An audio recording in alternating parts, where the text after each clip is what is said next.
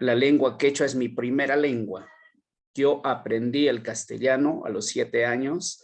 Recién voy aprendiendo poco a poco el castellano, aunque no lo hablo muy bien, pero por necesidad tenía que aprenderlo, el castellano, pero el castellano que hablo es mi castellano de Porcón, que es de Cajamarca, ¿ya?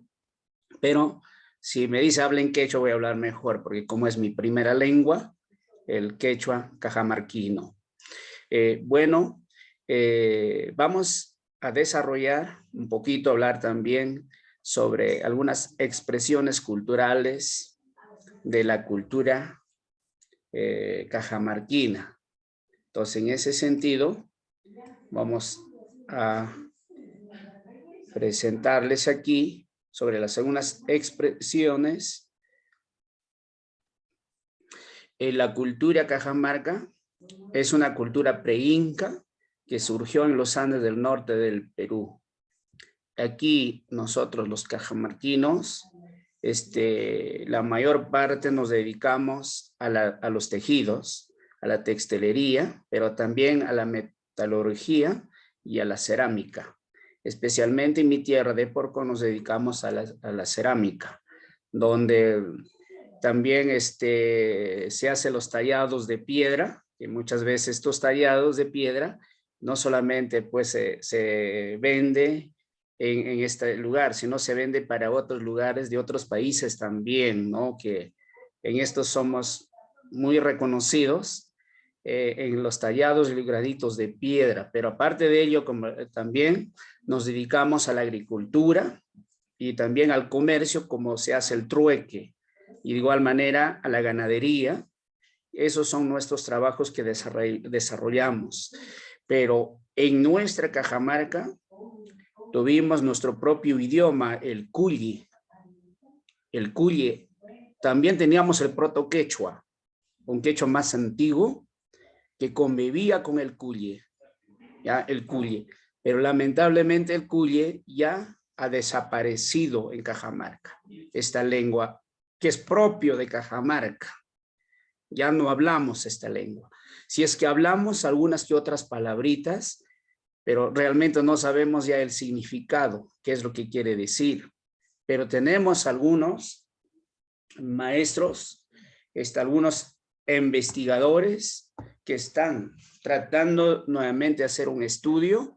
Ya tenemos un promedio de 62 palabras que ojalá en adelante al menos tengamos un pequeño folleto de la lengua cuyi.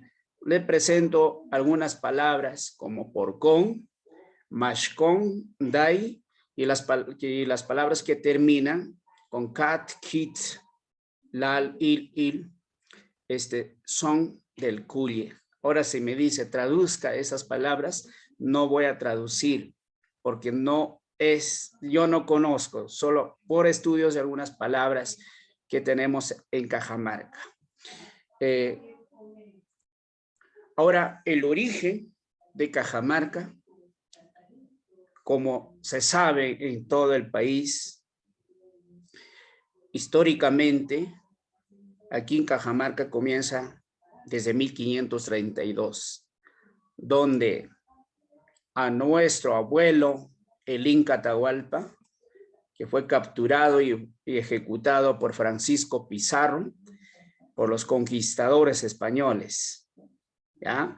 Donde desde esa fecha, la cultura propia de Cajamarca, como su lengua, viene desapareciendo porque trataron de prohibir los malos españoles de aquel tiempo.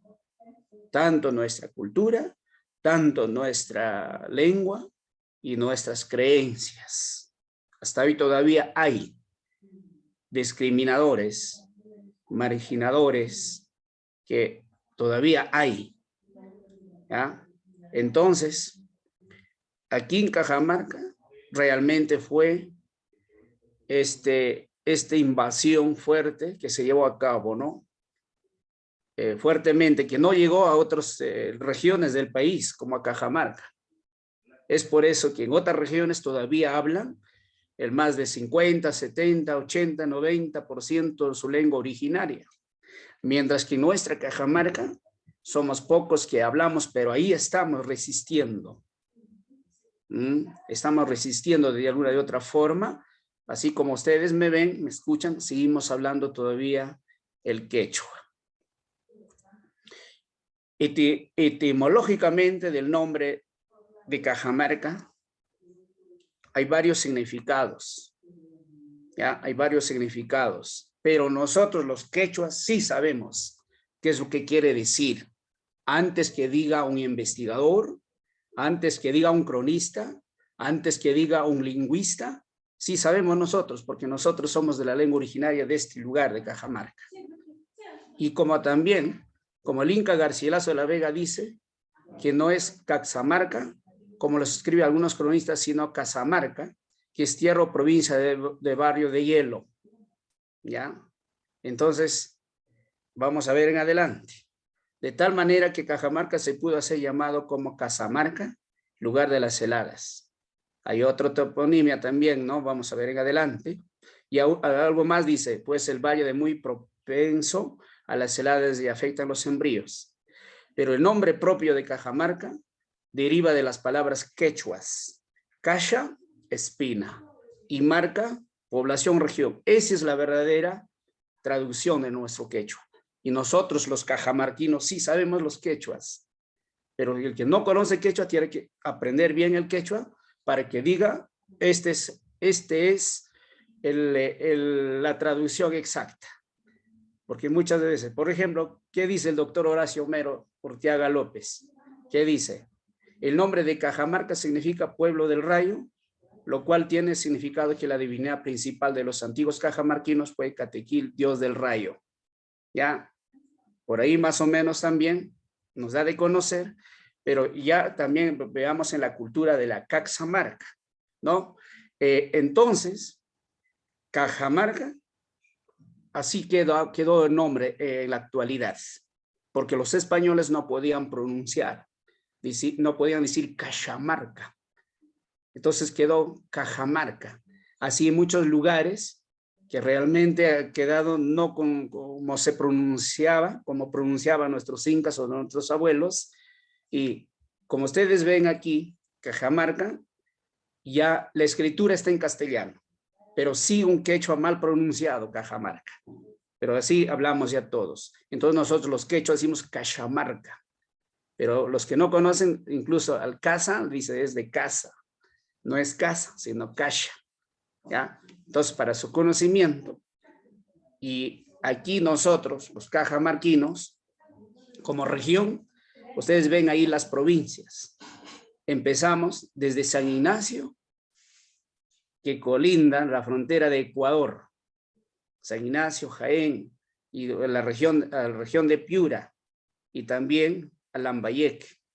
¿Ya? Luego tenemos por Amazonías y La Libertad, que son las regiones. Pero ahí tenemos San Ignacio, ahí se habla la lengua ahuajún, no todo en esta provincia, pero tenemos la lengua originaria ahuajún, que es distinto al quechua. Mientras que en Jaén tenemos lugares que se habla el quechua, distritos, pero la variedad de quechua incahuasi cañaris está dentro de la región Cajamarca. Entonces, es otra variedad de quechua, o su variedad podemos clasificar con el quechua cajamarquino. ¿Ya? Tenemos entonces acá Jaén, Cutervo, Chota. En estas tres provincias está el idioma quechua incahuasi cañaris, que son vecinos de la provincia, de la región de Lambayeque.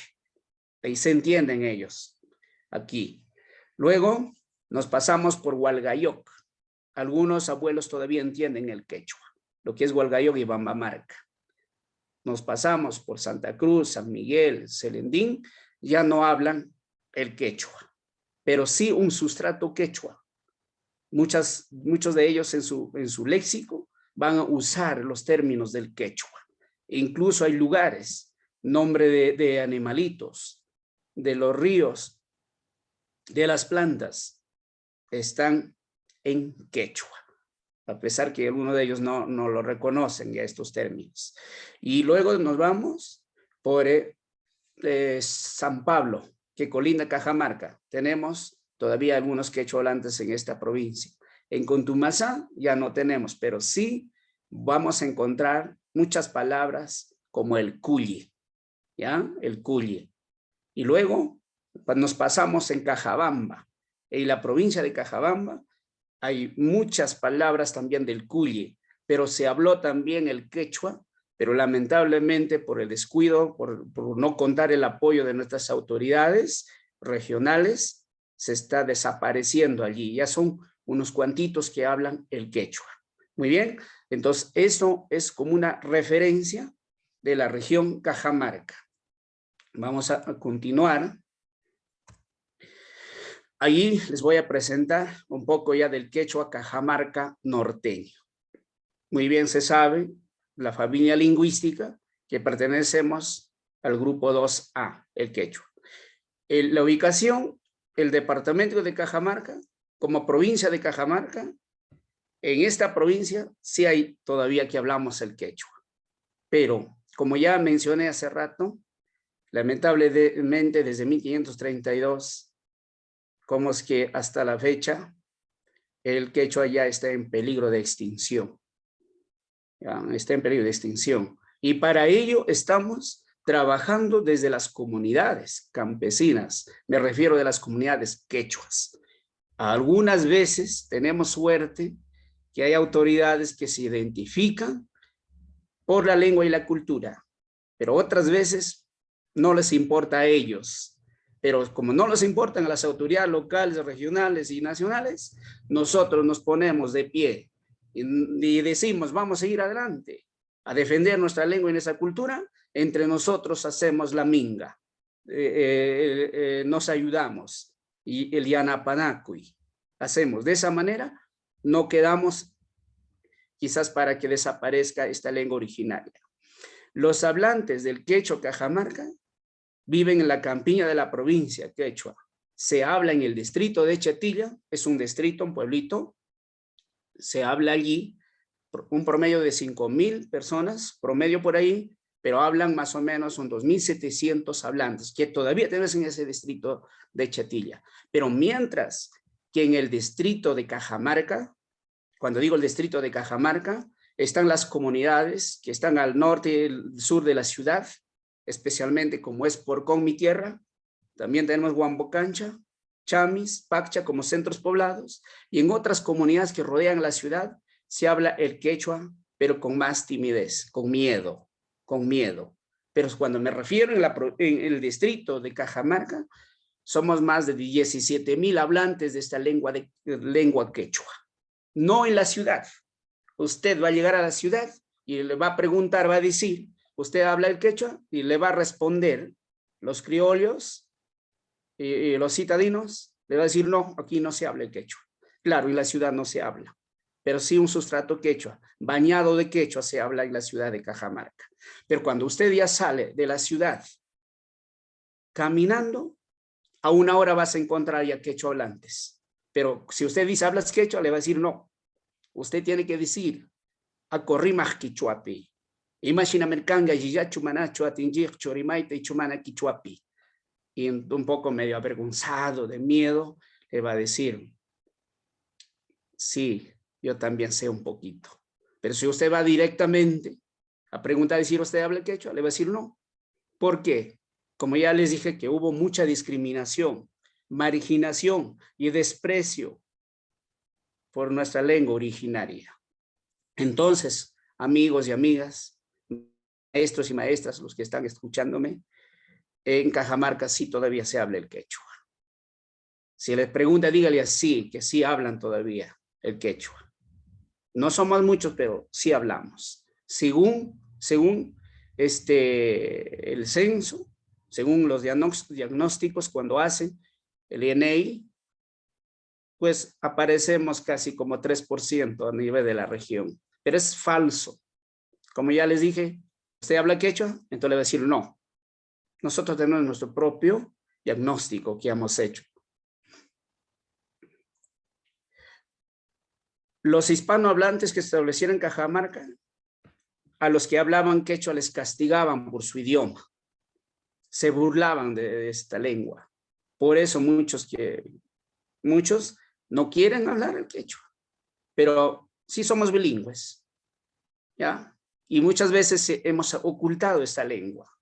Yo como nací con el quechua, en la escuela me prohibieron, igual traté de ocultar el quechua. Pasó más de 10 años, dejé de hablar, ya no podía hablar, a pesar que era mi lengua originaria, pero sí la entendía perfectamente. Eso es lo que todavía pasa. Y los propios quechuas no quieren, no aman a su lengua y a su cultura por esa marginación que hubo. Quizás vuelva otra vez a ser de esa manera. Aunque hoy en día el quechua se enseña en algunas escuelas y colegios en Cajamarca. Pero hay enemigos del quechua, enemigos de la cultura que salen a protestar, a decir, hoy, ¿para qué el quechua? Es retroceder. Hay que preferir para decir good morning, how are you, fine, thank you. ¿Ok? Eso es el idioma de la globalización. Es el idioma que sirve de comercio, ¿no? De venta. Pero si digo, imagina mercangue y mata monangue y achaita, eso no sirve. Así dice. Pero realmente no es así. Muchos hermanos norteamericanos de varios países, hoy el quechua, ellos vienen estudiando, no desde hoy, sino hace muchos años, como en la Universidad de Michigan, en Alemania, en Canadá, en más de 25 universidades del mundo, se viene enseñando el quechua. Pero aquí en nuestro país, como en Cajamarca, a chichín, no, qué miedo. Es retroceso, no vale. ¿Ah? Si no hubiera esta conquista de los españoles, nosotros fuéramos un país desarrollado con potencia, con nuestra lengua originaria, pero como nos robaron nuestra cultura, lo mataron, es por eso que estamos en un país subdesarrollado. ¿Y es por qué entonces estudian los norteamericanos, los alemanes? Si no vale el quechua, ¿por qué estudian? He tenido la suerte de visitar y conversar con ellos. He visto quiénes estudian, teólogos, antropólogos, arqueólogos, lingüistas, ambientalistas. Y luego vienen a nuestro país, al Perú, al Bolivia, Ecuador. Y luego nos explotan otra vez, somos sus cholos de ellos. Sí, ¿es así o no es así? Yo sé que usted sabe el que ama a su cultura y la cultura. Sin embargo, nosotros, en nuestro país, decimos no. Eso no quiero decir que nosotros no nos cerremos con el quechua, nuestra cultura, pero ese es primero. Y hay que aprender otras lenguas y otras culturas, por si acaso, para defendernos, así como yo me estoy defendiendo en la lengua de los españoles. Estoy hablando, pero poco a poco no sé mucho el castellano. En Cajamarca, entonces, se está hoy enseñando el quechua. Se está enseñando en varias escuelas y colegios por parte del Ministerio de Educación, pero hace 4 años atrás se enseñó por el gobierno regional e impulsaron el quechua en varias escuelas, pero ya que va a salir, este gobierno regional desapareció al quechua y al aguajún, no dio por importancia. Bien, estimados amigos y amigas, nosotros, los que hablamos el quechua, mayormente estamos en más de 3.400 metros nivel del mar, pero también ya desde 2.700. Allí, donde vivimos junto con nuestros animalitos, juntos con nuestras plantitas, allí todavía hablamos esta lengua originaria.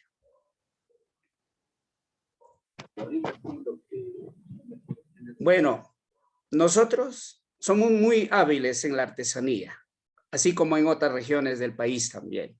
Nosotros tejemos nuestros sombreros y tejemos en telar y confeccionamos nuestra ropa. Y muchas veces las mujeres.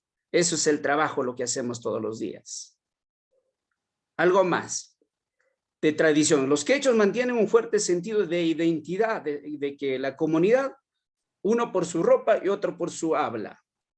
También hay algunos proyectos comunales donde allí se usa la lengua y la cultura como en los arreglos de caminos, carreteras y acequias. Los hombres y las mujeres tienen roles definidos. Los hombres se ocupan mayormente en Cajamarca, la zona rural, en la agricultura, ¿no? Como arar, sembrar y cosechar. Las mujeres se ocupan a los quehaceres domésticos, del hilado, el tejido de la ropa.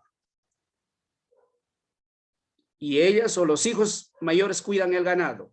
Se espera que niños ayuden a sus padres a cuidar a los hermanos menores. Pero sin embargo, nos dicen que los pueblos originarios o los pueblos indígenas son machistas. Falso. El machismo no existe en pueblos originarios, en pueblos indígenas. Esa mentalidad, esa idea nos trajeron los extranjeros, no identificados con su familia. Ellos nos trajeron. Aquí nosotros lo hemos comprobado en Cajamarca. En mi tierra no solo por ponernos vamos cuando caminamos adelante y nuestras mujercitas por detrás. Eso no es machismo, sino ya vino por la conquista que hicieron también los chilenos. Llegó a mi tierra, empezaron a matar a los hombres y quedó pocas mujeres también.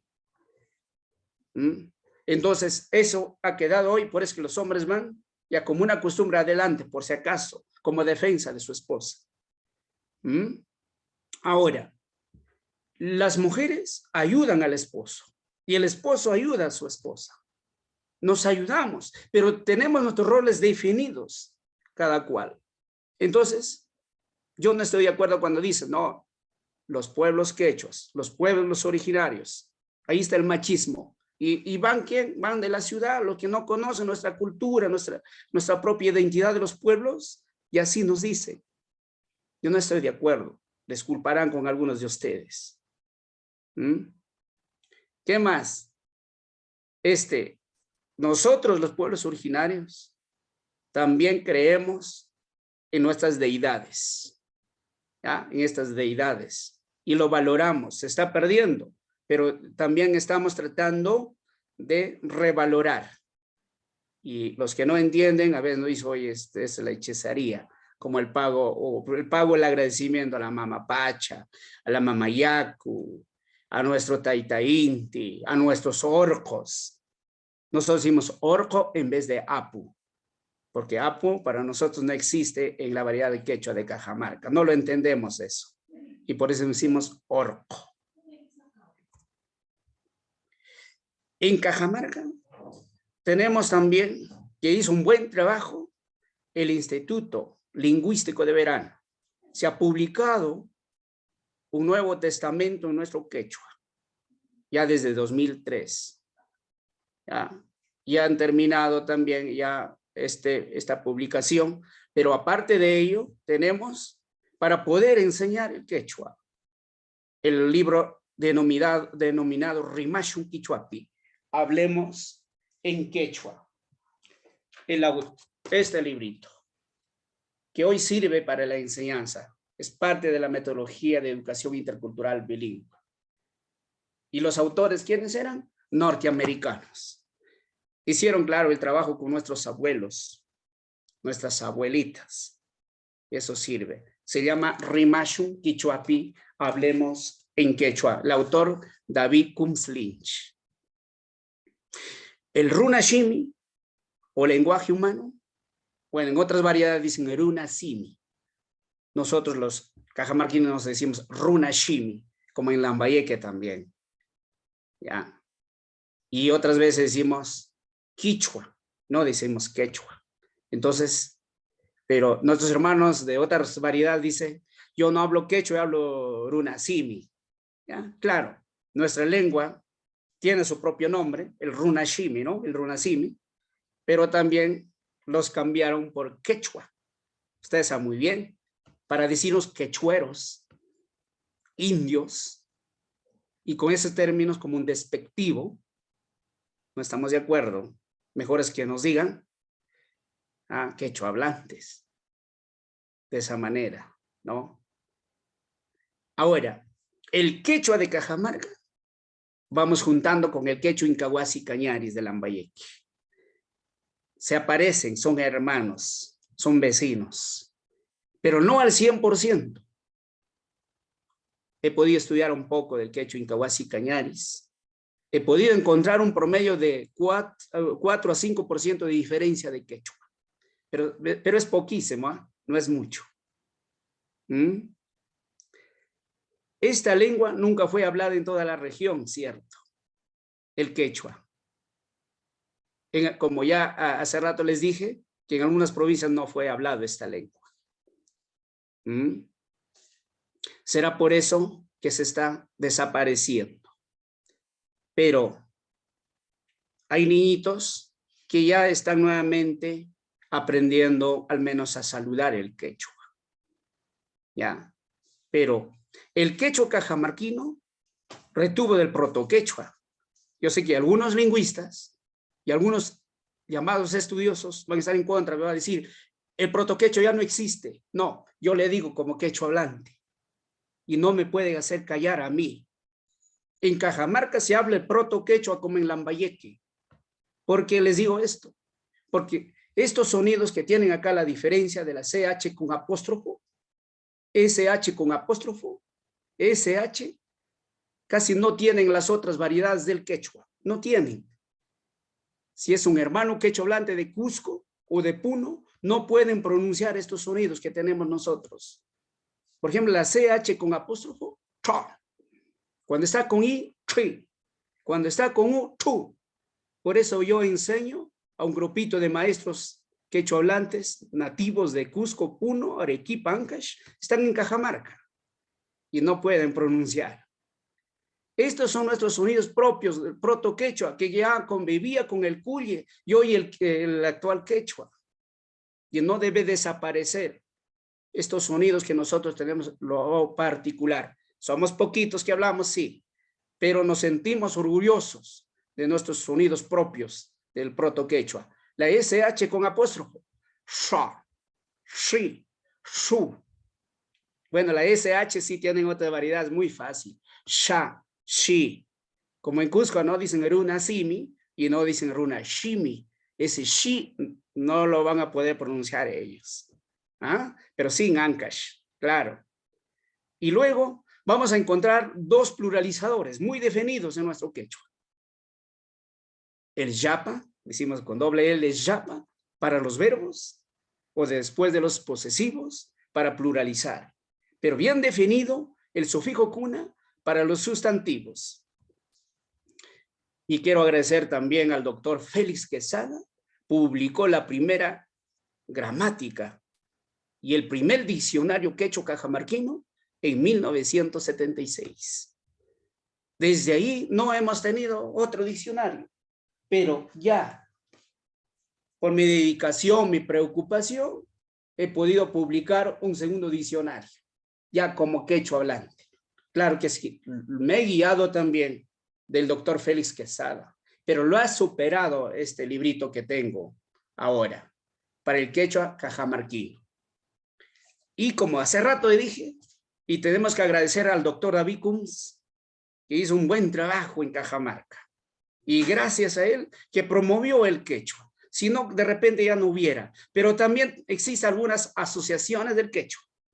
Unos, porque queremos que el quechua no muera. Y otros, solamente por esto también. Y esto hace mucho daño muchas veces. ¿Ya? Muy bien. Ahora un poco vamos a hablar de las tradiciones de Cajamarca. Tenemos nuestros carnavales. ¿Ya? Cajamarca se conoce principalmente por sus carnavales, ya que son las fiestas más coloridas y alegres que se lleva a cabo 40 días antes del miércoles de ceniza. ¿Ya? Aquí jugamos, bebimos, lo bebemos, nuestros carnavales. Aunque no son típicos, aunque no son nuestros de las comunidades originarias, pero ya convive esta fiesta con sus trajes típicos, con sus platos típicos. Otros somos conocidos por la fiesta de San Juan Bautista, que hace pocos días pasó esta fiesta. En esta fiesta, no solo llevamos la procesión del santo, sino también las actividades culturales y recreativas, concursos, ¿ah? Carreras así de campesinos, campesinas. Pero claro, aquí ya vive tanto la cultura occidental y la cultura andina. Por eso se habla de la interculturalidad. Y algunos me decir, no, pero ¿por qué los pueblos originarios están viviendo el carnaval o la fiesta de San Juan Bautista? No, por eso hablamos de la interculturalidad, para que no haya más discriminación, para que podamos entendernos tanto en la cultura y en la lengua. Uno de ellos, las fiestas de las cruces de mi tierra, de Porcón, ¿no? Esta celebración se lleva aquí, en Porcón. Se llama Domingo de Ramos. Tan bonito esta fiesta, ¿ya? Durante Semana Santa.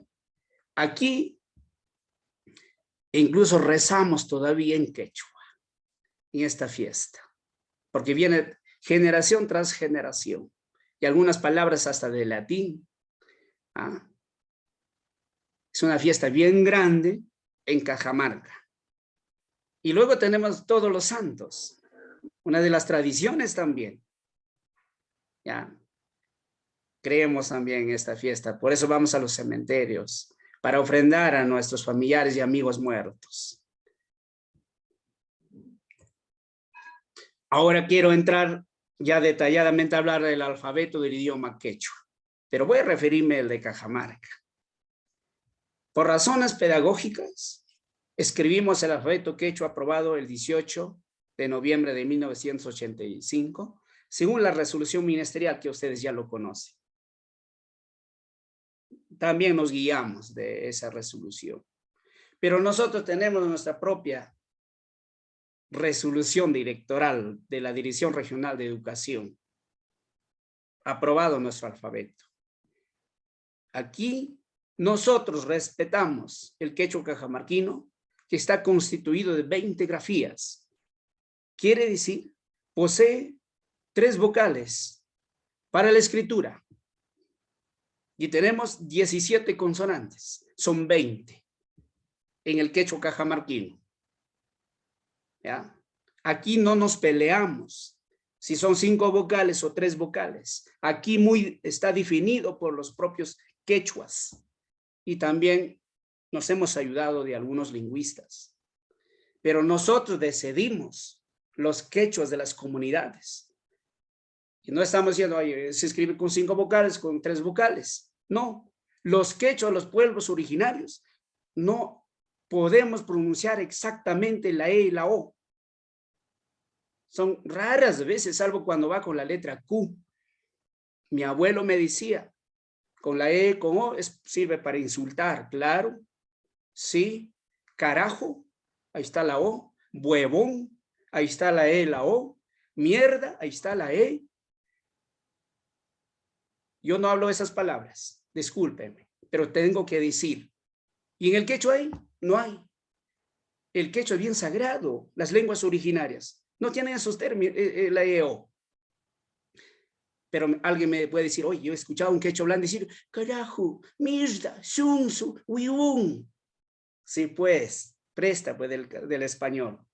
Y mucho más si es otra lengua extranjera. Me refiero de repente al inglés, alemán, ¿no? Y esto tenemos que entender.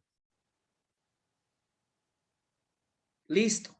Entonces, estimados amigos y amigas, maestros y maestras, los que están escuchando, quizás algunos de ustedes no van a compartir conmigo, pero eso es lo que yo digo, con la experiencia que converso, caminando y vivo en la propia tierra de Porcón, lo que es Cajamarca. Entonces, esa O, esa E, esforzado se pronuncia con la letra Q como casi como fuera una E, una O. Pero realmente no es el exactamente abierto del castellano esa E, O. Por ejemplo, aquí cuando digo esposo, cosa, ¿no? Cuando digo, parecí transparente, Quispe, del apellido Quispe. pero sí la IU es bien usado en nuestro quechua cajamarquino como en el quechua lambayecano. El alfabeto científico moderno quechua cajamarca norteño consta de 20 grafías y un apóstrofo, cuya finalidad, ese apóstrofo es para darle mayor fuerza a la letra que acompaña. Nos hemos prestado, nos hemos guiado también del alfabeto español. Por eso es la interculturalidad. Cuando es bueno hay que allanar, hay que escoger. Pero si no vale, no, pues. Es cuando me dice, oye, ¿solamente tú sabes bailar tu vainito? No, yo también sé bailar otros bailes extranjeros. Ya, vale la interculturalidad. ¿Usted solo habla quechua? No, también un poquito hablo el inglés. También hablo el castellano, no muy bien, pero hablo. Entonces hoy tenemos que convivir con otras lenguas, otras culturas, pero que sean buenas. Por eso que he usado aquí algunas letras del español, así como el quechua lo presta mucho al castellano, o el castellano al quechua. Tienen que ayudarse, prestarse. Es como digo, me voy a mi vecino o mi vecina le digo que me preste un poquito de sal, que ya luego le devolveré. Un palito de fósforo. Entonces, similar también, hagamos con nuestra lengua y la cultura, pero sin malograr la originalidad. Por eso usamos acá, de la resolución ministerial, la 1218, ahí están. ¿Cómo pronunciar? Por ejemplo, la letra A igual. Pero tenemos nosotros cómo pronunciamos en nuestro quechua cajamarquino, de acuerdo a la resolución también. Casi van por ahí. Ahí la CH, como ustedes ven, cha, pero nosotros tenemos nuestro propio alfabeto, pronunciamos así chi, y luego la CH con apóstrofo que no tiene otras variedades. Nosotros pronunciamos tra, tra. Lambayeque tiene, por si acaso. Solo la grafía está escrito de otra manera. La I igual, la K igual, la L, la, y luego tenemos ili, la doble L, pronunciamos ya. En nuestro quechua cajamarquino, el sonido iji, ¿sí? Iji, la letra M, ma o imi. Hasta ahí tenemos 8 grafías. Pero continuamos para completar las 20. Allí están. Para la N, ña, es decir, na. Mientras que en la Lambayeque dicen ña. ¿Ya? Nosotros tenemos N y ñ, ña o iñi. La letra pa o pi. La letra Q, ka o Q. La letra R, era o iri. La letra sa o isi. La letra sha y sha. La letra SH con apóstrofo, que no tienen otras variedades. Lo ha perdido también el quechua incahuasi y cañaris. Ya no lo tienen este sonido, pero sí todavía algunos abuelos hablan con este sonido. Sha. La ta, pues hemos ti, la u, la ua y ishkayuve, prestado ahí, la ya o la i. Pero ahí están las grafías tanto para el Ministerio de Educación y como para la Dirección Regional de Educación de Cajamarca. Tenemos ahí, estamos apostando para tener el quechua norteño, unificarlo el quechua, pero respetando las variedades, el quechua cajamarquino como el quechua incahuasi cañaris. Ya se está avanzando, ya tenemos algunos materiales que está llegando también por parte del Ministerio de Educación a las instituciones educativas que nunca hemos tenido por muchos años, pero ya va llegando, que está sirviendo para poder fortalecer el quechua en Cajamarca. Entonces, ahí están las 20 grafías. Ahora vamos a ver las vocales y consonantes. Entonces, bueno, sabemos, ¿no?, que las vocales son las letras que pueden formar sílabas con las consonantes. ¿Ya? Pero aquí yo quisiera que ustedes conozcan un poco cómo es que es el quechua cajamarquino. Por ejemplo, la palabra camcuna. ¿Ya? No estoy enseñando otra variedad. sino el quechua de Cajamarca. Porque me invitó para hablar del quechua cajamarquino. Pero sí voy a jalar un poquito del quechua Incahuasi Cañaris, porque somos vecinos. Camcuna, ahí ustedes ven, tiene 3 sílabas. Camcuna. ¿Ah? Pero tenemos, hay palabras hasta 18 sílabas, el quechua de Cajamarca. Por ahora, solamente vamos a ver 13 sílabas. Allí dice, Tingorina kuptinjakaman japanari. ¿Ah? Tingorina kuptinjakaman japanari. Claro, en castellano dice hasta cuando nos encontremos nuevamente ya pues. ¿Ya? Pero en el quechua una sola palabra. Entonces, como ustedes ven ahí, es separado por sílabas. Pero empezamos desde una sílaba, desde 2, 3 sílabas, y vamos a llegar hasta 18 sílabas en el quechua de Cajamarca. Estas son mis investigaciones como quechohablante que he tratado de hacer. Puede haber más o puede haber menos. Entonces, miren que ustedes como ven que va siempre acompañado consonante, vocal, consonante, consonante, vocal. Siempre va a ser así la escritura de nuestra lengua quechua. ¿Mm? El quechua cajamarquino, por si acaso, no tiene diptongo, triptongo, ni hiatos. Es decir, no tiene 2 vocales ni 3 vocales juntas.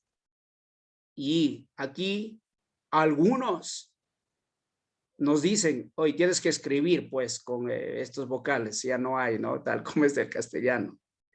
Salvo nuestros nombres, apellidos, podemos escribir igual. O los nombres de los lugares, ¿no? Que ya están reconocidos porque tiene, así como decimos nuestra partida, nuestro DNI, no podemos malograr eso.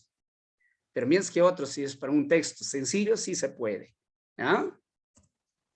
Allí les voy a presentar el vocabulario. Bueno, ahí tenemos una palabra que hemos fabricado, el mucho rime, que quiere decir palabras nuevas, ¿no? El vocabulario, pero ya para nuestro quechua cajamarquino. Allí les voy a presentar algunas palabras con el alfabeto que le he presentado.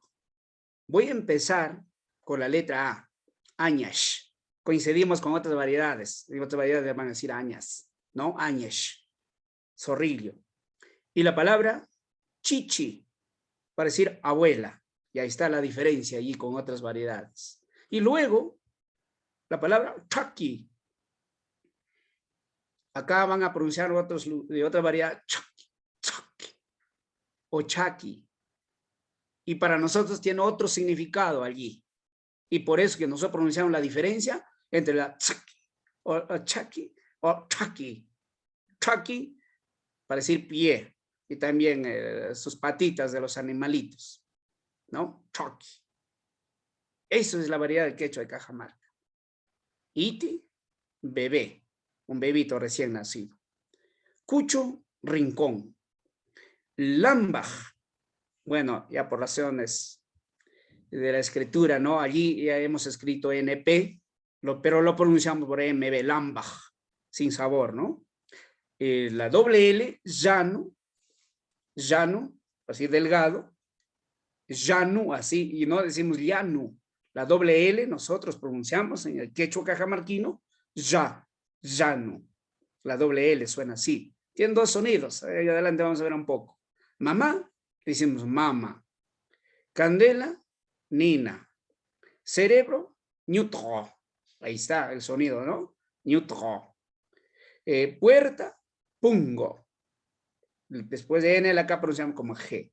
Entonces les estoy presentando, de acuerdo al alfabeto, entonces, añash, chichi, choki, iti, cuchu, lambaj, llano, mama, nina, neutro, pungo. Son algunos ejemplos y para que ustedes vayan más o menos escuchando cómo es que nosotros hablamos en el quechua cajamarquino. Allí algunas más palabras para completar, ¿no? Del alfabeto. Oro, jori. Jori, bien atrás. Es bien gutural el sonido de la letra Q en quechua cajamarquino. Jori.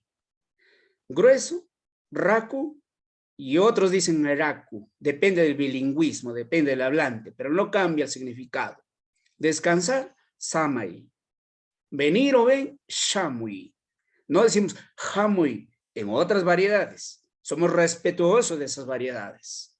Ellos van, pero el quechua cajamarquino, Shamui. Así, Shamui, el sonido. Sha. Si no es quechua de Cajamarca, si no es quechuista de Cajamarca, si es de otra variedad, no va a poder pronunciar. Van a decir Famui o Hamui, pero nosotros decimos Shamui. Mucho más este sonido, para decir sauco, sauco es una planta silvestre, nativo, shawaj. El sonido, mira, shawaj, shawaj. Estos sonidos son del proto-quechua, el quechua muy antiguo, que es conservador todavía en Cajamarca, como en Lambayeque. ¿Ah? Shawaj. Nosotros decidimos, pues, los propios quechuas cajamarquinos. ¿Ya? Saliva, togay, togay. Algodón, utco, utco. Soga, huasca. Saber, yachay. Ahí está el sonido de la cha, yachay. Voy a repetir. Hori, raku, oraku, samay, shamui, shawaj, togay, utco, huasca, yachay. Ahí le hemos presentado entonces un ejemplo con cada grafía, ¿ya? Una palabrita, y más o menos tengan la idea cómo es que nosotros pronunciamos, y también ustedes pueden ver el significado de cada palabra. Aquí vamos a ver entonces un poco más las consonantes del proto-quechua. Siempre digo así porque los duelen a muchos. Dicen, no, ya no habla, ya no es hablaban, dicen, ya no existe, es falso. Reitero decir, soy nativo, nacido aquí, y es por eso que conozco y puedo estudiar un poquito más también. Existe el proto-quechua, por si acaso, el de Cajamarca, el de Lambayeque. Las otras variedades ya no los tienen ya. El quechua de Cajamarca emplea algunas consonantes que se pronuncian de manera diferente al del castellano. Estas letras que están viendo aquí, son negritas y de azul, no suena igual con el castellano, varía. Mucho más la CH con apóstrofo, SH con apóstrofo. Estas negritas tres, sí están en el castellano o en el español, como se suele decir, pero la pronunciación es distinta. Estimados amigos y amigas, maestros y maestras, quienes están presentes aquí, usted quería escuchar mi ponencia del quechua cajamarquino. Le felicito. Usted, como dicen, el dicho aquí en mi tierra, el de buena raza, el que se identifica con su pueblo, solo ellos quieren conocer, saber. Todas las variedades tienen el mismo valor. No podemos decir el quechua de cajamarquino es mucho mejor que el otro quechua. Ese otro quechua tiene el mismo valor al de Cajamarca, pero en cada región yo no puedo imponer con el quechua de Cajamarca en otras regiones del país.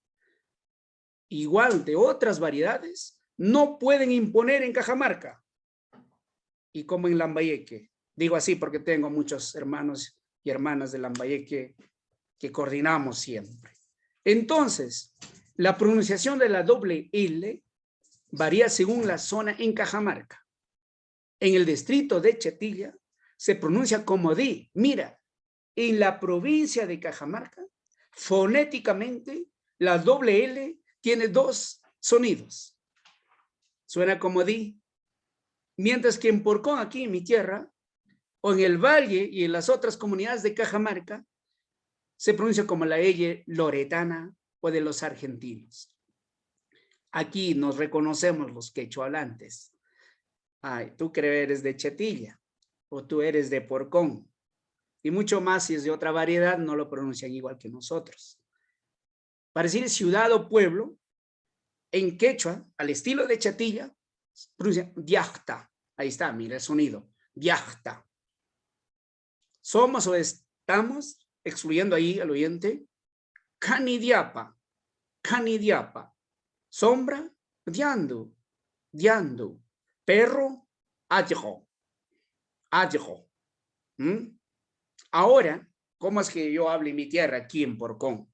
Yachta, canillapa, yandu, asgo. Es el sonido del z. Mientras que en otras variedades se escucha decir el yacta. Así, ¿no? Mira, cómo varían, como en el español, ¿no? Por ejemplo, para decir pollo, mi profesor había llegado de Costa. Entonces nos dictaba para aprender, ¿no? Escriban pollo. No decía pollo, sino pollo. Y pollo para mí era ya, un pollo pues dentro de la casa, así, en una meseta. Entonces yo escribo pollo, como lo escucho con la Y, que recibe un cocacho pues aquí, sino es que como mi profesor era la de la costa. Pero mira, pero la escritura no debería cambiar, ¿no es cierto? De la L hasta en el castellano. Otros dirán pollo. Mira, es similar, pasa con el quechua aquí en la provincia de Cajamarca. Listo. Ahora vamos a ver con la letra Q. Los sonidos de la letra Q tiene 4 sonidos bien definidos, pero hay una más. Está en estudio. Muy pronto tendrá como 5 sonidos el quechua, en el quechua cajamarquino a la letra Q. Cuando va al inicio de la palabra, esta consonante Q se pronuncia bien atrás en la garganta. Por ejemplo, para decir tú y usted, nosotros pronunciamos así, cam, cam, bien atrás, ¿no? Bien gutural, cam. Para decir dinero, kejay, kejay. Para decir señora o dama, joya, joya. Le dije hace rato, si la I va con la Q, la pronunciación más o menos casi como una E. Para pronunciar aquí bien esforzado. Y la U igual con la Q, joya. Lengua o órgano móvil de la boca, kayu, kayu. Entonces voy a repetir estas palabras. Mira, al inicio de la palabra, kam, kejay, koja, kayu. Así pronunciamos entonces la letra Q al inicio de la palabra. Ahora le presento cuando la Q se encuentra entre vocales. Me refiero cuando la Q es intervocálica. Aquí haciendo vibrar las cuerdas vocales, como la G dura del castellano. Por ejemplo, la palabra gato así. Arena, hago. Ya no digo aco, sino digo hago. Yo, noga. Peña o montaña, una roca, caga. Caga. ¿Ya? Caga. Los españoles no pueden pronunciar esa palabra. Y a muchos lugares en Cajamarca lo dejaron como caga.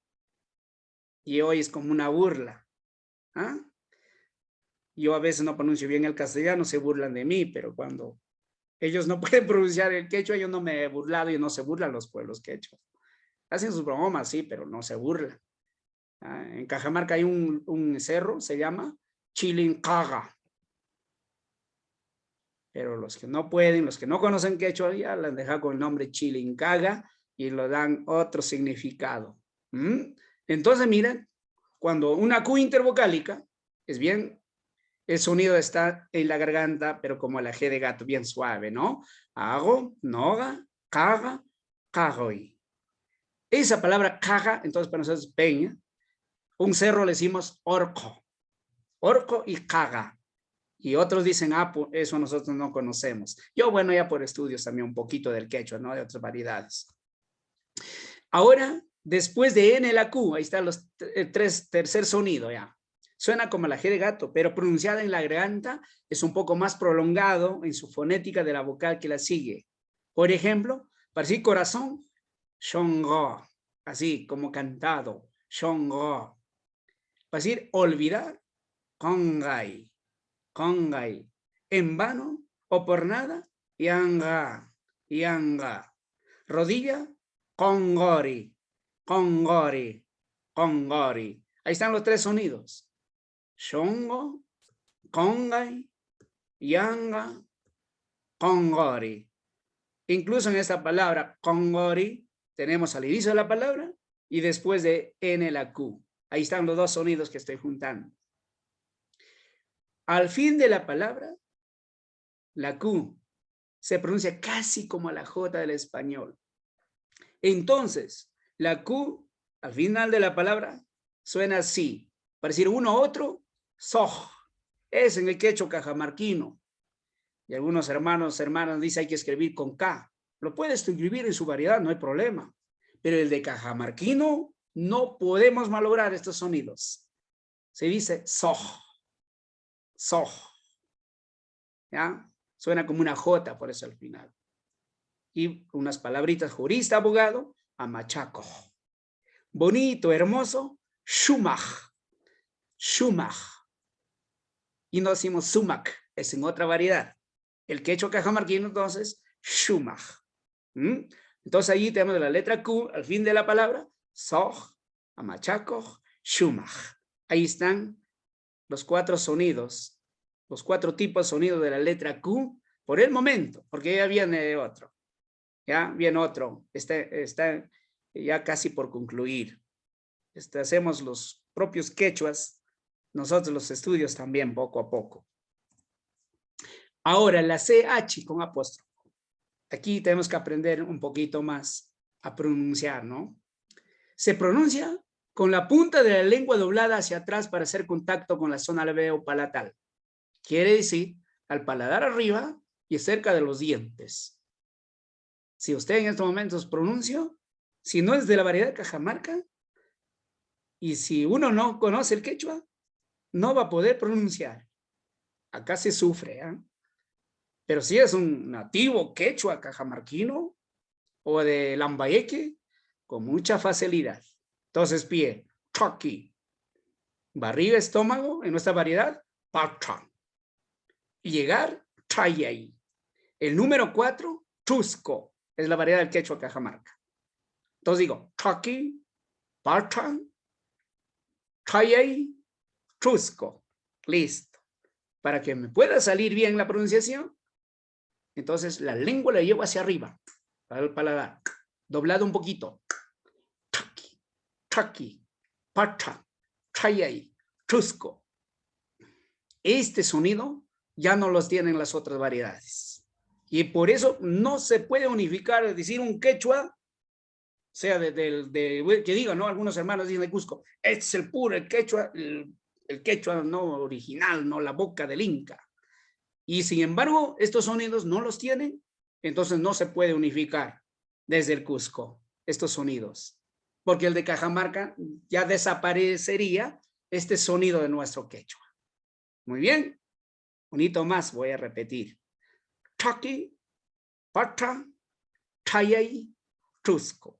Muy bien. Ahora la SH, la parte 2 acá, este sonido es mucho más común en todo aquí, es bañado de quechua el español en Cajamarca o el castellano cajamarquino. Boca, shimi. No decimos sime nosotros, ¿ah? Shimi. El sonido así, shi, shimi.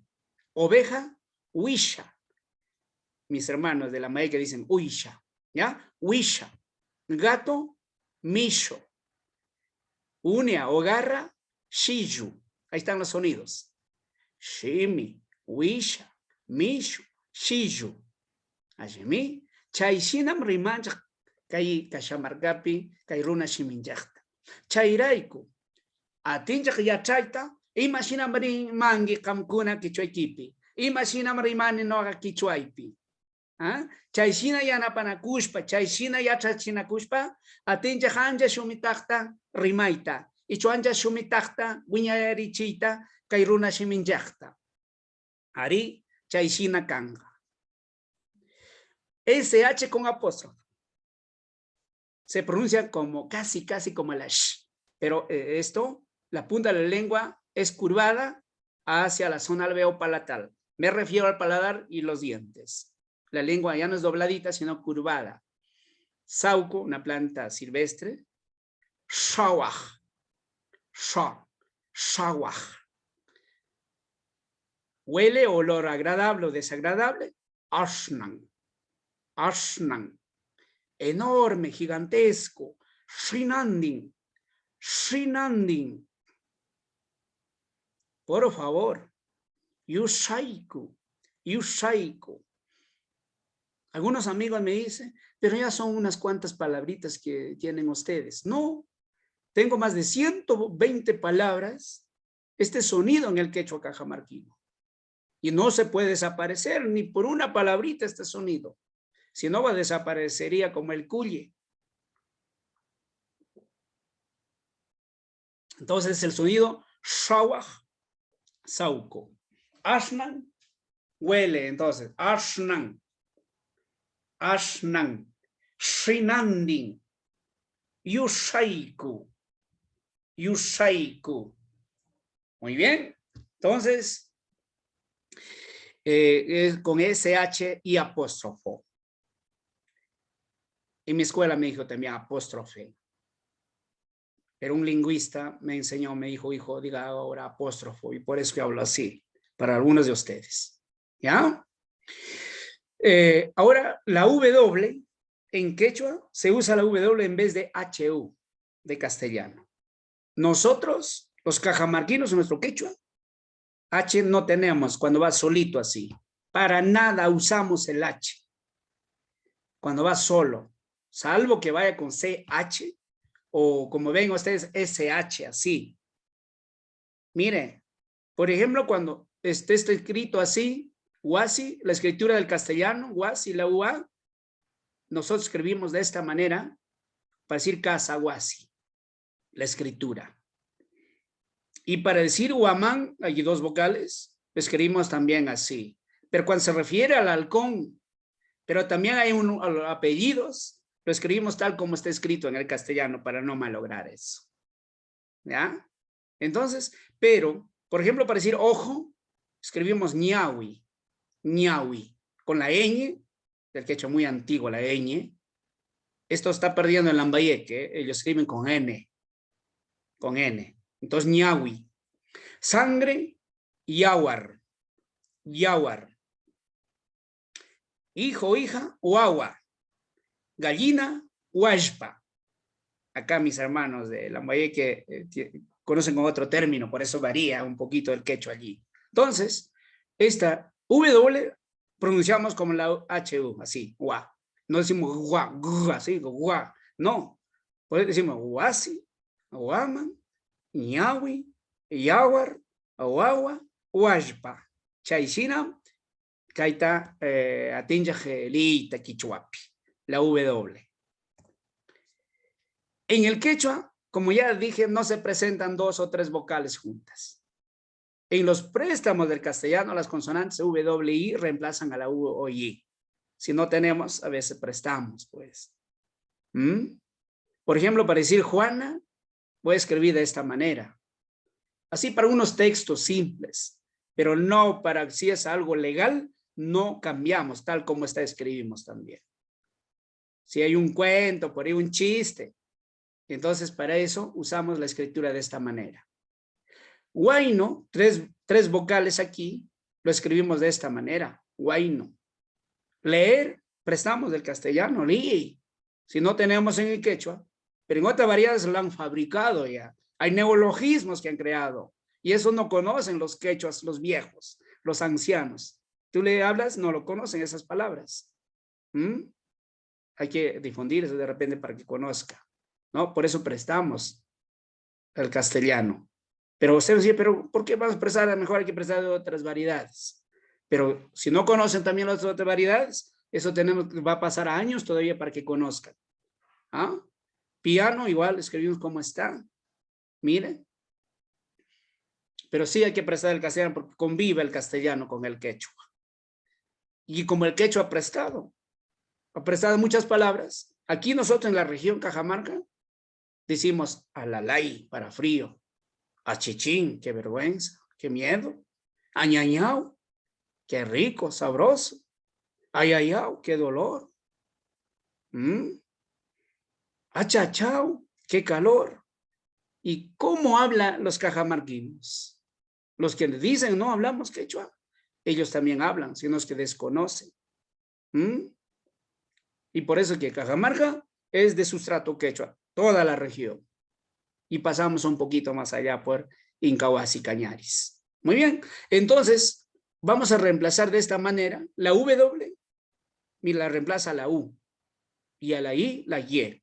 Pero no debe estar escrito, así como ustedes están viendo en el castellano, y así es nuestra escritura en el quechua cajamarquino. Ahora les voy a presentar algunas reglas principales también para la pronunciación en el quechua cajamarquino. ¿Ya? Cambios en la pronunciación seguidamente de N o M. ¿Ya? Vamos a entrar un poquito de lingüística allí. En muchas palabras, la N o M cambia la pronunciación.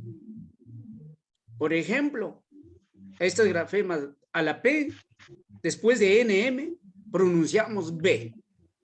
Después de N la T, pronunciamos por D. Después de N la K, pronunciamos por G.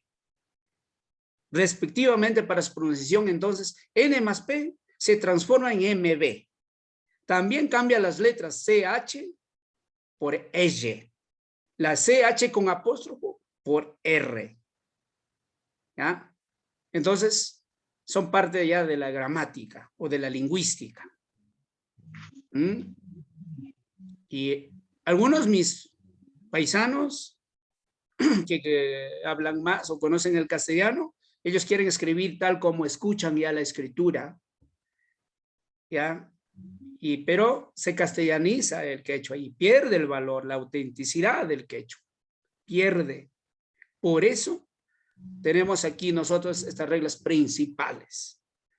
Entonces, por ejemplo, escribimos así, llanto, pero no pronunciamos llanto, sino yandu, así como están observando ustedes, yandu. Pero no escribimos así dentro del paréntesis. Esa es la pronunciación. Y uno va conociendo poco a poco en adelante. Así como nos enseña para decir profesor en inglés, teacher. Pero hay que pronunciar teacher. Sí se puede. Sí se puede. Tenemos mucha experiencia en esto con los niñitos en educación primaria, ya en secundaria, donde se imparte la enseñanza del quechua en Cajamarca. Entonces, así, yandu, cóndor, shingo, kangi, shimba, shimbi, anja. Y no voy a decir ancha, sino anja. Shinji, ¿no? En otras variedades de sinchi, nosotros decimos shinji, kanris, juanri. Es la pronunciación. Entonces, para decir sombra, decimos yandu. Para decir buitre, cóndor. Cóndor, buitre grande, cóndor. Y cuando digo cóndor, sigo hablando en quechua. La escritura está en castellano, ¿no? Cóndor, listo. Gallinazo, shingo. ¿Eres o estás? Kangi. Es la escritura, como están ustedes observando. Trenza, shimba. Ahí está la NP, se ha convertido en MB para pronunciar. Shimba. Carear, shimbi. Muy, anja, el adverbio, anja. Fuerte o sano, shinji. El número 7, kanris. Kanris. Será Juan. Juanri. Chaychina, atinch leita, mucho mandarine leirech.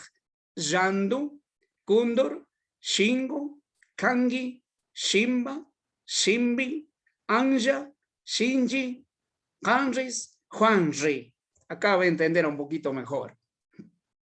Entonces, las raíces mantiene tal como está, pero acompañamos con los sufijos. Y aquí, esta raíz, con estos sufijos, aquí le he juntado, le he unido. Esta es la escritura. Pero se pronuncia de esta manera. Ahí está su significado también. ¿Ya? Entonces, al cam le agregamos también el sufijo pa, y ahí está su escritura, pero no voy a leer de esta manera, sino de esta forma que ustedes están viendo. Para esto tengo que saber que después de N a la P, pronuncio por B. Después de N a la T, por D. Después de N a la K, por G. Igual, después de N a la CH, se pronuncia Z. después de N a la CH con apóstrofo como R. Y ahora tengo aquí la respuesta. Entonces digo, por ejemplo acá, esto solamente me ayuda para poder un poquito aproximarlo el sonido. Esto nosotros ya no escribimos en quechua de esta manera. Esta es la escritura oficial. Esto es para poder explicar a los que están aprendiendo el quechua, de los que quieren saber. Entonces, de su padre, Taitamba. Ahí está con su raíz. De ti o de usted o tuyo, Camba. Camba. A Juan, Juanda. A la raíz Juan hemos agregado el sufijo ta. Entonces, Juanda. A su hijo, Guaguanda. Guaguanda. A la raíz guagua hemos agregado el sufijo n más ta. Sus casas, Huasinguna. Huasinguna. Te vas, Ringichu. Mira, después de n la K, ¿no? Ringichu. Ahora, nosotros inclusivo, Nogancha.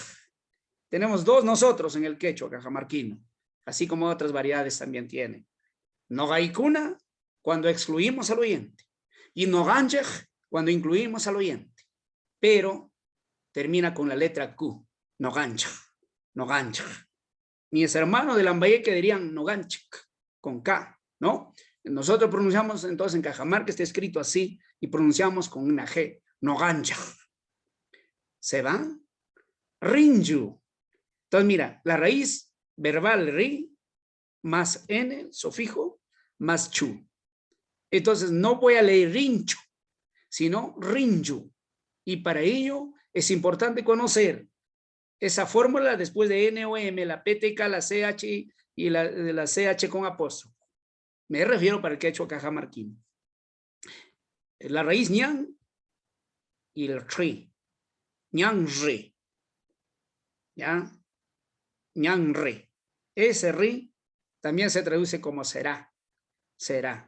Duda, ¿no es cierto? Repito acá. Taitamba. Jamba. Juanda. Guaguanda. Huasinguna. Ringichu. Nogancha. Rinju. Juanri. Ñanri. Chaishina. Atenja yachakuita. Kashuga. Espacio. Lento. Pero también les presento algunas excepciones. En algunas palabras la escritura y la pronunciación no cambian. Por ejemplo, hay algunas excepciones, como lo tiene el español o cualquier otro idioma, pero son muy pocas que hay. En el quechua cajamarquino, un alrededor llegamos a 27 palabras que vamos a poder, ¿ya? Tener algunas excepciones. Por ejemplo, Santiago, no puedo leer después de N a la T, Shanti, sino tal como se escribe, Shanti. Y para eso tiene que haber la memoria. Francisco, Panchu. No cambio la pronunciación, no voy a decir Panchu. Son excepciones que hay. Primero, punta, tal como está. Calcular, tantiay. Leña, yamta. Nuera, yumchu. No cambia entonces la M ahí. Matar, guanchi. Entonces, esas excepciones tenemos que también conocerlo para no confundirnos con otras palabras que cambian. Pero son pocos que hay. Si es que hay, es más cuando prestamos. La palabra Shanti Pancho es prestado del español. Se ha domesticado, se ha arreglado para el quechua, pero no es quechua esas palabras. ¿Ya? No es quechua. Así como el castellano lo arregla, ¿no? Muchas sus palabritas, y también el quechua cajamarquino lo ha domesticado años por años esas palabras. ¿Listo? Ahora voy a entrar a los saludos y despedidas, como se dice en el quechua cajamarquino. ¿Ya? Y vamos a aprender un poquito, entonces, también a saludar en el quechua cajamarquino. Acá hay dos personas. Entonces, Daniel y Wilder van a dialogar. Aquí, buenos días o buen día, Ajin Punjau. ¿ya? Pero ya teniendo, ya conociendo el alfabeto del quechua y las principales reglas gramaticales, ya tengo que empezar también allí a mejorar. Claro, el Ajin Punjab, ya hemos jalado también, nosotros lo hemos escuchado, como dicen en algunos lugares, porque aquí prestamos en Cajamarca, decimos, buenos días, buenas noches, buenas tardes. Prestamos porque no tenemos en nuestro quechua. Y hoy ya hemos incluido esto, ¿ya? Buenos días, o claro, realmente buen día quiere decir Ajin Punjab. Ajin Punjab. Usted la doble L ya conoce. Si es al estilo de Chetilla dirían Ajin Punjab. Y un porconero, Ajin Punjab. ¿Cómo está usted?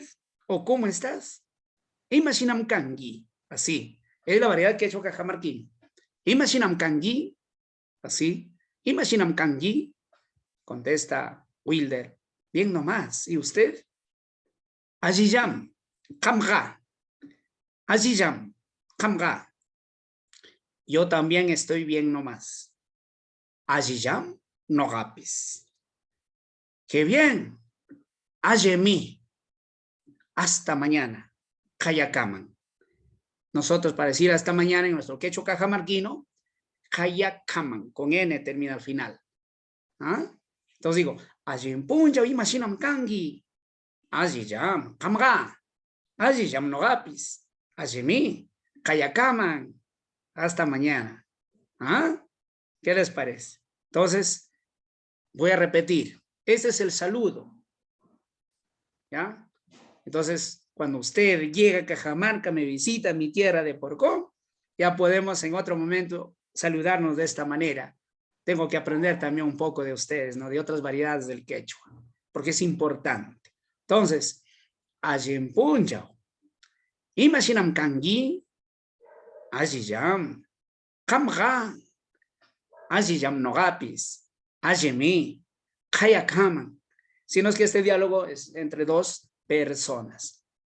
Entonces Daniel dice, Ajin Punjab, Imaginam Kangi. Y Wilder dice, Ajiyam Kamga. ¿Qué dice Daniel? Ajiyam Nogapis. Ajemi. Acá se despiden los dos. Kayakaman, Kayakaman. ¿Listo? Entonces, cortito nomás el saludo, como están ustedes observando, ¿ya? En esta parte. Allí solamente les voy a mostrar la conjugación de verbos y también la formación de algunas oraciones o el orden de cómo se puede construir una oración quechua en Cajamarca, en la variedad de quechua Cajamarca. Y aquí la conjugación de verbos solamente vamos a ver el presente, pasado y el futuro, solamente estos tres. Y en otro momento iremos viendo en otros tipos, ¿no?, de conjugaciones. Entonces, sufijos verbales de persona en el tiempo presente. Los sufijos de persona siguen a la raíz verbal cuando no presentan otros sufijos de tiempo, modo, etc. Por ejemplo, les presento el verbo ir, ri, así como están observando, ri, doble i casi, ¿no? Ri. Pero para poder conjugar en nuestro quechua cajamarquino, suprimimos la y, se suprime la y queda la raíz así, ri. Pero ri no tiene ningún significado. Está esperando urgente que le acompañe un sufijo. Entonces, en el tiempo presente, en la primera persona, agregamos ni. En la segunda persona, NKI. En el quechua cajamarquino, ¿eh? En la tercera persona, N. La raíz verbal no cambia. Mantiene, mira, tanto en singular como en plural. Ahora, para pluralizar, solo agregamos este sufijo yapa. Yapa. Al rini voy a agregar yapa. Pero que excluya al oyente. Porque tenemos dos primeras personas plurales que excluye y incluye. En castellano me puedo equivocar, mientras que en quechua no. Voy a diferenciar por los sufijos. Cuando excluye, en la primera persona, riniyapa. Y cuando incluye, el sufijo inclusivo, plural, enyej, rinjej. Y cuando para la segunda persona de este ringui, voy a agregar yapa. Ringi yapa. Y la tercera persona, al ring, voy a agregar yapa. Entonces, leo. Rini, ringi, ring. Entonces digo, yo voy, ringi. Tú vas, ringi. Él va, ring. Conozco por estos sufijos que está indicando en qué persona estoy leyendo. En plural, nos vamos, nosotros nos vamos, pero excluyendo al oyente. Tú no. Rini yapa. Nosotros nos vamos, pero incluyendo al oyente. Rinja. Ahora ustedes van, ringi yapa. Ellos van, rinjapa. Si leo al estilo de Chetilla diría, rini diapa, rinja, ringi diapa, rindiapa, cheishina. Voy a repetir, ustedes también, estimados amigos y amigas, maestros y maestras, participando del curso. Repitan después de mí. Vamos familiarizándonos con el sonido del quechua cajamarquino. Rini, ringi, rin. Rini yapa, rinjej, ringi yapa, rin yapa. ¿Ah? Y estos sufijos, como están ustedes viendo, va a servir para cualquier verbo conjugar en el tiempo presente de esa manera. Solamente hay que cambiar la raíz. Pero esa raíz, las raíces en el quechua siempre termina con y, entonces hay que suprimir la y. Sin y, porque si usted esta y no le quita aquí, ya no se entiende en quechua. Está mal hablado allí. No tendría ningún significado. Un hito más leo. Rini, ringi. Ya mira, como ya sé que después de n la casa una g, ringi. Ya no digo ringi, sino ringi. Rin. Rini yapa. Rinja. Ringi yapa. Rin yapa. Listo. Entonces, para plural usamos yapa. Pero la escritura yapa, mientras que en Chetilla, como ya les dije, pronunciamos así como diapa. Pero no escribimos así, solo para la pronunciación. Mientras que en Porcón, yapa, como pronuncian los loretanos, ¿no? Ahora, si se presenta el pronombre, vamos a omitir este yapa. Lo sacamos. Queda así. No hay cuna marini. Para decir nosotros nos vamos. El que no es quechua hablante va a traducir nosotros voy. ¿Ya? Nosotros voy. Y para eso es necesario estudiar el quechua. Una vez que ya ustedes conocen el quechua, igual van a traducir nosotros nos vamos. Poco a poco. Entonces, no hay cuna marini yapa. ¿Qué pasa si digo así? No hay cuna marini yapa. Se puede decir, es opcional para el quechua cajamarquino. ¿Ya? Puede decir también, no hay problema. Pero ya está cito, ¿por qué? El pronombre está pluralizando. E incluso el pronombre, mira, tenemos una y antes de cuna también. Un sufijo de enlace. Me refiero al quechua cajamarquino. No hay cuna, rini, o no hay cuna, rini, yapa. Y por eso es que ese yapa es opcional. Cuando lleva el pronombre en plural. Si no lleva el pronombre, hay que considerarlo obligatoriamente, así como ustedes están observando aquí. Como no lleva pronombre, tiene que ir obligatorio para el plural. Pero como va a veces con un pronombre, se le quita. O si le deja ahí, no hay problema. Es considerado. Por ejemplo, cuando digo, ustedes van, igual, ¿no? Kamkunam ringi. Pueden decir también, Kamkunam ringi yapa. Ahí, chaysinam atinjak teskaita, hecho atinjak rimaita, runashimin yakpi. Kaishinam no hay kuna que kashamarkapi, rimani yapa, keskani yapa. Aslas lita, pachta chayshina atinguiñaita, chayshina pachta, tar puptinchak, kay rimaininchakta, mucho manda, atinguiñaita. Y chayshina yachakushpa, sohkonatapis, atingi yachachita, y chupaykunapis, atin rimaita, kay rimaininchakta. Ahora les presentaré en el tiempo pasado pretérito indefinido. O conocemos como tiempo pasado o conocemos como el pretérito indefinido. Aquí, en el quechua cajamarquino, es algo especial. El sufijo erga, ora, indica tiempo pasado. ¿ya? Señala el tiempo pretérito indefinido. Mientras que en mi tierra, Quim por con, para el tiempo pasado, usamos el sufijo ra. ¿Ya? Pero en el caso, algo especial en Chetilla, pronuncian con el erga. Entonces, algunos estudiosos, me refiero a los estudiosos buenos del quechua, a los estudiosos buenos lingüistas, dicen que el erga es de un quechua muy antiguo, que algunas variedades ya lo han perdido y lo mantienen solo erga. En Cajamarca escribimos con el erga. Si somos porconeros, solo pronunciamos con gra. Si es un chetillano, pronuncia con el erga. Pero para esto, tenemos que primero tener la raíz del verbo. Después de la raíz, agregamos ra. Y casi los mismos significados o los sufijos del tiempo presente vamos a usar, tanto para el singular y plural. Por ejemplo, en la segunda persona,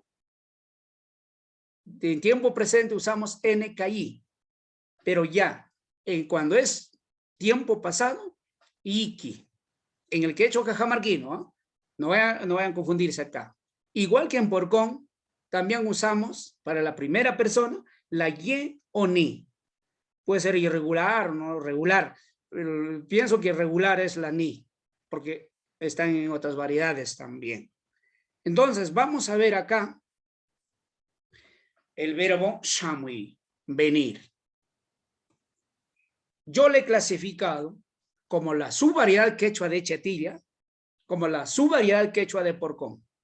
Miren, en Chetilla, mira, acá está el tiempo, mira, primero la raíz, igual, la raíz del verbo, pero para el tiempo pasado usamos el erga, al estilo de Chetilla, mientras que en porcón solo hará.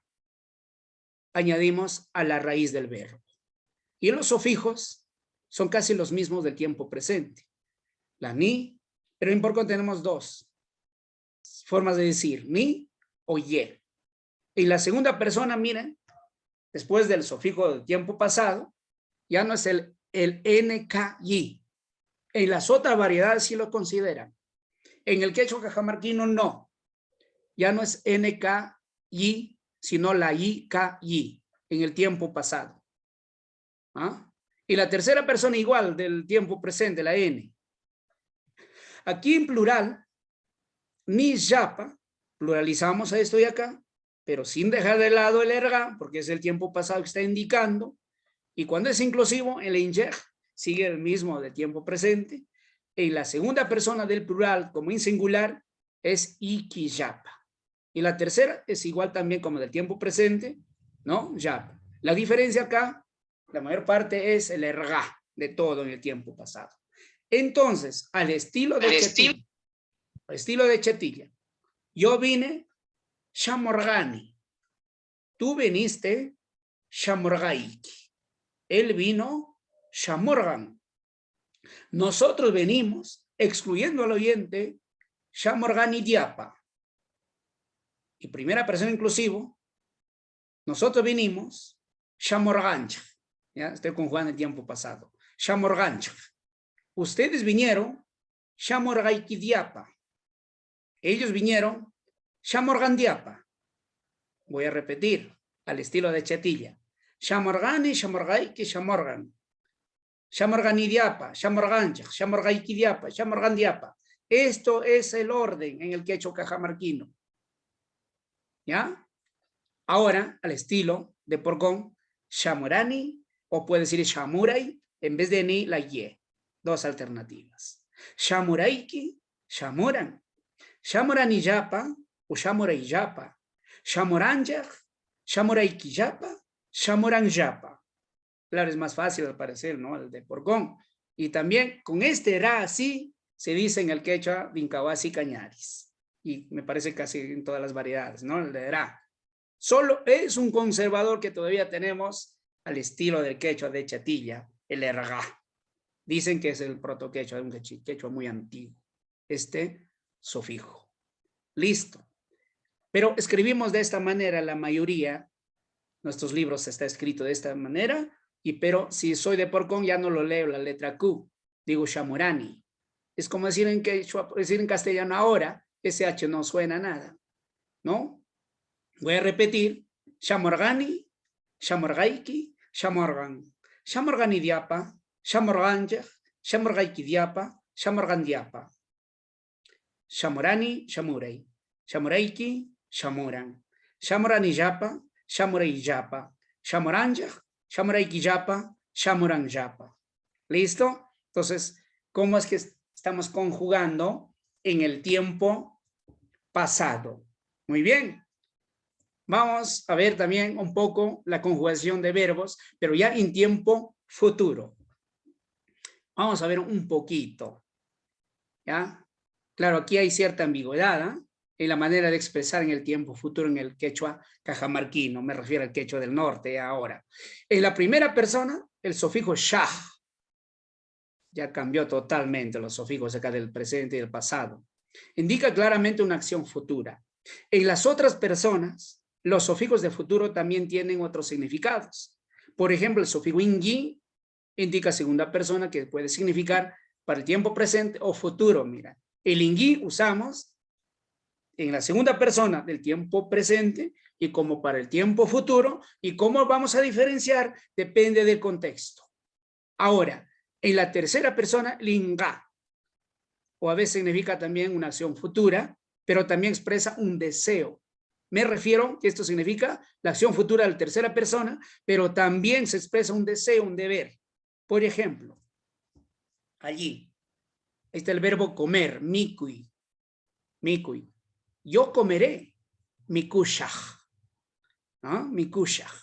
Tú comerás, pero si es en tiempo presente, tú comes, mikungi. Este sufijo se usa, reitero, tanto para el tiempo presente como para el tiempo futuro. Él comerá. Y cuando es deseo que coma, por eso depende aquí, ¿no?, de lo que estoy hablando, si estoy usando para futuro, o es que como es un deseo, mikunga, mikunga. Nosotros comeremos, excluyendo lo oyente. Mikushakjapa, mikushakjapa, mikushakdiapa. Nosotros comeremos o comamos, pero inclusivo, mikushun, mikushun, la S. No decimos nosotros mikuchun, mikushun.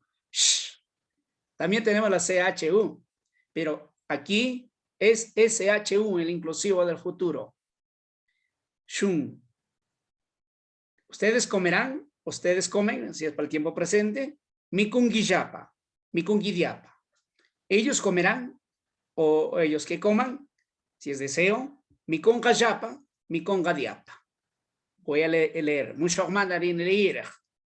Mikushak, mikungi, mikunga, mikushak yapa, mikushu, mikungiyapa, mikongayapa. ¿Ah?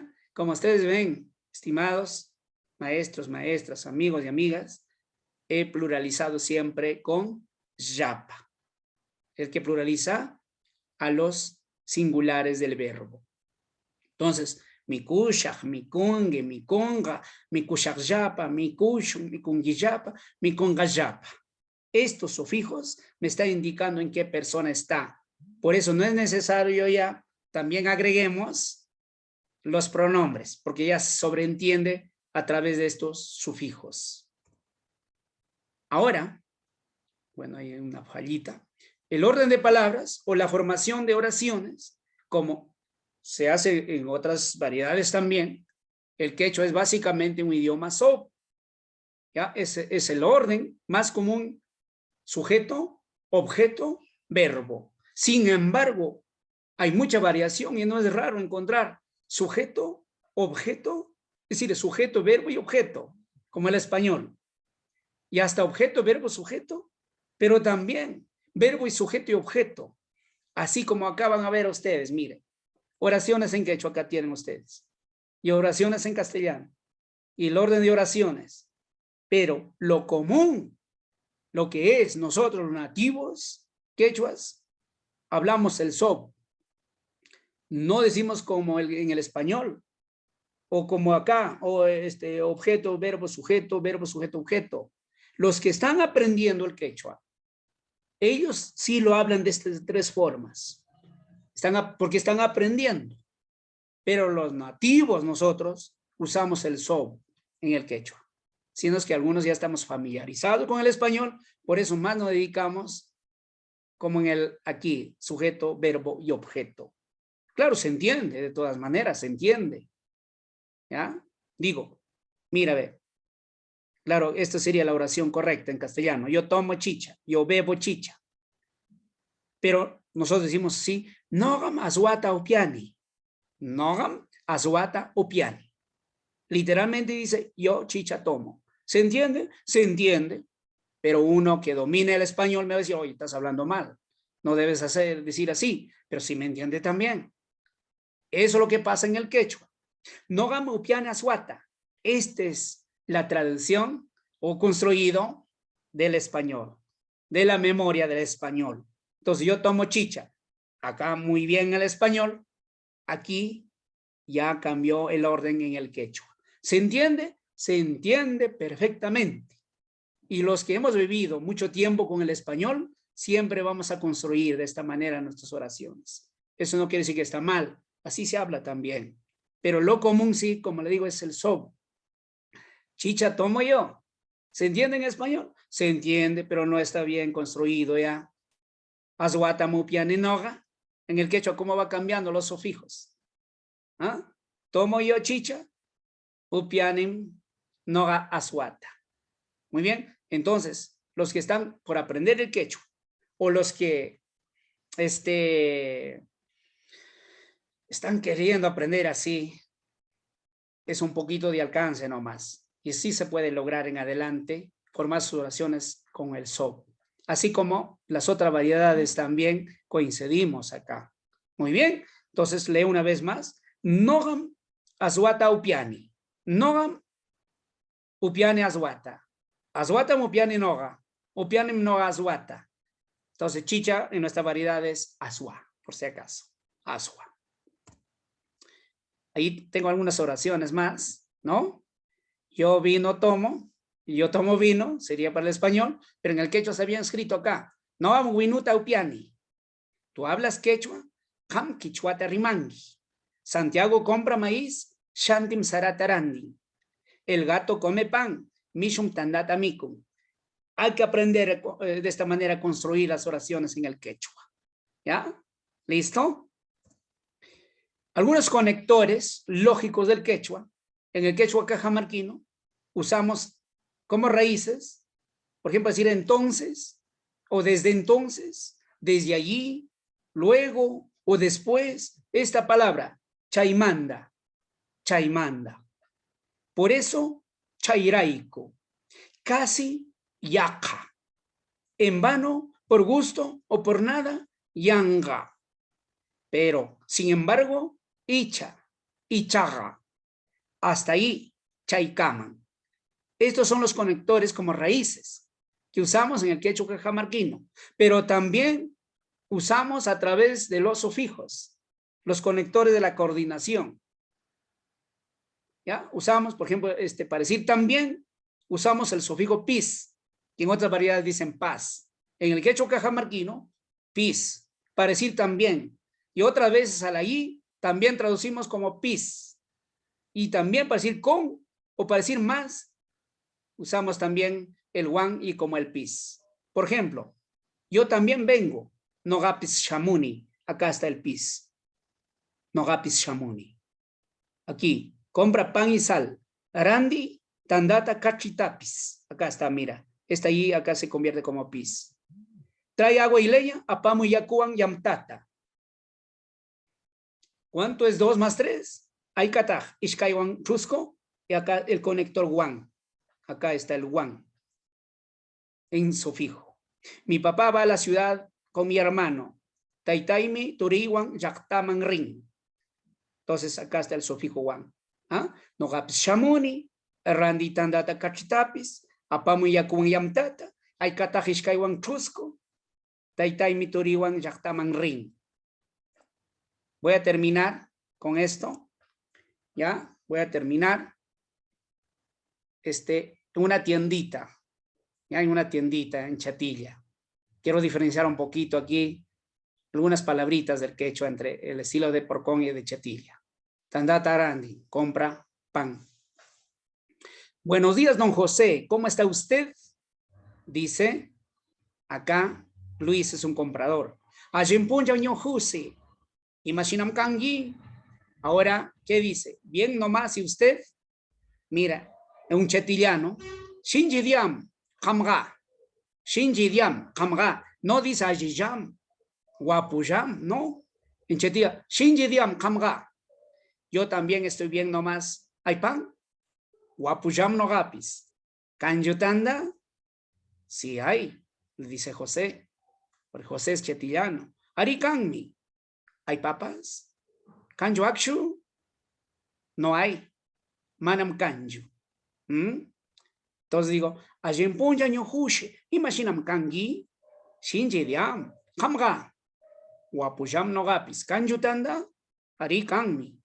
Kanju akshu? Manam kanju. ¿Cuánto cuesta el pan? Hay que me cuestan tandaga. Acá prestado de costar el precio.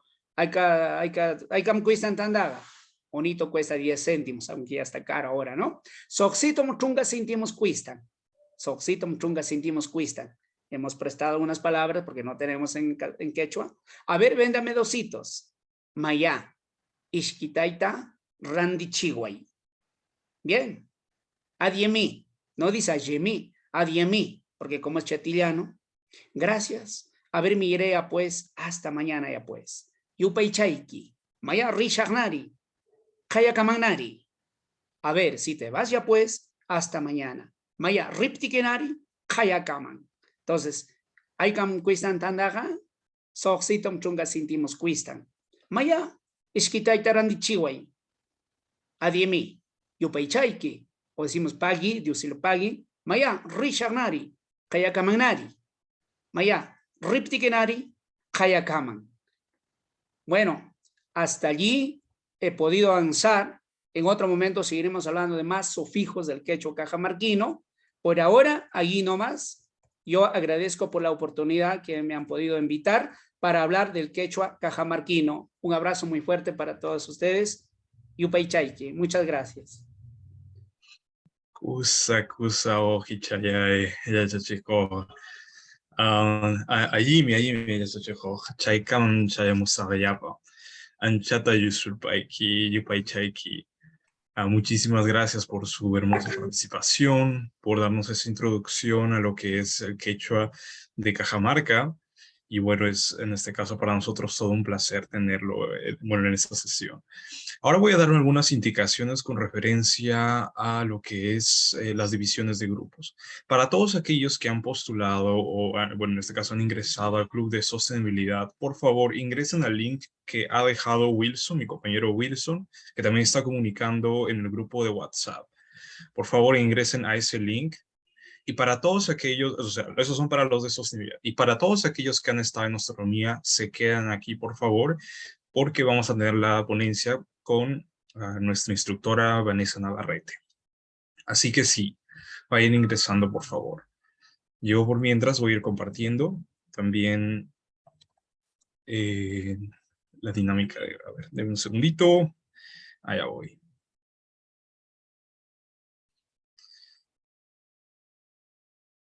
Usa.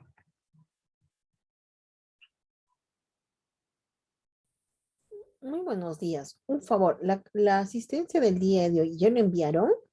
Sí, ya enviamos la asistencia el día de hoy. No lo llegué a visualizar.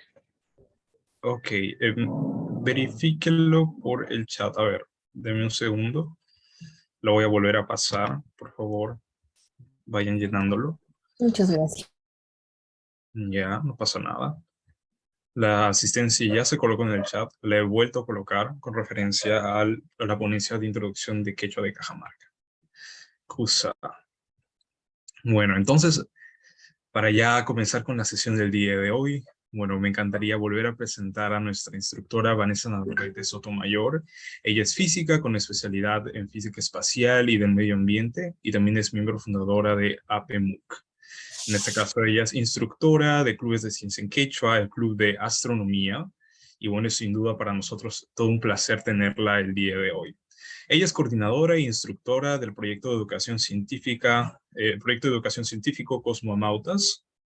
También ella es estudiante, fue estudiante de la Facultad de Ciencias Físicas de la Universidad San Marcos, participó en el proyecto Observatorio Astronómico de la Universidad San Marcos, que se está colocando en marcha, y también es liderado por la astrónoma María Luisa Aguilar. Trabajó en la Dirección de Astrofísica de la Agencia Espacial del Perú, CONIDA, en donde participó en la búsqueda del sitio astronómico en territorio peruano. Es miembro fundadora, como también menciona, la Asociación Peruana de Mujeres en Ciencia, APEMUC, la asociación que busca fomentar la participación de más mujeres en ciencia en las escuelas, en la universidad y en los aspectos profesionales. Y como había mencionado, es para nosotros todo un placer tenerla el día de hoy. Y bueno, dejo de compartir mi pantalla para darle el pase. Muchísimas gracias. Anchata Sulpaki. Muchas gracias, Matías. Quiero compartir, pero me parece que la vez pasada no podía compartir el audio de los videos. Y estoy poniendo como opciones avanzadas, pero no me aparece cómo compartir el audio. Bueno. Uy. Bueno, ojalá que se escuche el audio, si no, ahí vemos en ese momento. Porque hay algunos videos así con audio. En todo caso, paso a compartir.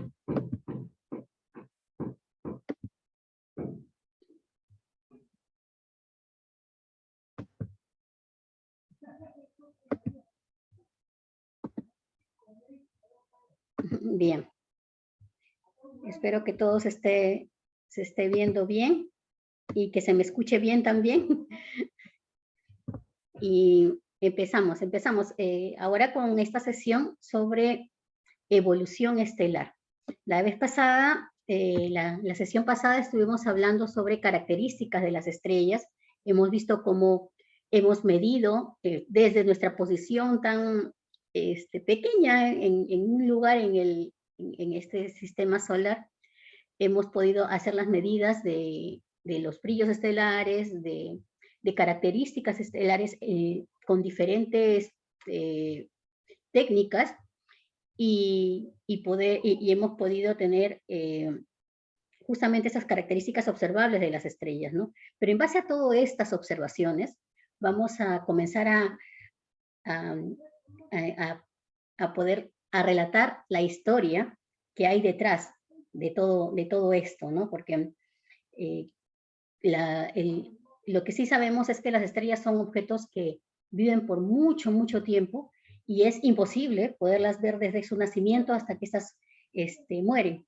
Entonces, no podemos tener la vida de una estrella o estar midiendo, estar observando una estrella desde su nacimiento hasta su muerte, porque la vida no nos da, ni siquiera la historia de la humanidad tiene tantos años como para haber visto uno de estos acontecimientos, ¿no? Pero sí podemos construir esta vida, este ciclo, en base a lo que observamos y tomamos y armamos como un rompecabezas, ¿no? Es parte de todo lo que se hace. Pero, ¿y por qué estudiamos por qué es importante estudiar la evolución estelar, ¿no? ¿En qué nos afecta? ¿No? Bueno, uno, porque con la evolución estelar podemos también conocer el origen de nuestro Sol, ¿no? De nuestro sistema solar. Podemos conocer su naturaleza, ¿no? Y con esto también, ¿qué es lo que va a pasar? ¿No? Porque una vez que conocemos cómo es que es la vida del Sol, podemos saber si el Sol se va a apagar mañana o se va a apagar en muchos años, ¿no? O si va a explotar. Entonces, es importante saber qué es lo que va a pasar con una estrella como el Sol, porque nos afecta directamente. No es nuestra estrella más cercana. Con eso también podemos conocer el origen del sistema solar, las circunstancias que se dieron para que pueda formarse, para que alrededor del Sol se generen planetas y que uno de estos planetas, ¿no? La Tierra, pueda ser capaz de albergar vida, ¿no? Entonces, es algo tan importante por nuestra vida misma, ¿no? Para poder conocer cuál es nuestro origen, ¿no? De dónde venimos y hacia dónde vamos. Y esto nos lleva, pues, a pensar, pues, es fácil es fácil poder conocer todo esto, es fácil poder tratar de deducir, es fácil la tarea de un astrónomo, porque hay muchas veces, y me he topado con esto en diversas entidades, que dicen, bueno, un astrónomo qué fácil, ¿no? Se van a acampar, ¿no? Toman su calientito, observan las estrellas y qué bonito ya, ¿no? Es algo como un hobby, pero no es tan así, porque ya vemos de que esto involucra mucho más, ¿no? Involucra poder encontrar el sentido de qué es lo que ha pasado y cómo se ha formado, no solamente en nuestro sistema solar, sino el universo. En el caso, por ejemplo, de los químicos, y de hecho, la astronomía es una actividad multidisciplinaria que tiene que ver con químicos, con geólogos, con físicos, con matemáticos, ¿no? Y mucho más, ¿no? Pero, por ejemplo, en el caso de los químicos, ellos estudian la composición de la materia y propiedades, ¿no? Y el producto de estas interacciones. Entonces, ellos pueden colocar un elemento, juntarlo con otro, ver qué pasa, tener un soluto, combinarlo con un solvente y ver qué reacciones hay, y luego anotar sus propiedades y estudiarlo de esa manera, ¿no? Entonces, ahí, no digo que sea fácil, pero tienen los materiales que pueden trabajar, ¿no? En el caso de la física estudia las componentes e interacciones fundamentales de la materia, ¿no? Entonces, podemos dejar caer una pelota, ver cómo esta rebota, ver a qué aceleración, cuál es la aceleración con la que va, medir estas interacciones y hacer el experimento y repetirlo, y con ello poder generar nuestras leyes, las leyes que luego vamos a aplicar a la observación de otros objetos, ¿no? Los biólogos, por ejemplo, estudian a los seres vivos, tales como los animales, las plantas, y el mundo que les rodea, ¿no? Entonces, es palpable, estudian a la célula, estudian qué es lo que pasa, cómo evoluciona cada uno de estos seres, ¿no? Entonces, también es una tarea muy, muy tediosa, ¿no? Pero se hace. Pero ¿y los astrónomos? O sea, ¿un astrónomo acaso puede agarrar una estrella, decirle, voy a incrementarle masa y vamos a ver qué pasa? ¿No? Entonces, es un tanto difícil porque no podemos hacer esos experimentos, ¿no? Entonces, con ello, pues, tenemos que hacer estas observaciones que ya vimos la clase pasada, y luego generar, en base a esto, la historia, ¿no? Contar la historia.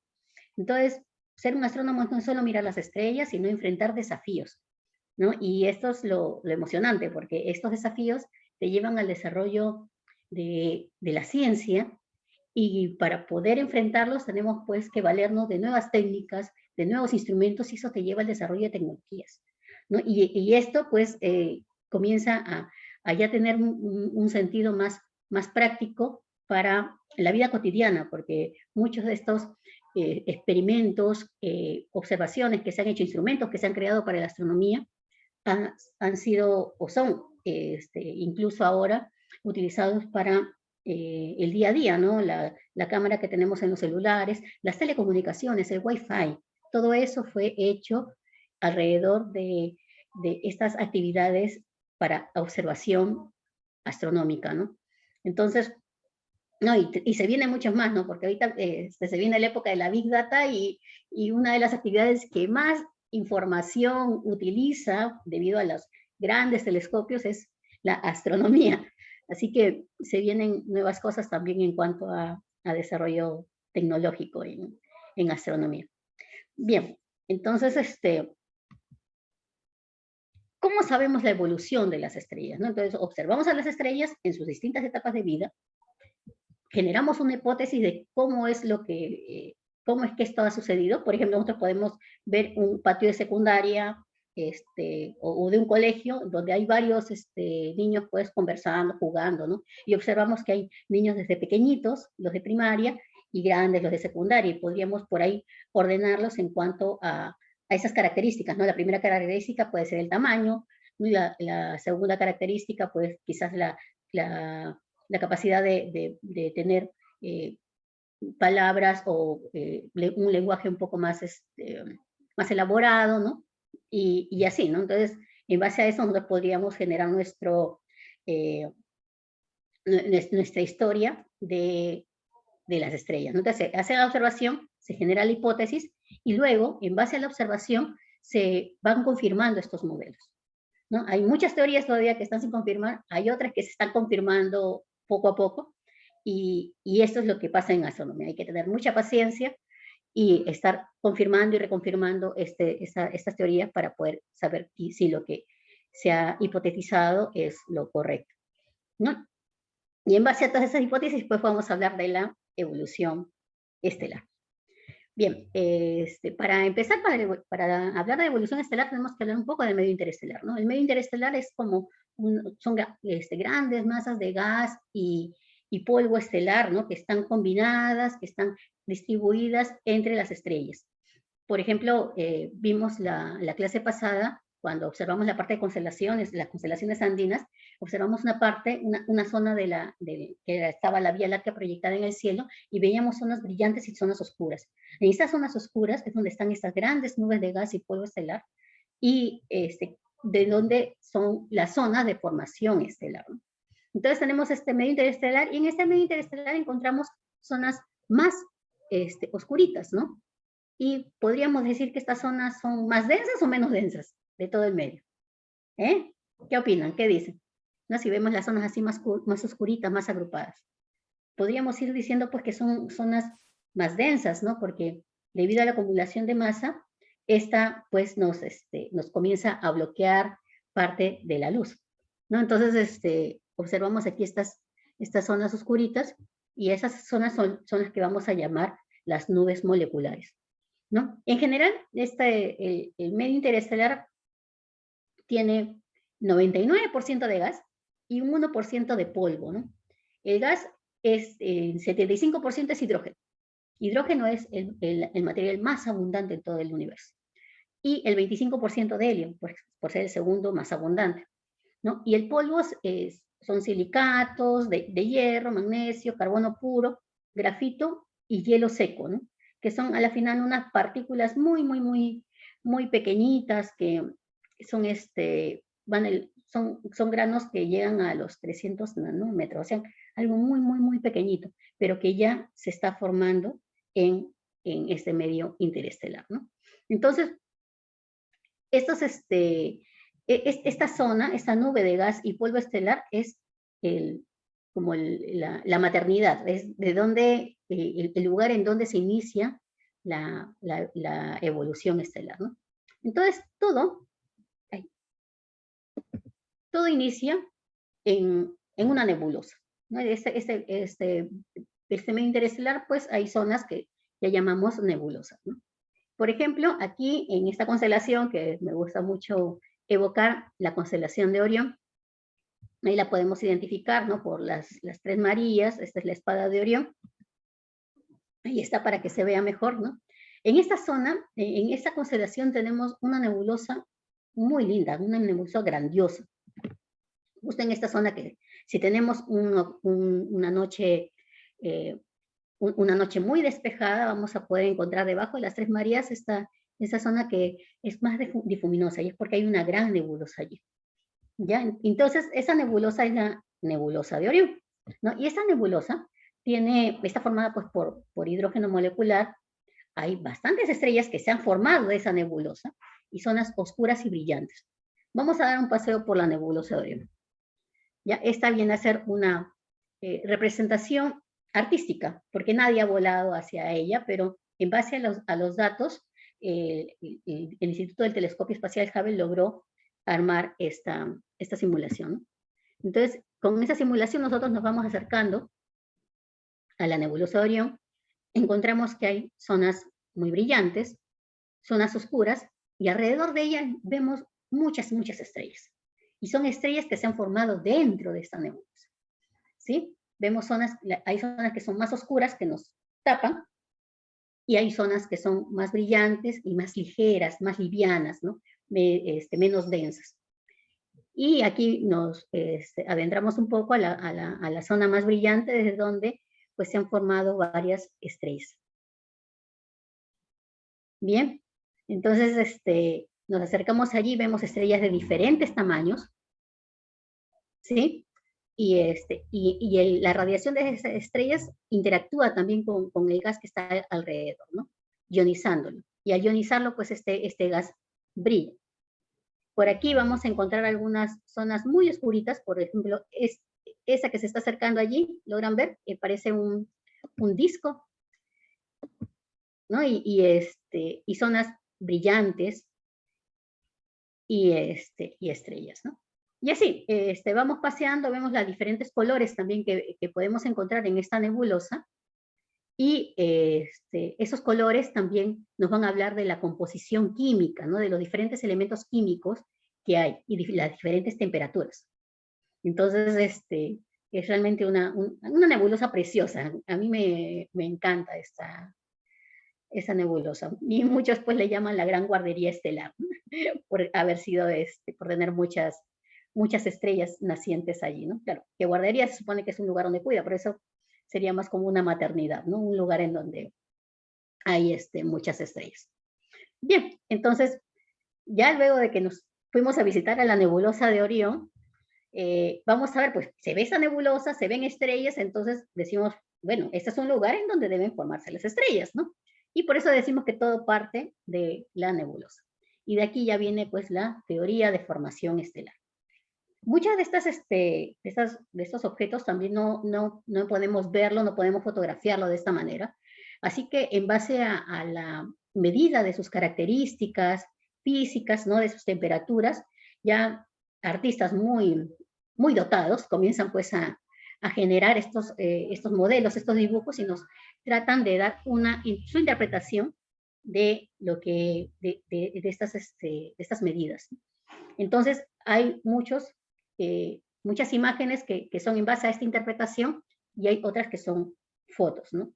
Como les dije, pues en la nebulosa no podemos ir hasta allá a tomarle un videíto, pero sí se ha podido recrear ello, y es así como vamos entendiendo un poco más qué es lo que sucede y tratamos de explicarlo. Pero bueno, acá todo bonito, y como siempre, pues ya los físicos comenzamos a hablar de nuestros modelos pues mucho más simplificados, ¿no? Y para poder hablar de la teoría de formación estelar, pues tenemos que empezar con la nebulosa, así que esa grandiosa nebulosa, linda nebulosa Orión, pues yo la represento así, ¿no? como una especie de mancha extendida. Bien, y esa representa pues esta nube estelar, ¿no? Y la nube estelar pues es algo un tanto, tiene que tener unas condiciones especiales para que en esta nube se puedan generar la formación de estrellas. Si esta nube, por ejemplo, comienza pues por gravedad, comienza pues a juntarse, ¿no? Hay zonas que van a haber mayor concentración de masa, y esas zonas de mayor concentración de masa va a estar atrayendo a la masa que está alrededor. Entonces se van a ir juntando, se va a ir juntando, pero conforme se va juntando, pues la temperatura de esta zona va incrementándose. Y si esta temperatura se incrementa, pues la presión en esa zona se incrementa también. Pero la presión se incrementa mucho más rápido que la gravedad. Entonces hay un momento en que ya está juntándose, pero la presión dice, pues no, hasta aquí nomás. Y de nuevo se extiende, ¿no? Y no permite que se forme la estrella. Entonces tienen que haber unas condiciones especiales para que pueda formarse una estrella. Y a esto se le llama, pues, a estas condiciones se le llama la inestabilidad de Gibbs. O sea, tiene que ser una zona que se esté acercando, la masa se esté concentrando, pero a su vez tiene que ser una zona muy fría. Entonces, para que sea una zona muy fría y evitar, pues, de que esta presión expanda de nuevo la nube, pues, a veces se está juntando esa nube y por ahí se divide en dos, y parte de la energía se va por un lado, parte de la otra, entonces comienza, es un entorno un poco más frío y siguen colapsando. Y es por eso que muchas veces las estrellas pues no se forman una sola nada más, ¿no? De una nube, sino ya vimos, por ejemplo, en Orión que se forman varias decenas y cientos de estrellas, y en otras nubes pues se van a formar también decenas y cientos, ¿no? Claro que hay algunas que están muy juntitas y llegan a formarse estrellas que llamamos estrellas binarias, ¿no? Estrellas que están orbitando una en torno a otra. Bien, entonces para que exista esta inestabilidad de Gibbs, en esta zona, esta de masa concentrada, tiene que haber unas 200 masas solares. Ya una masa solar estamos hablando de algo elevado a a la 30 o 31 kilogramos, ¿no? Entonces es una masa muy grande, y imagínense ya, 200 masas solares aglomeradas, ¿no? Y una vez que llega a este punto, pues esta nube colapsa, comienza a colapsar en todo su volumen, ¿no? Entonces, continuamos con el colapso de la nube, y conforme colapsa, pues la nube va girando, y eso es un efecto que lo vemos, por ejemplo, en la gente que hace patinaje artístico. Cuando quieren dar más vueltas, girar una vuelta más rápida, lo que tienen que hacer es concentrar su masa. Entonces aquí, conforme se concentra la masa, esta nube va a ir girando cada vez más rápido.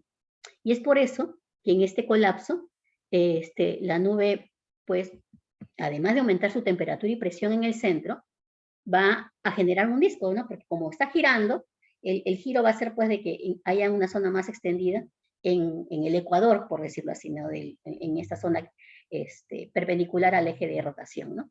Y en el centro se va a ir formando, pues, este objeto cada vez más denso, ¿no? Cada vez mayor, y alrededor del cual todo está girando. Como para entender un poquito lo de que este objeto, conforme va compactándose, va girando más rápido, pues voy a presentar un video de la Universidad de Ohio, en el cual nos muestran, pues, cómo es que este giro se incrementa con la concentración de la masa hacia un lado. Entonces, aquí, a ver, vemos. No. Opa, no quiere.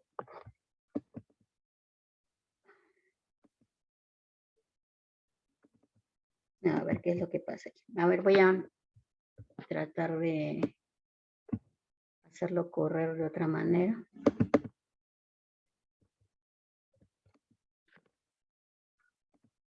Ya, a ver aquí. Se sigue viendo, ¿verdad? Listo. Entonces aquí observamos lo que llamamos la conservación del momento angular.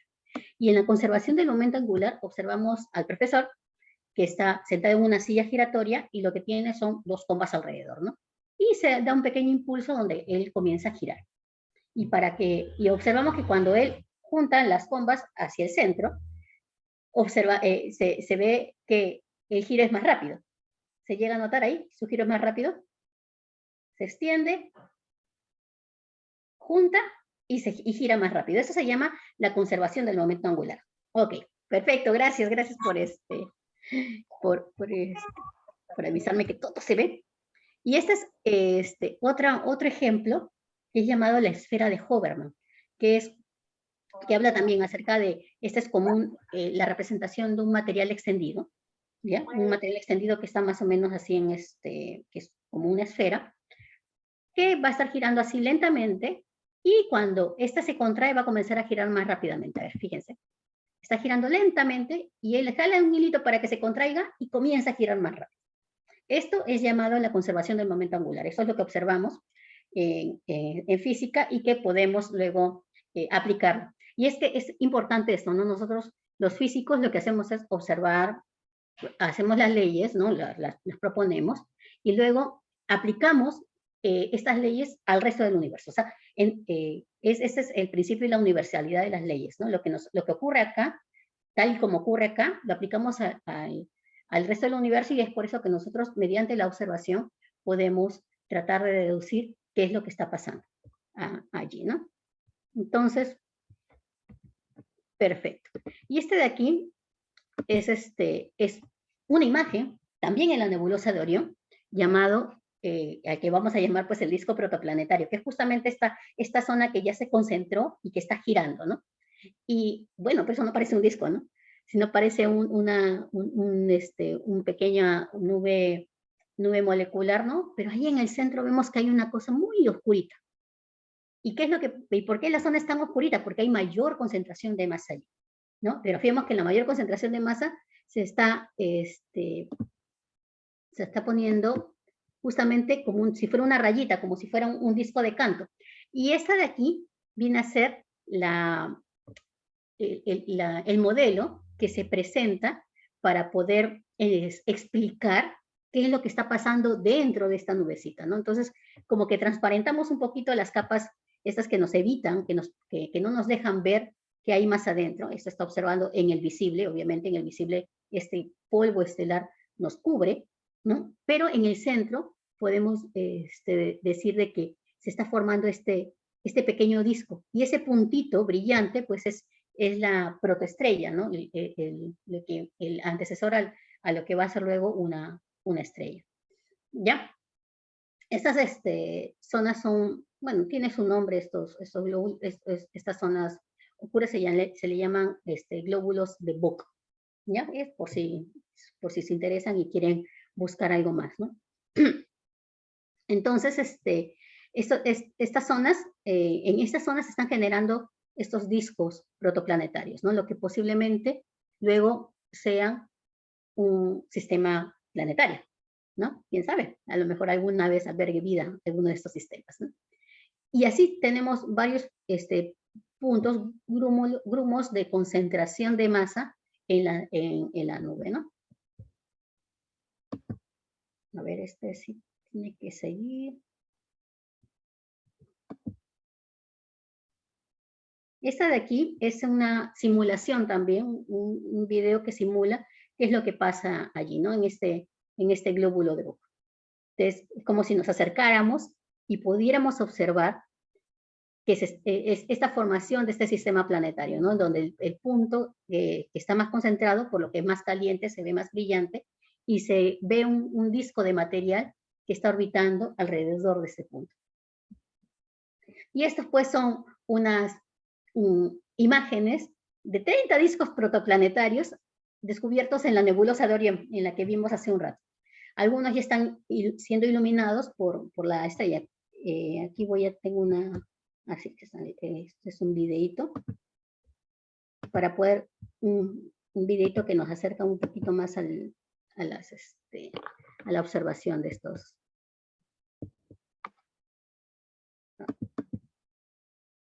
A ver. Listo. Entonces, en este videito podemos ver estas imágenes de estos sistemas protoplanetarios, ¿no? Que vienen a ser lugares en donde se están formando estrellas y nubes y gas y polvo que están alrededor van a ir formando discos, ¿no? Es muy interesante, ¿no? Que ya se ve ahí bien el disco negrito y ahí apenas se ve un puntito que ya está brillando, ¿no? Entonces, esto es cómo inicia la formación de un sistema de la estrella, ¿no? Entonces, granos de polvo y núcleos de concentración, se concentra el material, colapsa, ¿no? Este incremento hace que se acelere este giro y se forman, pues, en este disco, se comienzan a formar otros grumitos, ¿no? Pequeños. Y estos grumos van a comenzar a juntarse, a chocar uno con otro, como si fueran dos pedazos de plastilina que chocan, y van formando lo que conocemos como planetesimales, que vienen a ser la formación de planetas, ¿no? Planetesimales son pequeños grumitos que van juntándose, y poquito a poquito, pues, van a ir atrayendo por gravedad a lo que están a su entorno y se va generando estos planetesimales, ¿no?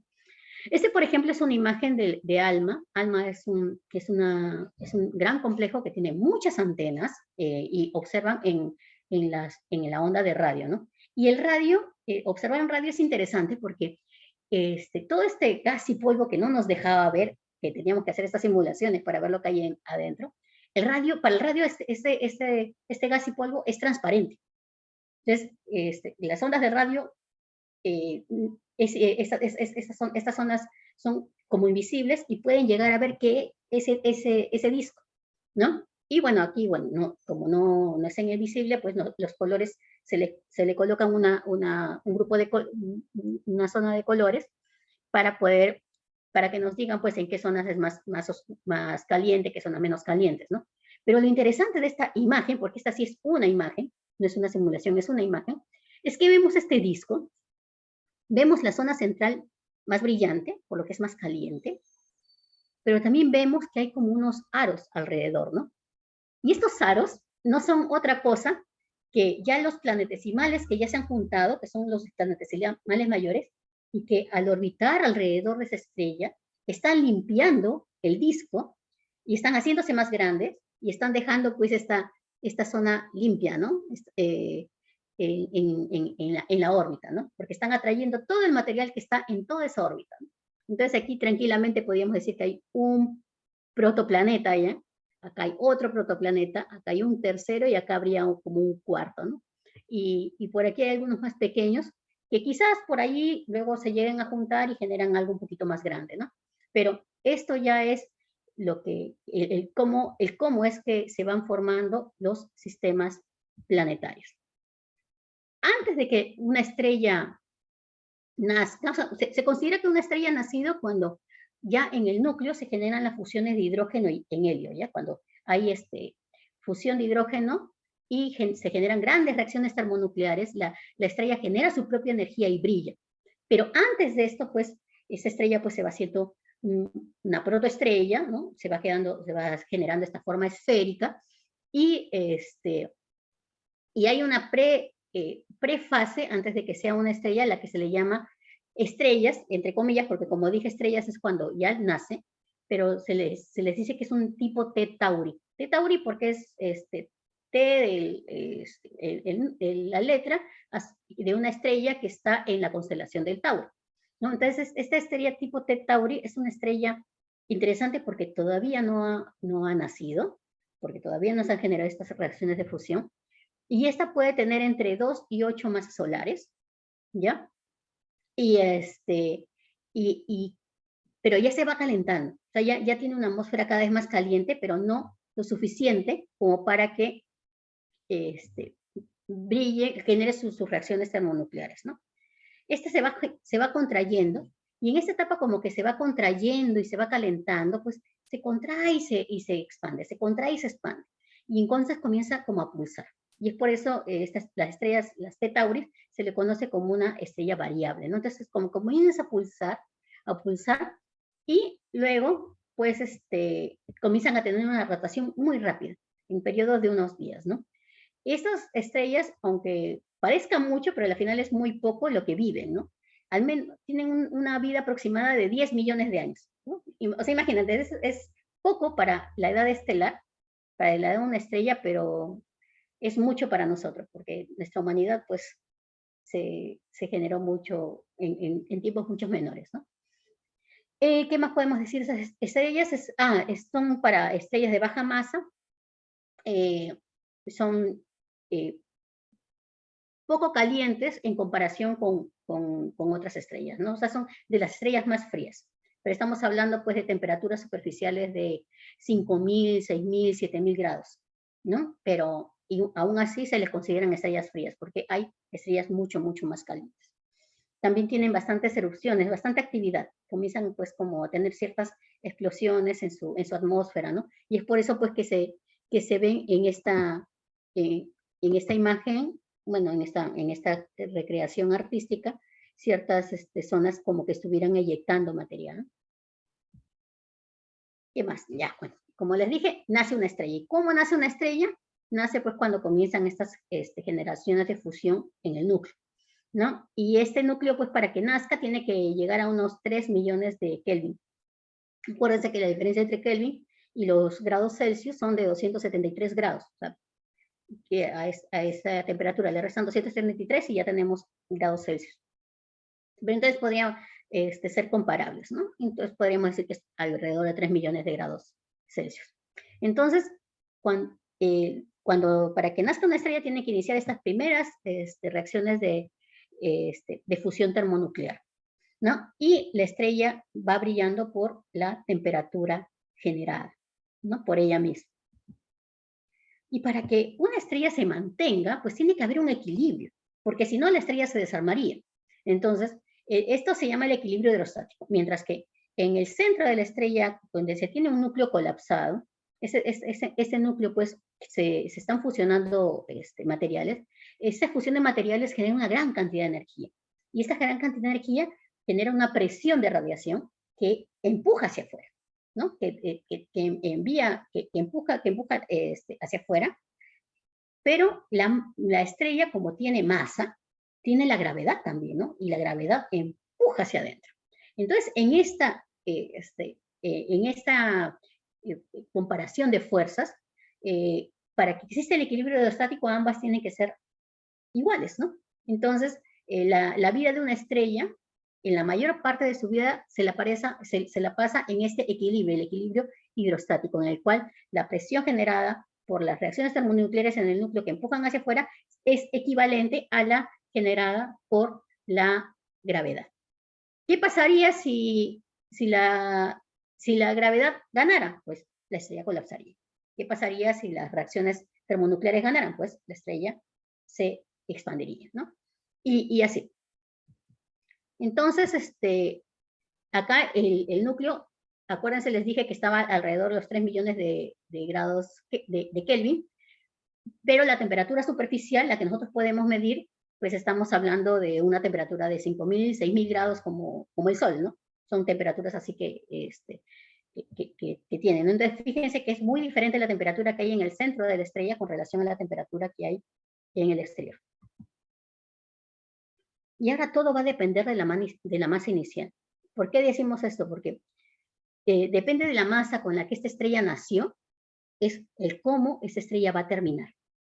Así, es muy diferente una estrella que nace con una masa solar, por ejemplo, como nuestro Sol, a una estrella que nace con una masa de 20 masas solares. Es muy diferente su vida. Y eso vamos a ver por qué, ¿no? Bueno, en resumen, pues, una nube colapsa, ¿no? Se genera la protoestrella en el centro, que va calentándose más.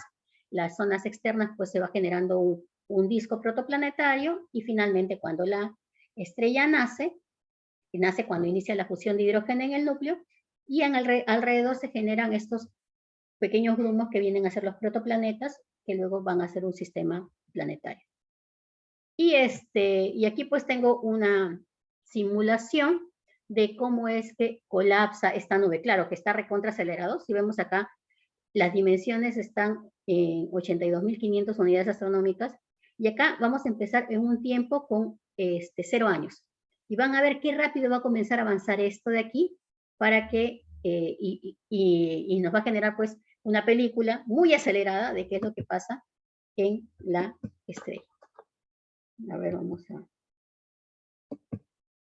Ahí está, vemos cómo colapsa, vemos cómo avanzan los años aquí, y aquí vemos las zonas más amarillas y blancas son las zonas más calientes, esta zona más caliente, y las zonas más negras, las más oscuras, y las rojizas un poco menos, con un poquito de temperatura, ¿no? Entonces vemos cómo las zonas más calientes son estas brillantes, ¿no? En donde se está acumulando mayor cantidad de material, y nos acercamos y hacemos un zoom y seguimos viendo cómo se van generando zonas mucho más brillantes en unas pequeñas zonitas, y de ahí es donde van a comenzar a nacer estas estrellas, justamente en estas zonas de concentración muy brillantes, muy calientes.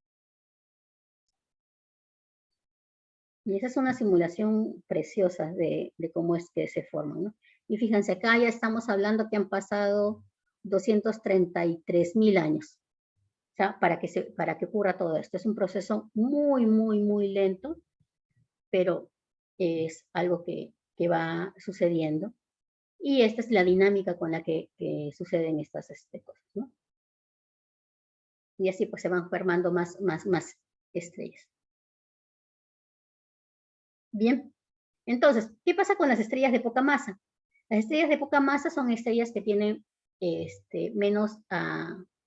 hay menores, son menores a 10 masas solares. ¿Ya? Ahí puse mayores. Entonces, las estrellas de poca masa son menores a 10 masas solares. Y esas estrellas pues tienen la parte fotosfera, que es la parte que nosotros observamos, y la parte nuclear, que es en donde está el núcleo que está fusionando materiales. ¿Pero qué materiales están fusionando?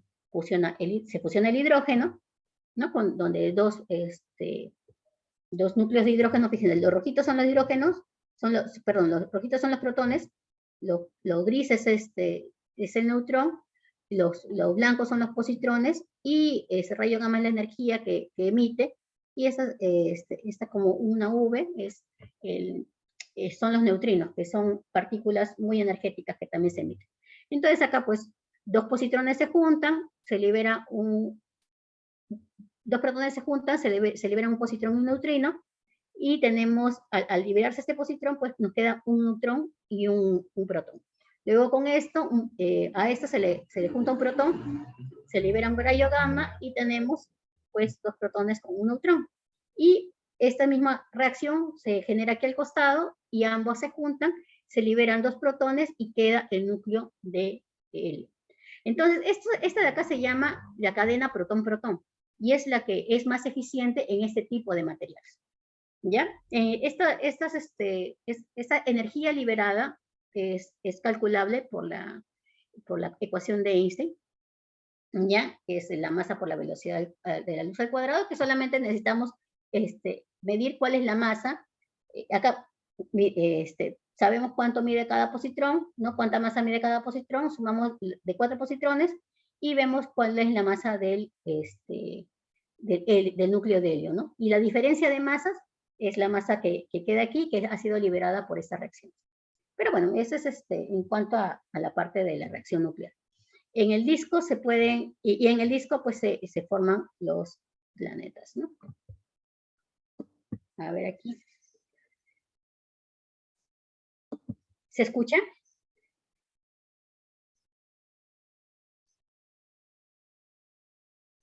No, no se escucha. Ya, ok. Entonces, acá lo que nos indican es que la fusión nuclear se va a generar en las estrellas. Los hidrógenos se juntan para formar helio. Se genera mucha energía. Y acá lo que muestran es a la estrella en un equilibrio hidrostático en que la gravedad apunta hacia adentro y la presión hacia afuera. Es simplemente un pequeño video como resumiendo todo lo que hemos visto hasta ahora, ¿sí? Luego, ya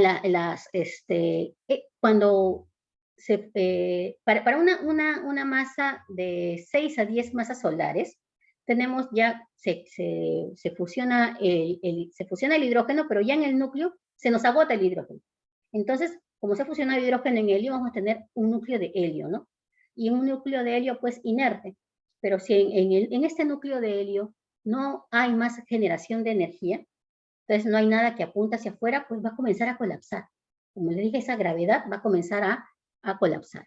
Y conforme colapsa, este núcleo de helio va a comenzar a calentarse. Y al calentarse, las capas externas se van a comenzar pues a calentar, ¿no? Y justo la zona de hidrógeno que está rodeando este núcleo de helio, al calentarse cada vez más, va a comenzar a generar una zona de fusión de hidrógeno en helio. Entonces va a haber una capita de fusión de hidrógeno en helio, y en el centro el helio va a estar inerte. Pero como esto se está calentando, las capas externas de la estrella van a comenzar a expandirse, y cada vez se van a hacer más grandes y más grandes. Y es allí cuando se forma la gigante roja. O sea, de lo que era una estrella pequeña, amarilla, por ejemplo, como nuestro Sol, va a haber un momento en que al expandirse sus capas, va a crecer la estrella y va a generarse una gigante roja. ¿Sí? Entonces tenemos un núcleo de helio inerte, pero que se va calentando poquito a poquito, pero va a haber un momento en que esta temperatura va a crecer más y va a comenzar pues luego a fusionar el helio. ¿Ya?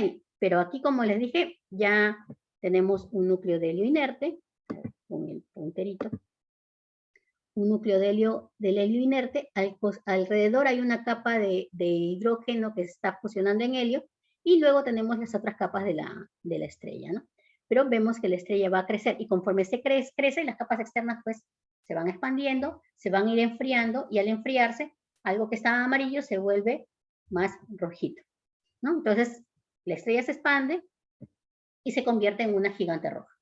Hay un momento en que ya este colapso de helio va a ser lo suficiente como para tener la suficiente temperatura y presión para comenzar a generar nuevas fusiones de helio que van a conseguir generando carbono, ¿no? Y así, van a seguir las fusiones. En el caso del Sol, este flash de helio se le llama porque estas fusiones se van a generar muy rápido. Estas sí van a ser rápido, van a ser cosa de unos pocos minutos, ¿no? Un proceso que dura unos pocos minutos y se genera tal cantidad de energía que la estrella va a crecer un poco más todavía, ¿no? Y esto va a ocurrir en 1.200 millones de años para el Sol. Bueno, entonces, cuando se combustiona el helio en el núcleo, tenemos generación de carbono, y alrededor de esta generación de carbono vamos a tener hidrógeno en helio también formándose, ¿no? Y así, pues, la estrella va a ir creciendo y se va a ir expandiendo. Entonces, ¿cómo es que, qué tanto se puede expandir esta estrella? Entonces, la estrella se expande tanto que va a comenzar a devorar planetas.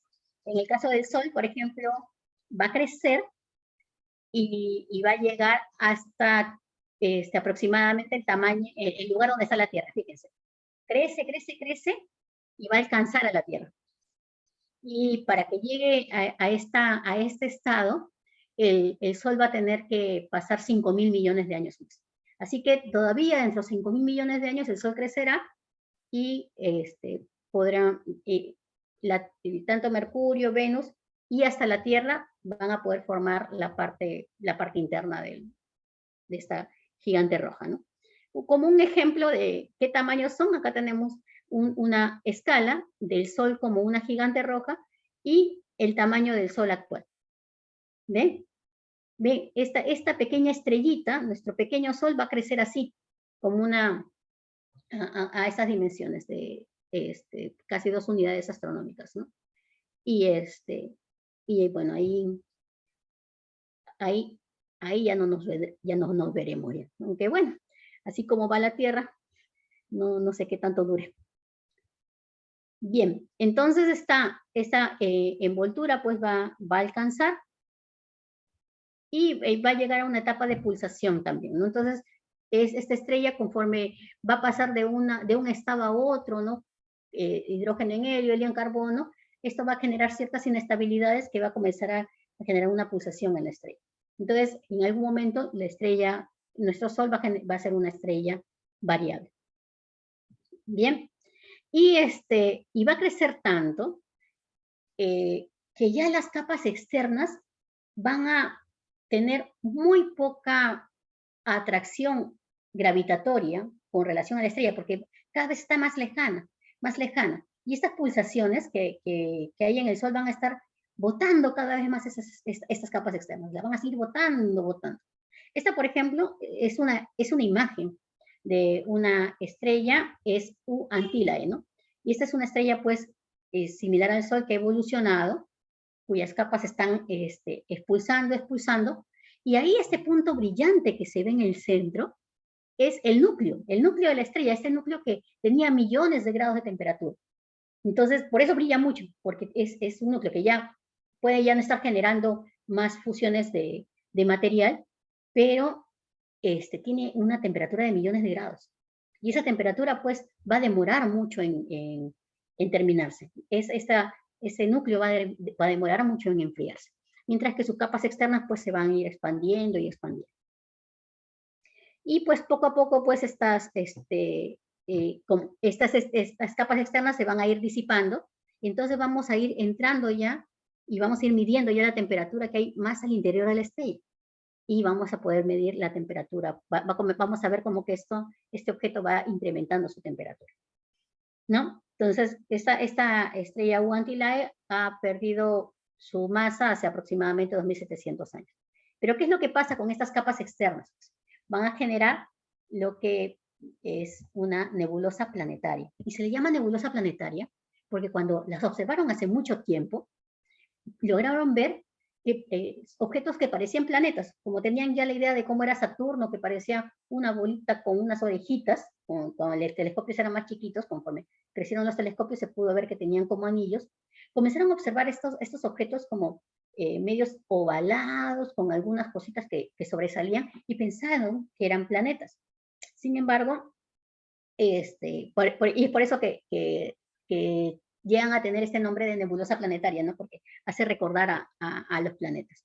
Entonces aquí yo les muestro este video en el cual se ve de una manera muy rápida cómo es que estas capas son botadas prácticamente por esas pulsaciones, las capas externas por unas ondas de choque que se van generando, van expandiéndose y generando pues esta nebulosa planetaria. Si vemos hay diferentes colores y esos colores nos van a hablar de cada una de las capas de formación de elementos que ha tenido la estrella, ¿no? Por eso hay varios colores y varias temperaturas. Y esta es una simulación, pero esta simulación ahora lo vamos a contrarrestar con una imagen real, una imagen tomada por el telescopio espacial Hubble. Y esa imagen pues es de la nebulosa de la hélice. Fíjense, es una hermosa nebulosa, pero esa nebulosa, estos colores que están alrededor, pues son restos pues de lo que fue esa gigante roja que fue expandiendo y botando sus capas externas.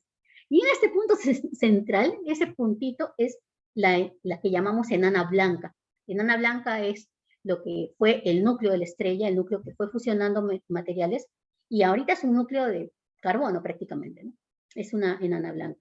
Entonces, este núcleo tiene mucha temperatura, tiene millones de grados de temperatura y poco a poco va a ir disipando, ¿no?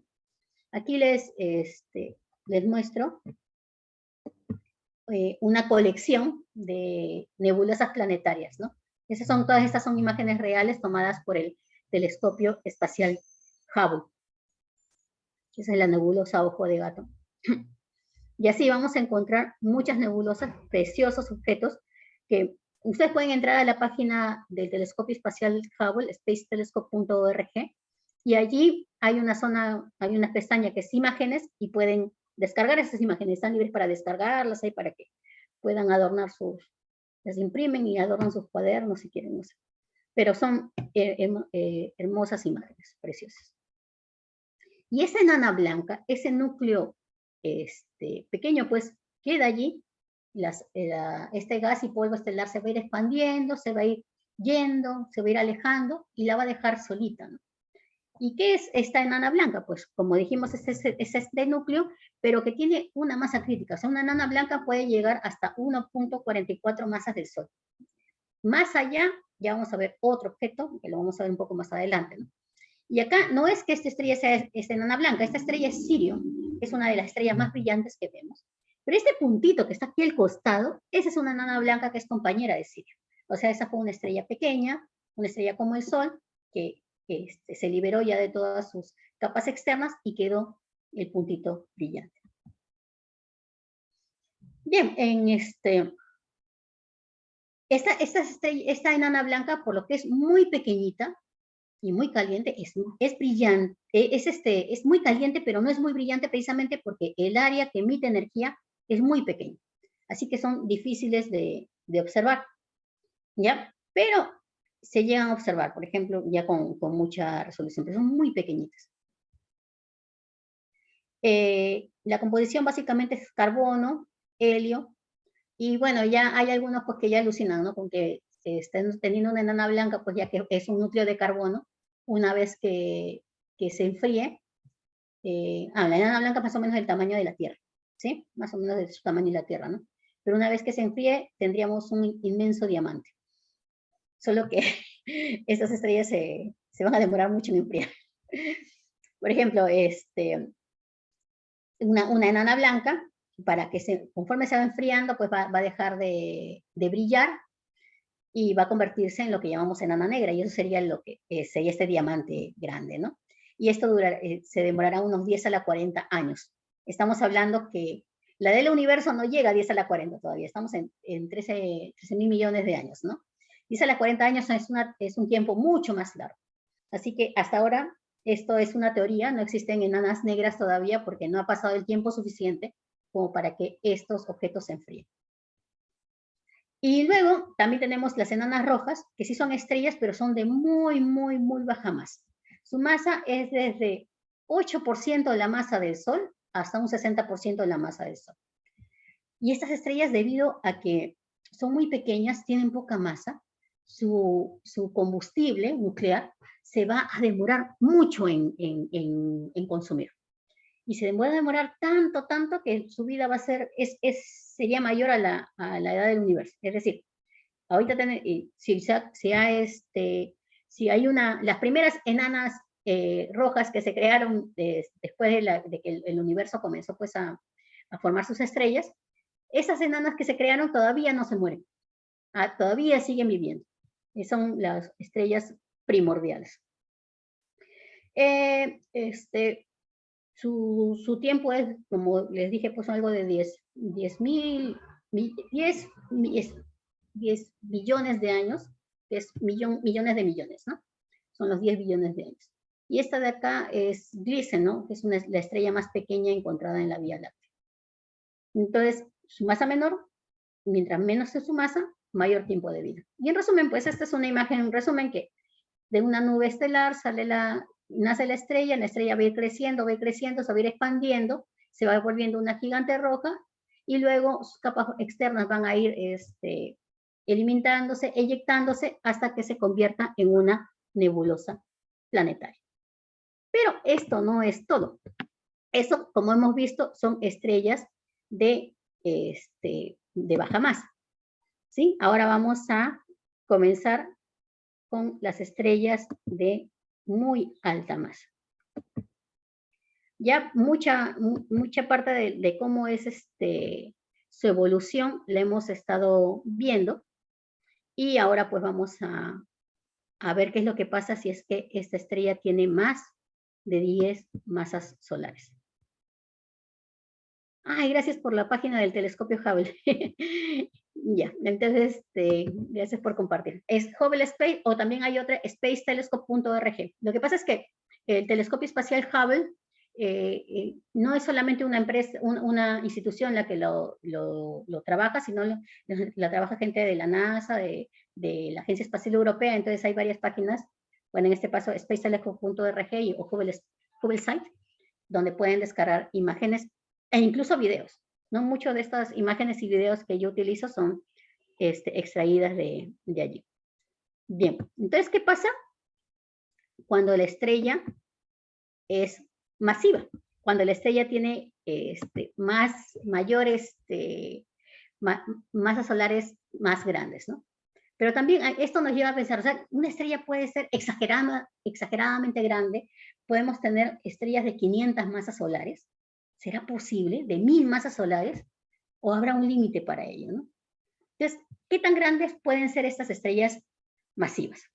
¿Ya? Entonces, una estrella masiva, pues tiene, por ser masiva, tiene mayor presión, ¿no? La gravedad presiona más, genera mayores reacciones termonucleares, tienen más temperatura, y es por eso que llegan a ser estrellas azules, estrellas blancas, ¿sí? Y muy brillantes y muy calientes, ¿no? Pero como vimos, conforme uno va teniendo mayor presión, mayor gravedad, la presión de radiación, la presión generada en el núcleo, también va a ser mayor.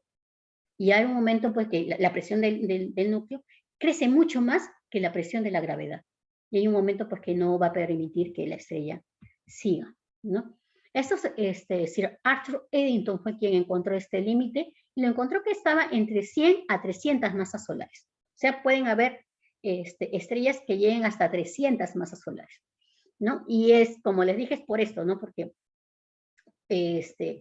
debido a que la presión en el interior de la estrella va a aumentar tanto, que va a ser tan grande que va a comenzar a desintegrar a la estrella. Le va a ganar a la gravedad, y entonces la estrella se va a desarmar.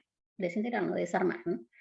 No va a tener este equilibrio hidrostático que hace que la estrella pues sea una bolita, una esferita, y que vaya generando fusiones de material en su núcleo. Bien, entonces, igual que las estrellas de baja masa, inicia la contracción de la nube molecular con una masa mayor a 10 masas solares, ¿sí? Y bueno, se genera la fusión, se genera este disco protoplanetario, en el centro la zona más brillante, porque es la más caliente, la que concentra mayor cantidad de masa, donde se va a generar la estrella, y luego se generan las fusiones de hidrógeno en helio, y la estrella ha nacido. O sea, así como para las masas menores, para masas menores, también sucede para las masas mayores.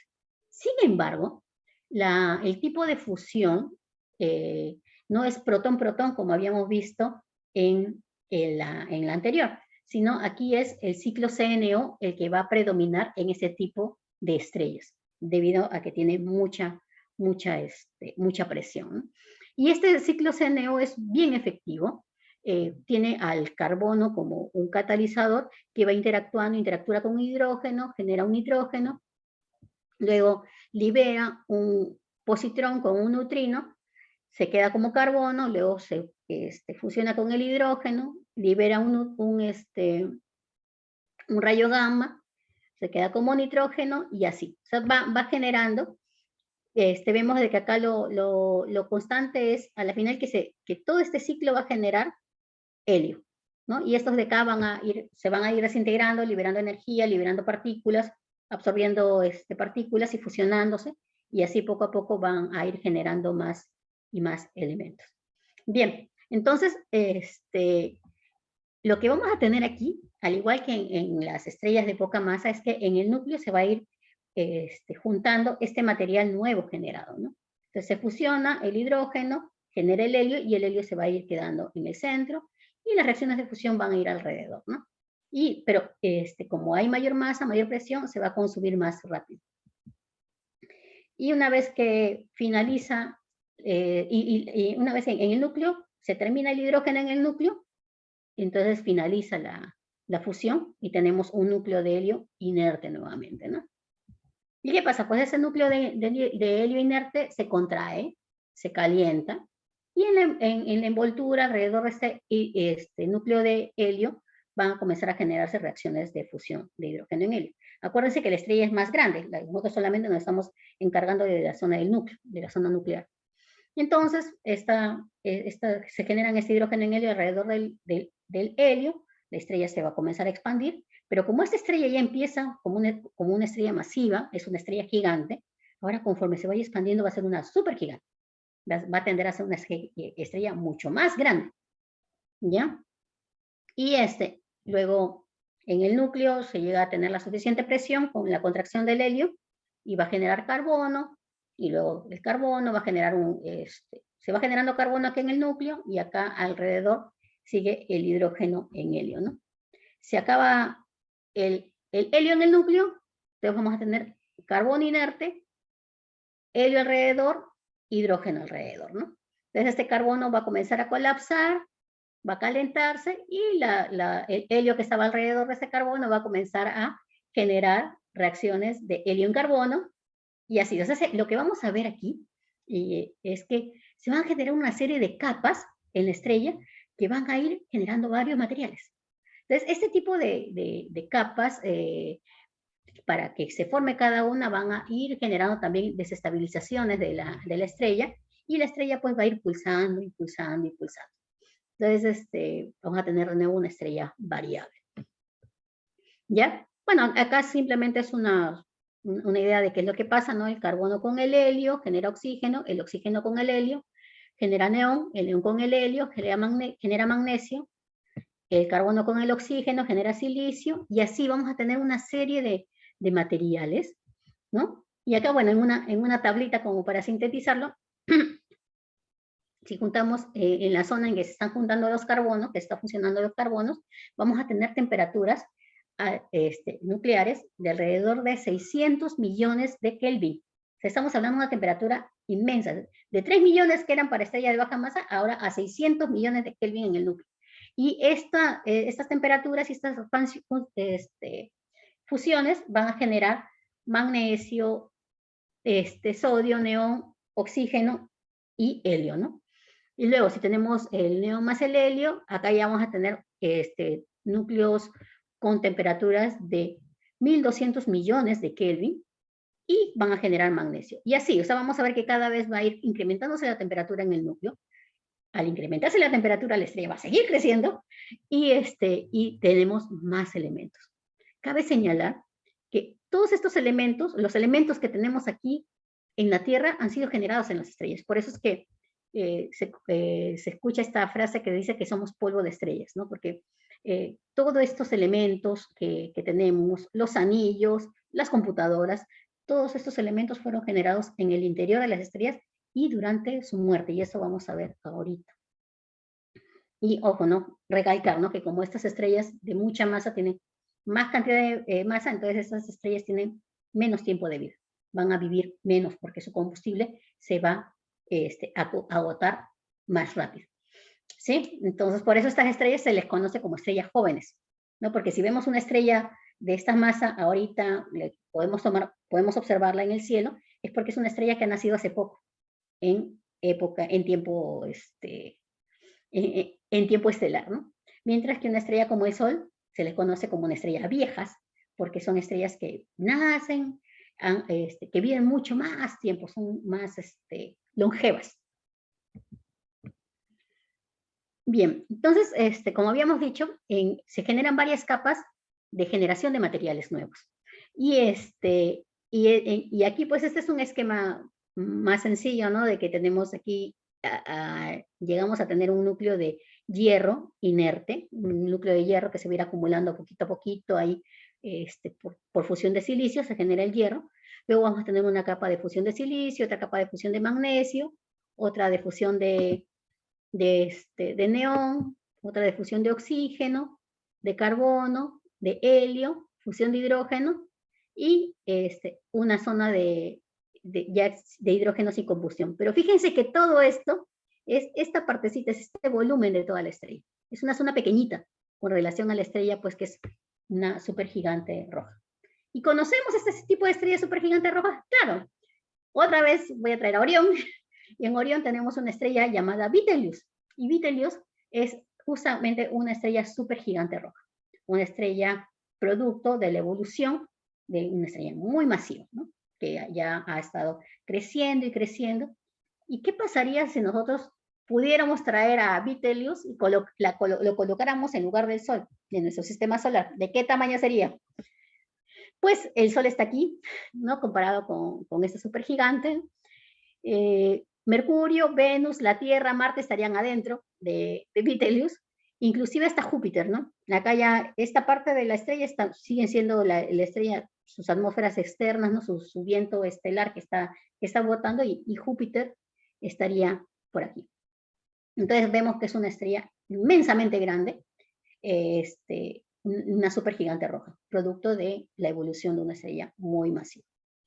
También hay otras estrellas muy masivas llamadas Wolf-Rayet, que es, para poder ser una Wolf-Rayet tiene que ser una estrella mayor a 20 masas solares.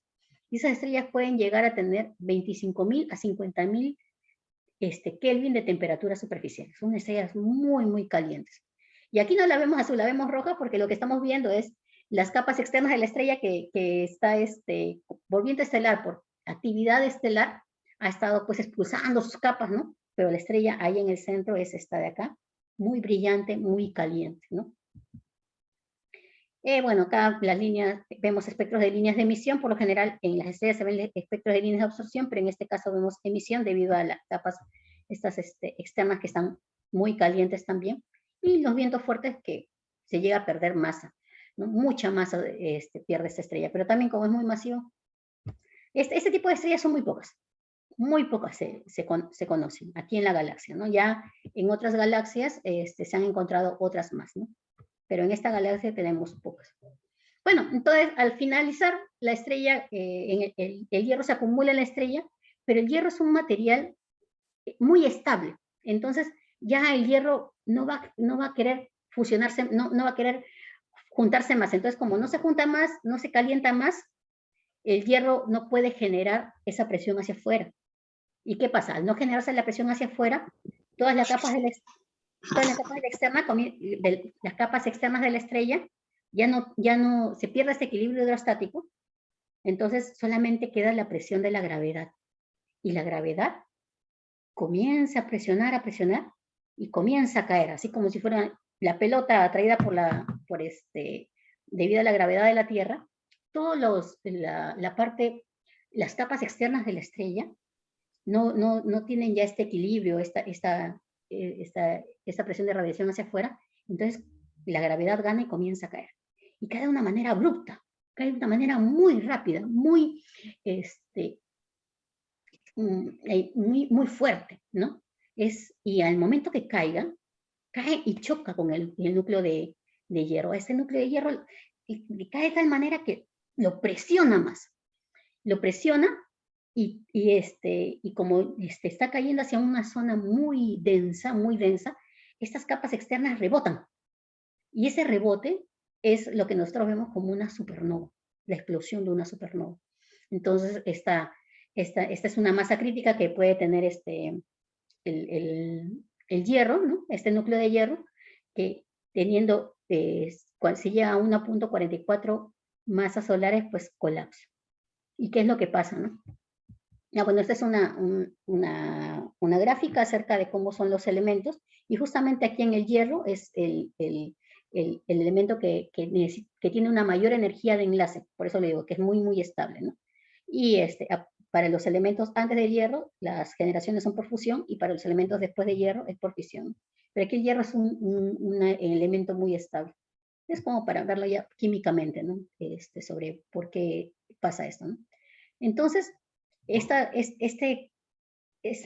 caída de material hacia el núcleo de la estrella es tan fuerte y tan estruendoso, pues que hay mucha energía involucrada allí. Y en este proceso se generan mucho más elementos. O sea, ya vimos que en el núcleo se generaron hidrógeno, helio, silicio, nitrógeno, neón y etcétera, ¿no? Algunos elementos, pero en la Tierra tenemos mucho más elementos, ¿no? Y esas explosiones de supernova son tan energéticas que generan en recombinación mucho más elementos. Entonces aquí vamos a colocar una simulación de esta explosión de supernova. Entonces se le llama nova, supernova, porque llegan a ser, en el pasado veían como si fuera una estrella nueva, ¿no? Que había aparecido en el firmamento de pronto, una estrella que no se había visto antes, ¿no? Pero después está desapareciendo.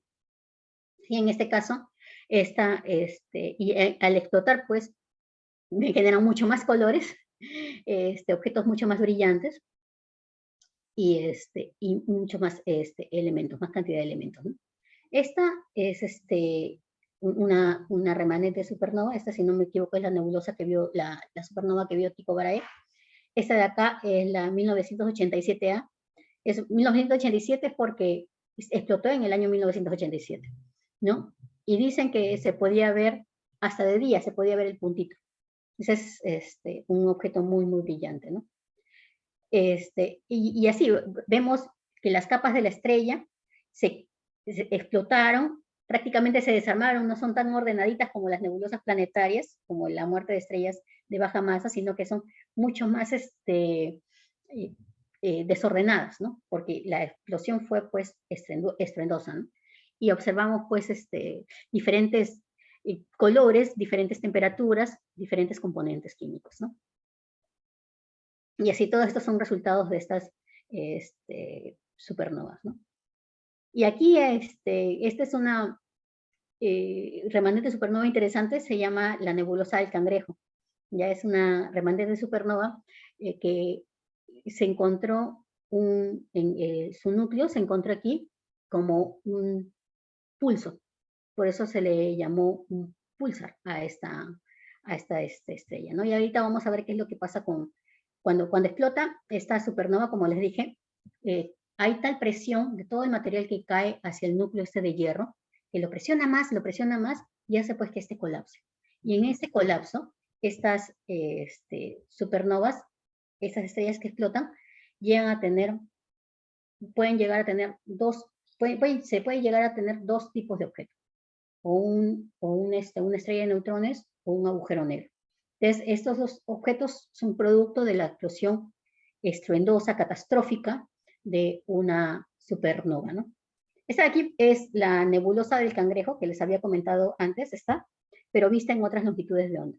Y cuando se ven otras longitudes de onda, se ve una cosa allí que está como moviéndose, que está pulsando.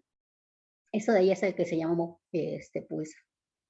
Y bueno, ahí en el centro de este núcleo, como les comenté, queda una estrella de neutrones, que es se le llama, les digo estrellas, bueno, pues por convención, ¿no? Pero a la final no llega a ser una estrella, sino era lo que es un núcleo, un núcleo de la estrella, ¿no?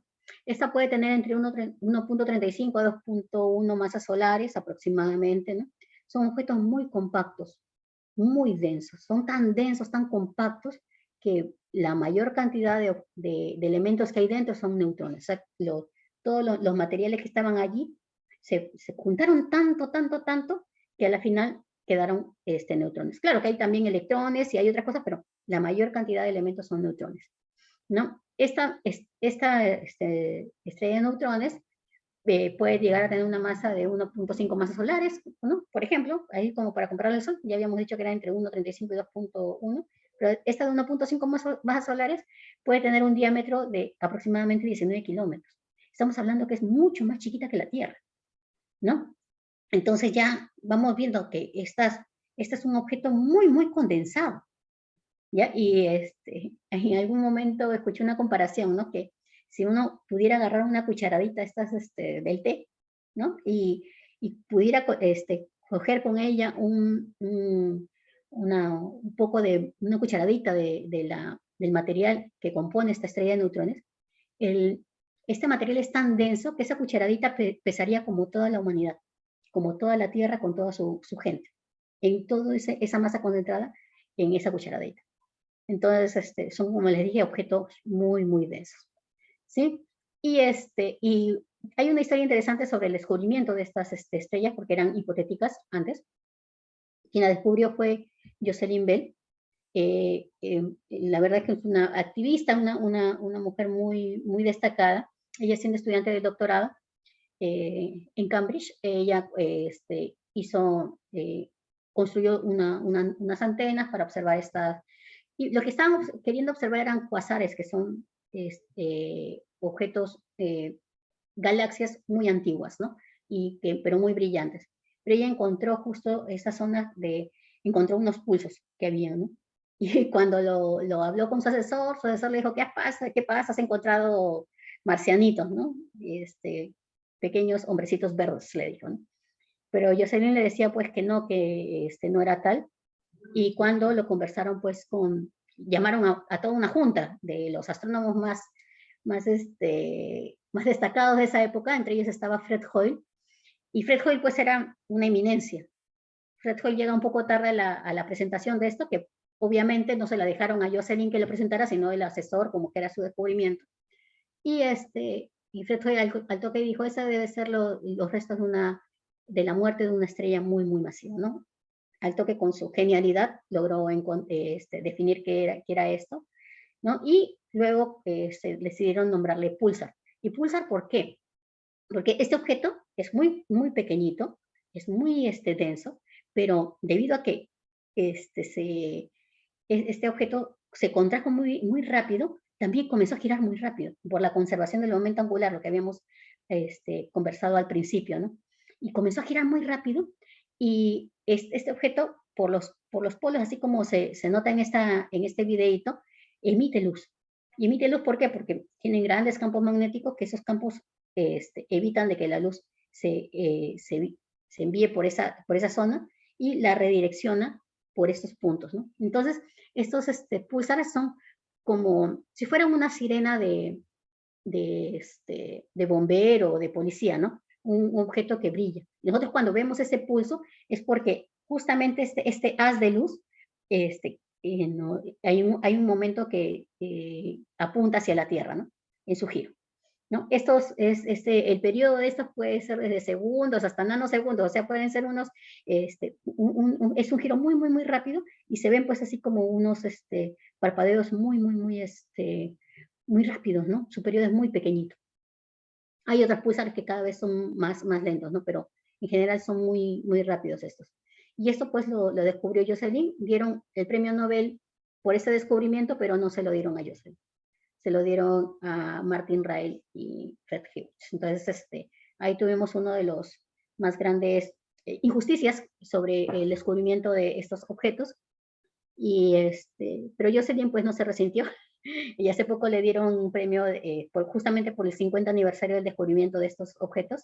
se lo dieron el premio especial Breakthrough, que es un premio que es económicamente 3 veces más el premio Nobel, ¿no?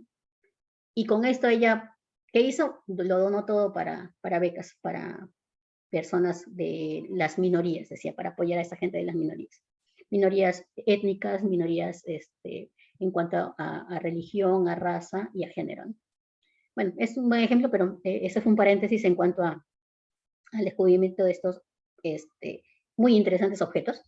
Y otro objeto que se puede generar en base a la muerte de una estrella masiva es un agujero negro, ¿no? Y es porque es cuando ya la masa de esta estrella mucho más grande y toda esta cantidad de material que cayó generó mucha más presión, y esta presión fue tan grande que sobrepasó un límite que es al que se le conoce como el radio de Schwarzschild, ¿no? Ese límite lo sobrepasó y se convirtió en un agujero negro. Este videíto que se ve acá es simplemente una simulación. Parece Saturno, ¿no? Pero a la final lo que pasa aquí es que este objeto es tan denso que la luz que la rodea es distorsionada por la masa del objeto, ¿no? Entonces la luz, en lugar de ir en forma recta, es distorsionada por la interacción con la masa de este objeto muy, muy denso, ¿no? Y el que está acá al costado es la imagen del agujero negro de la galaxia M87. Es la primera imagen de un agujero negro, o del entorno del agujero negro, o de la sombra del agujero negro, ¿no? Porque el agujero negro está acá adentro, ¿ya? Y todo esto es el material que está alrededor y que de un modo u otro pues se ha visto distorsionado por justamente esta masa, y es por eso que brilla un poco más en un lado que en otro, ¿no? Pero este de acá es un agujero negro supermasivo, muy grande, muy energético, de una galaxia activa, se llama una galaxia muy activa en M87. Y sí, hace poco también se tomó la imagen del agujero negro en nuestra galaxia, ¿no? Pero esos son muy masivos, y estos agujeros negros no son producto de la explosión de una estrella, sino que quería ponerlo aquí como un paréntesis, como la imagen de un agujero negro, o de la sombra del agujero negro. Pero, ¿qué es un agujero negro, no? Para poder entender qué es un agujero negro, tenemos que abordar este término que es la velocidad de escape. ¿Y qué es la velocidad de escape? Entonces, es la velocidad que tendría que tener un objeto para poder escapar de la gravedad de la Tierra. Para eso, pues, tenemos que comparar la energía potencial. O sea, sabemos la energía potencial gravitatoria, que es la que nos atrapa acá en la Tierra, ¿no?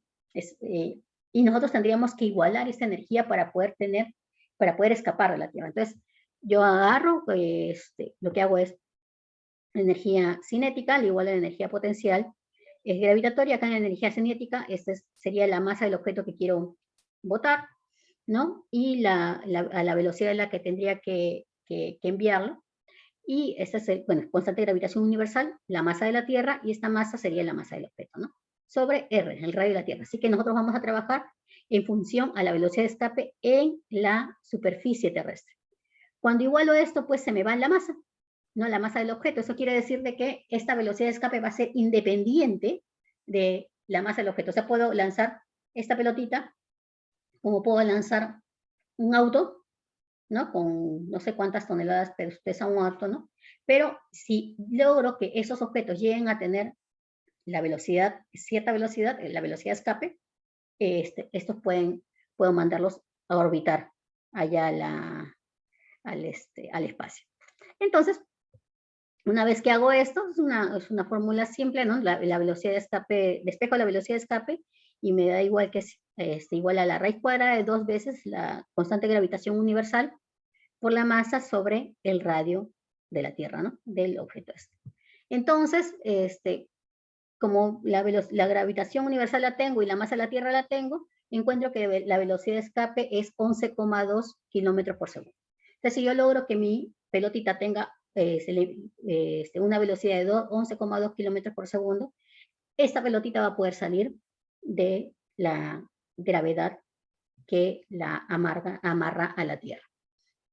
Sí, pero ¿y si conservando la masa de la Tierra redujéramos su radio? ¿No? ¿Qué pasaría si yo pudiera hacer que la Tierra fuera más chiquita, pero conservando su masa? Entonces, la velocidad de escape sería la misma. Entonces, vamos aquí. Si yo veo que la masa de la Tierra es inalterable, pero depende del radio, si yo disminuyo el radio de la Tierra, la velocidad de escape sería mayor a 11,2 o menor. Si yo disminuyo, si mantengo la masa, pero disminuyo el radio de la Tierra. Entonces, al disminuir el radio, toda esta parte de la ecuación se hace mayor, ¿no? Entonces, la velocidad de escape de la Tierra sería mayor. Entonces, ¿a qué tamaño yo tendría que reducir la Tierra? ¿Hasta qué tamaño toda la masa de la Tierra tendría que ser así tan chiquita para que su velocidad de escape sea la velocidad de la luz? Eso también puedo calcularlo. Entonces, pongo en lugar de velocidad de escape, pongo velocidad de la luz. Tengo tengo la gravitación universal, tengo la masa de la Tierra, podría hallar el radio, ¿no? Entonces, para poder, despejando, tengo el radio es igual a 2gm sobre c cuadrado, la velocidad de la luz al cuadrado, y con eso yo podría hallar de qué tamaño tendría que ser la Tierra con toda su masa que la contiene para que ésta se convierta en un agujero negro. Y el radio de la Tierra tendría que ser 0,89 centímetros. O sea, 9 milímetros prácticamente tendría que tener la Tierra para que ésta se convierta en un agujero negro. Entonces, ¿a qué voy con esto, no? Para que toda la masa de la Tierra tiene que estar concentrada en un radio o en una esfera cuyo radio sea 0,89 centímetros para que la densidad sea tan grande que no permita que nada escape aquí.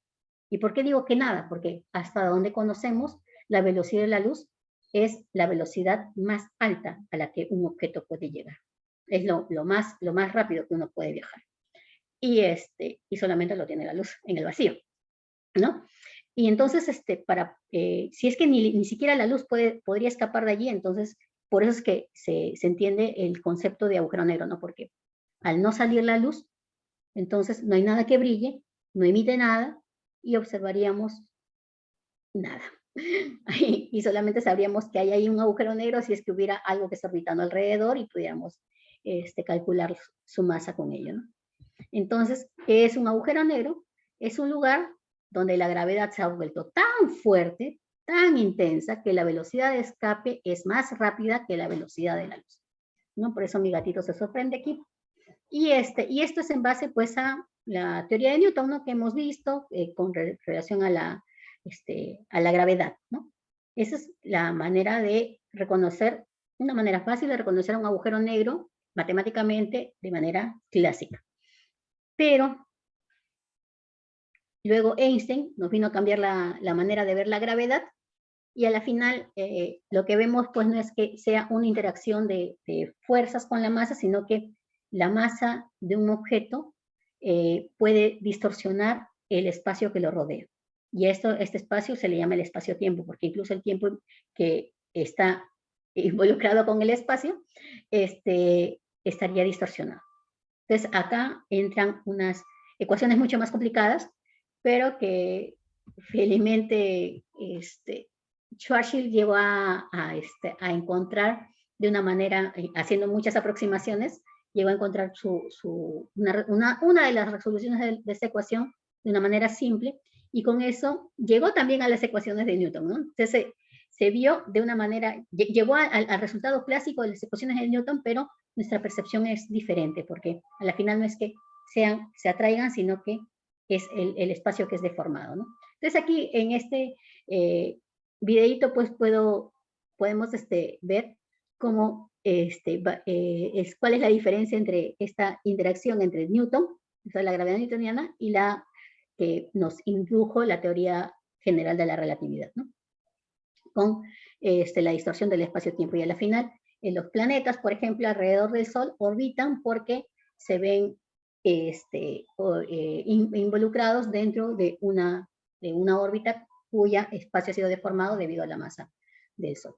Entonces, esto lo que nos habla acerca es de una manera de ver esto lo dijo Will, él dijo, ¿no? El espacio le dice a la materia cómo moverse, es decir, el espacio deformado le está diciendo a este objeto que está orbitando cómo moverse, por qué regiones moverse, y la materia, en este caso el Sol, por ejemplo, la masa del Sol, le dice al espacio cómo curvarse, ¿no? ¿Por qué? Porque la curvatura que genera este objeto va a depender de su masa.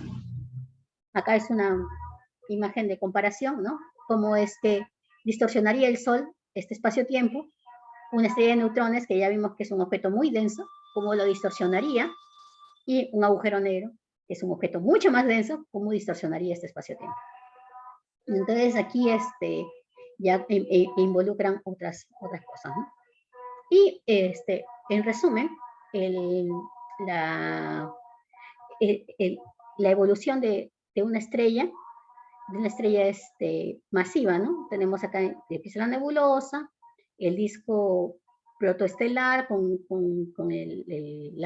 la protoestrella aquí, comienza a generar hidrógeno en el núcleo comienza a generar hidrógeno en helio, entonces es una estrella azul, una gigante azul, pero esta gigante luego comienza pues a generar otros elementos en el núcleo, y eso hace de que esta estrella vaya creciendo hasta que sea una supergigante, y luego cuando hay un momento en que llega el hierro, llega a tener este núcleo de hierro, que ya es muy, muy estable, comienza pues esta situación de inestabilidad en la cual la gravedad gana ya a la presión interna de la estrella, cae violentamente hacia el núcleo, rebota y se ve pues la nebulosa de tipo 2, ¿no? Y como resultado de esta nebulosa tenemos una estrella de neutrones o un agujero negro. Y todo este material que ha eyectado la estrella en esta explosión, pues se va a ir alimentando, va a ir enriqueciendo el material que tenemos en el medio interestelar, ¿no? Y luego este mismo material se junta con otras nubes estelares, con otra gas y polvo estelar, y va generando otra nebulosa mediante el cual se podrían generar nuevas estrellas, ¿no? De hecho, se cree que antes que el Sol, pues hubo una serie de supernovas que explotaron, que enriquecieron todos estos materiales, y luego con eso se generó pues esta estrella, nuestro Sol, y los materiales que ahora conocemos, ¿no? Y así, entonces a la final el universo recicla material y sigue generando nuevos materiales. Y con esto pues quería comentarles sobre un diagrama, el diagrama HR, que es un diagrama muy, muy útil para la astronomía, y que de alguna manera nos hace ver cómo es que ocurre esta evolución estelar, ¿no? Este diagrama HR es por Hertzsprung-Russell, el diagrama de Hertzsprung-Russell, que fueron dos científicos que de manera independiente encontraron estas características. Lo interesante es que también por aquí hubo alguien que, Russell agarró, revisó la tesis de Cecilia Payne, dijo, tu tesis, no, lo que tú estás proponiendo no está bien, ¿no? Le dijo que no tenía mucho sentido lo que ella proponía en cuanto a los elementos que componen el Sol. Antes no se creía que el Sol estaba compuesto de la mayor cantidad de hidrógeno, ¿no? Y de hecho, pues esto lo propuso Cecilia en base a una hermosa tesis, que es conocida también como la tesis mejor escrita en el mundo de la astronomía. Y Cecilia le propuso, Russell le dijo, bueno, no sé, ya, pero retráctate un poquito de lo que estás diciendo acá, ¿no? Ya, preséntalo, pero retráctate de esto, ¿no? Pero luego Russell utilizó esto para poder elaborar su diagrama HR, ¿no? Y Russell llevó el premio Nobel también, otro premio Nobel colocado para alguien más sin el reconocimiento de la primera que vio esto, ¿no? Bien, entonces, tenemos este es el diagrama de Hertzsprung-Russell. Este diagrama tiene a la magnitud de las estrellas. ¿Se acuerdan que habíamos visto que había magnitud aparente y magnitud absoluta? Y la magnitud absoluta tenía que ver con el brillo que emite la estrella. Entonces, esta es magnitud absoluta, es decir, ¿qué brillo tendría la estrella si todas estuvieran a la misma distancia? ¿Sí? El brillo intrínseco. Y acá le pongo el tipo espectral, pero el tipo espectral es es una característica que tienen las estrellas que está relacionada muy íntimamente a la temperatura de la estrella. Entonces, las estrellas de tipo espectral O son las más calientes y las de tipo espectral ELT son las más frías. ¿Sí? Entonces tenemos aquí, por eso los colores en este diagrama, ¿no? Acá tenemos la parte azul, que es la parte que en estrellas nos muestra la parte más caliente, y las rojitas, que son la parte más fría, ¿no? Y en estas estrellas, colocándolas por esas características, yo, por ejemplo, puedo decir, a ver, el Sol es una magnitud 11 o 12 por aquí, y es una estrella tipo G, entonces estaría por aquí. Entonces yo podría ubicar al Sol aquí en este punto, ¿no? Más o menos por aquí. Entonces, con sus características de las estrellas, yo puedo ubicar a las estrellas en diferentes partes de este diagrama. Y lo que se puede encontrar es que esas estrellas se concentran en ciertas zonas. Se concentran en esta zona, por ejemplo, que se llama la secuencia principal, que algo que tienen en común todas estas estrellas es que todas están fusionando hidrógeno en helio, ¿ya? Y se concentran luego en estas zonas y así.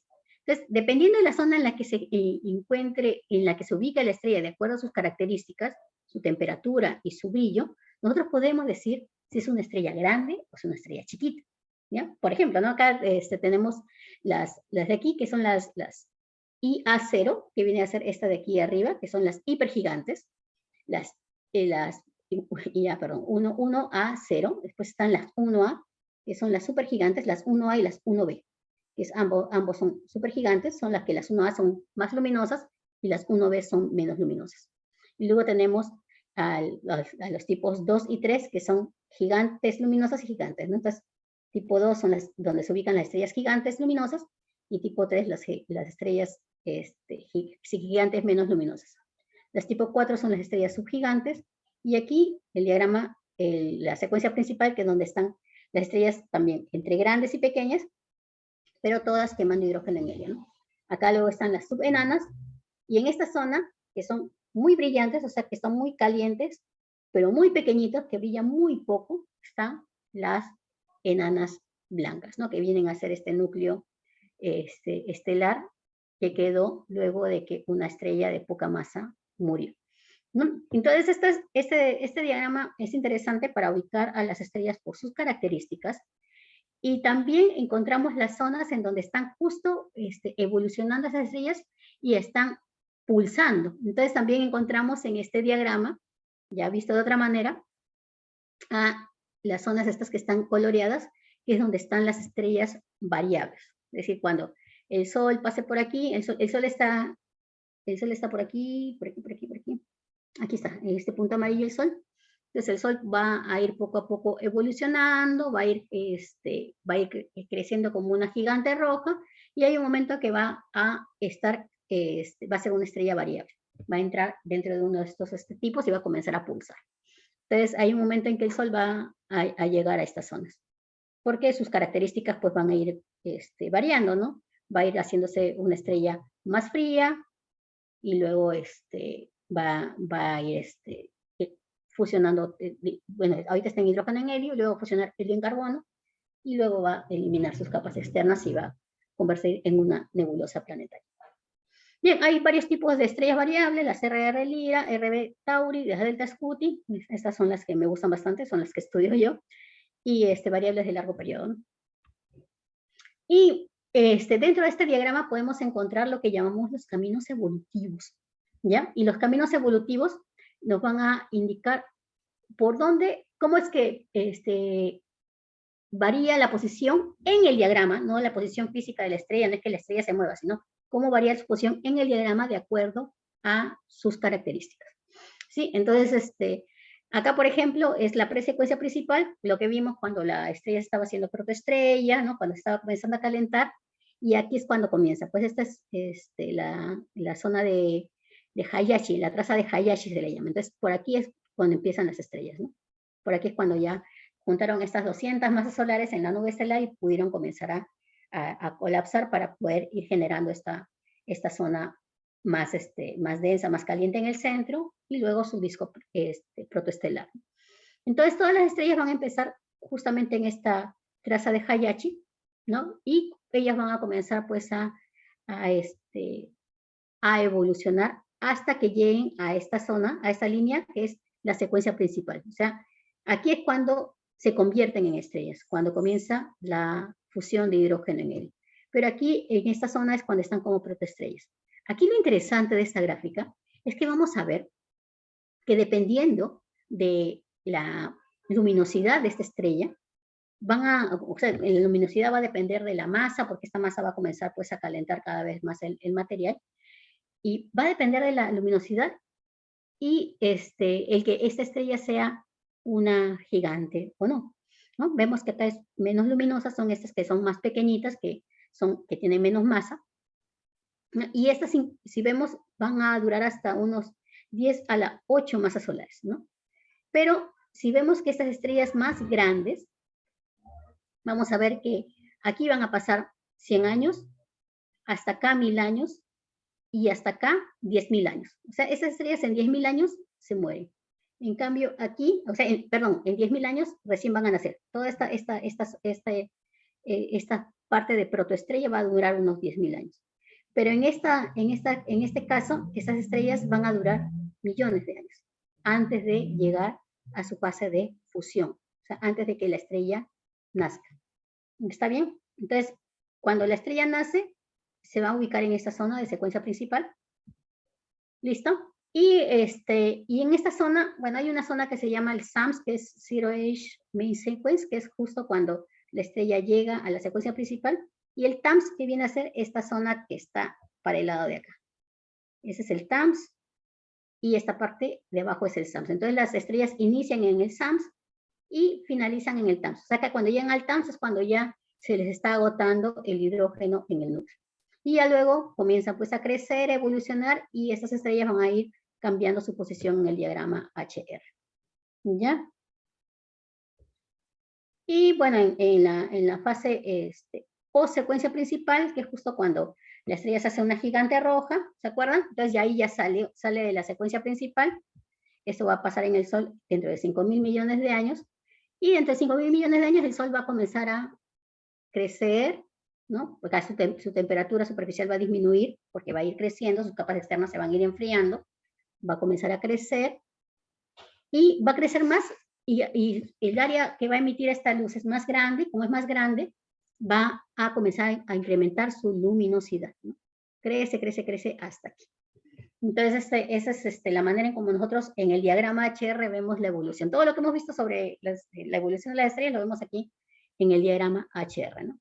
Entonces llega pues a la rama subgigante, ¿no? Que va creciendo la estrella, y luego a la rama de gigante roja, donde aparece este flash de helio y que comienza a combustionar muy rápido el helio. Y esa es una manera, un GIF que encontré, me parece muy interesante, sobre cómo es que el Sol, nuestra estrella, va a comenzar a evolucionar, ¿no? Entonces, es así, va a cambiar de posición en el diagrama de HR de esa manera, ¿no? Y este es el camino ya trazado, ¿no? Antes de, en su etapa de T Tauri, cuando todavía no nacía, cuando estaba generando la protoestrella, y luego todo este es el camino que va a seguir el Sol, y luego su temperatura vamos a ver que va a aumentar. ¿Por qué? Porque conforme va a ir botando sus capas externas de la estrella, vamos a ir revelando el núcleo, y el núcleo sabemos que tiene mucha temperatura, y aquí vamos a poder medir ya la temperatura del núcleo. Y aquí es ya cuando cae a enana blanca, ¿no? Bueno, esa es básicamente lo que es la evolución del Sol, y dependiendo de la masa de las estrellas van a tener diferentes caminos, ¿no? La del Sol está aquí, ¿no? Antes la presecuencia y después crece, ¿no? Perdón, el Sol de aquí va creciendo hasta que llega a hacer todo este camino, pero las estrellas más masivas vemos de que tienen un camino un tanto más alborotado, ¿no? Mientras este es así, nada más bien simplecito, esta de aquí regresa, crece, y así está, ¿no? Estas, por ejemplo, de 30, 60 masas solares, vemos que va y viene, ¿no? Debido a esta inestabilidad y la generación de muchos más elementos en el núcleo. Entonces, estos son lo que llamamos el camino evolutivo de la estrella, y como ya habíamos dicho, las estrellas con mayor masa crecen, se evolucionan más rápido, mueren más rápido, y las de menor masa pues van a vivir pues muchos años más. Y con esto yo acabo la parte de evolución estelar. Y yo espero que les hayan alcanzado a ustedes unas indicaciones para que se descarguen el Stellarium, el software. Espero que lo hayan hecho, si no, bueno, igual les queda ahí esta hojita que envié sobre las indicaciones para descargar, porque quería comentarles sobre este software. Es un software libre que lo usan astrónomos y aficionados para poder ver la simulación del cielo nocturno y poder saber cómo es que evoluciona, cómo es que, qué objetos puedo observar en el cielo en determinada fecha. Con eso puedo programar observaciones. Por ejemplo, si voy a viajar a tal lugar y sé que en tal lugar hay cielos completamente despejados, sé qué fechas voy a viajar, entonces veo en el Stellarium qué objetos puedo observar en el cielo y planear una noche de observación, ¿no? O si por allí sé que va a haber un eclipse, entonces ver en el Stellarium cómo va a ser el eclipse en mi zona, o ver en qué zona va a observar mejor el eclipse, y de qué hora a qué hora va a ser, ¿no? Y esas cosas, ¿no? Entonces nos permite poder trabajar con ello. Si se les alcanzó, se les debió alcanzar una hojita así, ¿no? Donde indico la página web de donde pueden descargar el Stellarium, y allí van a encontrar que va a haber archivos para diferentes plataformas. O sea, si yo tengo Windows, puedo descargarla para mi Windows y instalarlo. Si yo tengo Linux, lo descargo para Linux, y si tengo una Mac, una Macintosh, una de estas computadoras Mac, puedo descargarlas para esa plataforma. Y así descargarlo e instalarlo para ello, ¿no? Entonces, algo interesante que puedo, les voy a mostrar un poco cómo es este programa. Así algo bien, una guía bien rápida para que se inicien en el Stellarium. A mí me parece muy, muy útil. He visto, inclusive hay este software hay para teléfonos celulares, ¿no? Pero en el celular, el software para el celular, la app no tiene tantas funcionalidades como la que tenemos en la PC. Entonces voy a pasar a compartir.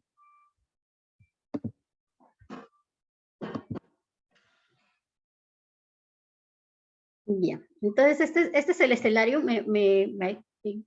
Veo aquí el cielo, es de día porque se ha acomodado a la hora que tiene mi computador, pero si yo quiero, en el software, puedo cambiar ello, ¿no? Entonces, primero, acá en esta zona, pues esta es la ventana de ubicación. En la ventana de ubicación, yo puedo colocar en qué lugar estoy, ¿no? Puedo colocar, yo estoy en Lima, coloco Lima, y veo que Lima tiene allí unas opciones para Sudamérica, pero también hay Lima en Norteamérica también, ¿no? Pero ahí veo la opción de Sudamérica, la anoto, y ya tengo estas coordenadas, ¿no? Pero también, si yo quiero, puedo añadir una lista, puedo cambiar estas coordenadas con estas flechitas, ¿no? Y pongo las coordenadas del lugar en donde voy a estar, o donde quiero hacer la observación. Sí, o sea, puedo colocar veo en el Google Maps las coordenadas y las instalo acá, y acá yo puedo editar y colocar, por ejemplo, Huancayo, Moquegua, Arequipa, y añadir ello. Pero ya, yo estoy en Lima, coloco mi ubicación allí. Luego tengo esta flecha este icono de ventana, esa ventana de hora y fecha. Acá yo puedo colocar, qué sé yo, pueden ver cómo era el cielo en el día de su cumpleaños, o en años anteriores, o quizás en el año 3400. Y ahí puede, el software les da una simulación del cielo en esta época, ¿no? Pero bueno, estamos en el 2022. Aquí, en esta parte de día, yo puedo colocar a ver en la noche. Ya, yo quiero ver el cielo en la noche. Listo, ya estamos Ya son las 20 horas, ¿cómo va a ser el cielo en la noche aquí en mi ubicación? Entonces yo voy a observar el cielo, voy a ver que la luna está aquí. Si hago clic en la luna, me va a aparecer aquí algunas características de la luna, ¿no? La magnitud de la luna, el porcentaje inclusive creo que de iluminación de la luna. Bueno, igual esto yo puedo editarlo y puedo hacer de que me muestre más objetos o menos objetos. Si hago clic derecho, me desaparece eso y ya está.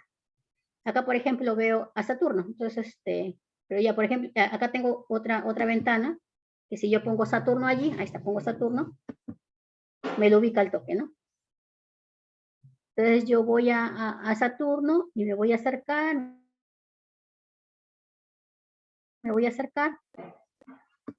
y voy a ir a acá ya tengo algunas características del planeta, pero me voy acercando a Saturno y voy a ir encontrando, voy a ir viendo alguna de sus lunas.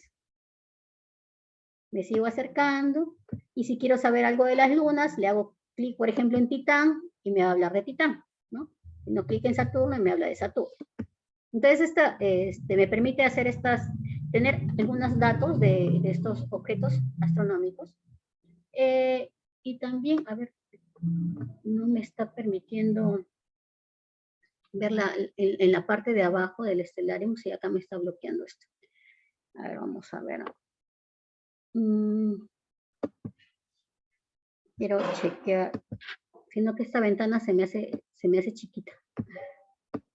Voy a hacer más chiquita mi ventana del Stellarium para poderla compartir mejor.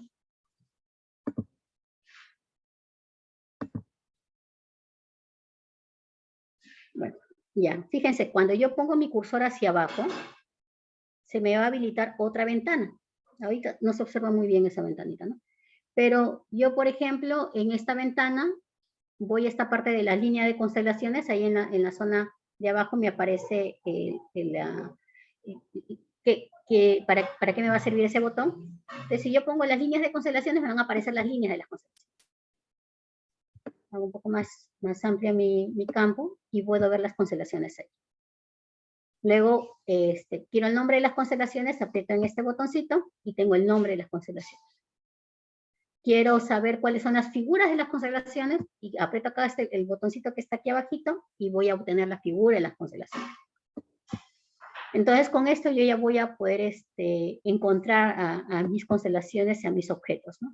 También puedo encontrar los objetos del cielo profundo, por ejemplo, las galaxias.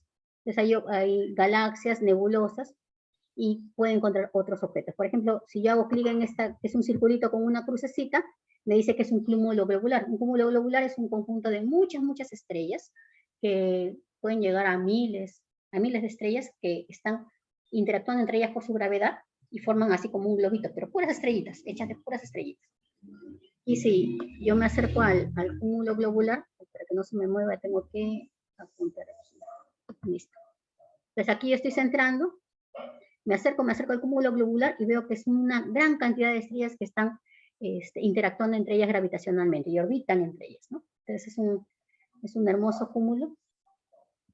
Y así puedo encontrar otros objetos y, como les dije, puedo planear observaciones en una noche o en el próximo año, ¿no? Inclusive podría buscar algún eclipse que sucedió, ubicarme, por ejemplo, quiero ver el eclipse solar total que hubo en Chile en el 2019, ya pongo el año 2019, pongo la fecha que fue el eclipse, pongo las coordenadas en donde se vio el eclipse total, que fue, por ejemplo, en el norte de Chile, podemos poner Coquimbo, pongo Coquimbo, y aquí en el escenario me va a poder simular este evento, ¿no? Y ya con eso yo puedo saber a qué hora fue, ¿no? Y puedo ver luego en un futuro, si aquí en Perú va a haber algún tipo de eclipse o algo, y tratar de simularlo en el escenario para poder programar mi observación. Entonces, inclusive aquí me aparecen las coordenadas, entonces yo puedo saber hacia qué lado de mi horizonte, si está para el oeste, al este, norte, sur, hacia dónde es que se va a observar. Y si coloco estas líneas de aquí, ¿Se acuerdan que yo la clase pasada les mostré cómo medir las distancias angulares? Bueno, acá cada una de estas líneas me habla de estas distancias angulares, ¿no? Hasta acá, del horizonte aquí son 10 grados, hasta acá 20 grados, acá 30, 40, 50, 60, 70, 80 y 90 grados, que viene a ser el cenit, ¿no? Desde el horizonte hasta el cenit son 90 grados. Entonces yo con esto puedo saber también a qué altura está uno u otro objeto para poder observar. Y bueno, con esto termino esta clase. No sé si hay preguntas. Creo que sí hay un montón de preguntas. A ver si me ayudas un poco, Matías, con eso. Ya, perfecto. Ya, listo. Bueno, una de las primeras preguntas que mayormente Nilsson nos hacía, mientras tanto yo voy leyendo, todos los que tengan ahí curiosidades, vayan escribiendo todas sus preguntas que tengan en estos minutos que nos quedan. Bueno, la primera pregunta es, ¿cómo es la rotación de los agujeros negros? Ya, todavía eso se está estudiando, todavía lo tenemos de modo teórico. Se ha podido observar algo en la observación de esta imagen de los agujeros negros supermasivos, pero es así, no sé, que rotan en relación a su eje, pero no tienen este disco, ¿no? Este disco, esta rotación es diferente al eje. Entonces es algo bien extraño, ¿no? Pero como les dije, es algo que se está estudiando todavía. Y algo que se está observando ahora es en los agujeros negros este grande, que se vio en M87, que es el que nombré, que es un agujero negro muy activo, tiene mucha materia que está tragando constantemente, y sí, por eso rota bastante rápido, ¿no? En cambio, el agujero negro que tenemos en nuestra galaxia rota muy lento, ¿no? Es un agujero negro supermasivo, pero rota muy, muy lento. Entonces, esto también es debido a este colapso, ¿no? Y todo este material que está, pero todavía no, hay muchas cosas que están en el ámbito teórico, más que en el observacional. Entonces hay poco que podría decirles yo, porque yo me dedico un poco más a la parte observacional. ¿No? Pero sí, a esos agujeros negros rotantes se les llama los agujeros negros de Kerr. ¿Ya? Y Kerr es el que estudió más teóricamente. O sea, si quieren saber un poquito más sobre esto, es agujero negro de Kerr, K-E-R-R, y por ahí que pueden tener algo más. Pero eso, en el ámbito teórico más que todo. Cusa, genial. La otra pregunta es si el Sol era más brillante cuando se formó como estrella. El Sol es que prácticamente no ha variado mucho, porque desde que se formó como estrella hasta ahora, el Sol sigue quemando hidrógeno en helio. La temperatura del Sol no ha variado mucho.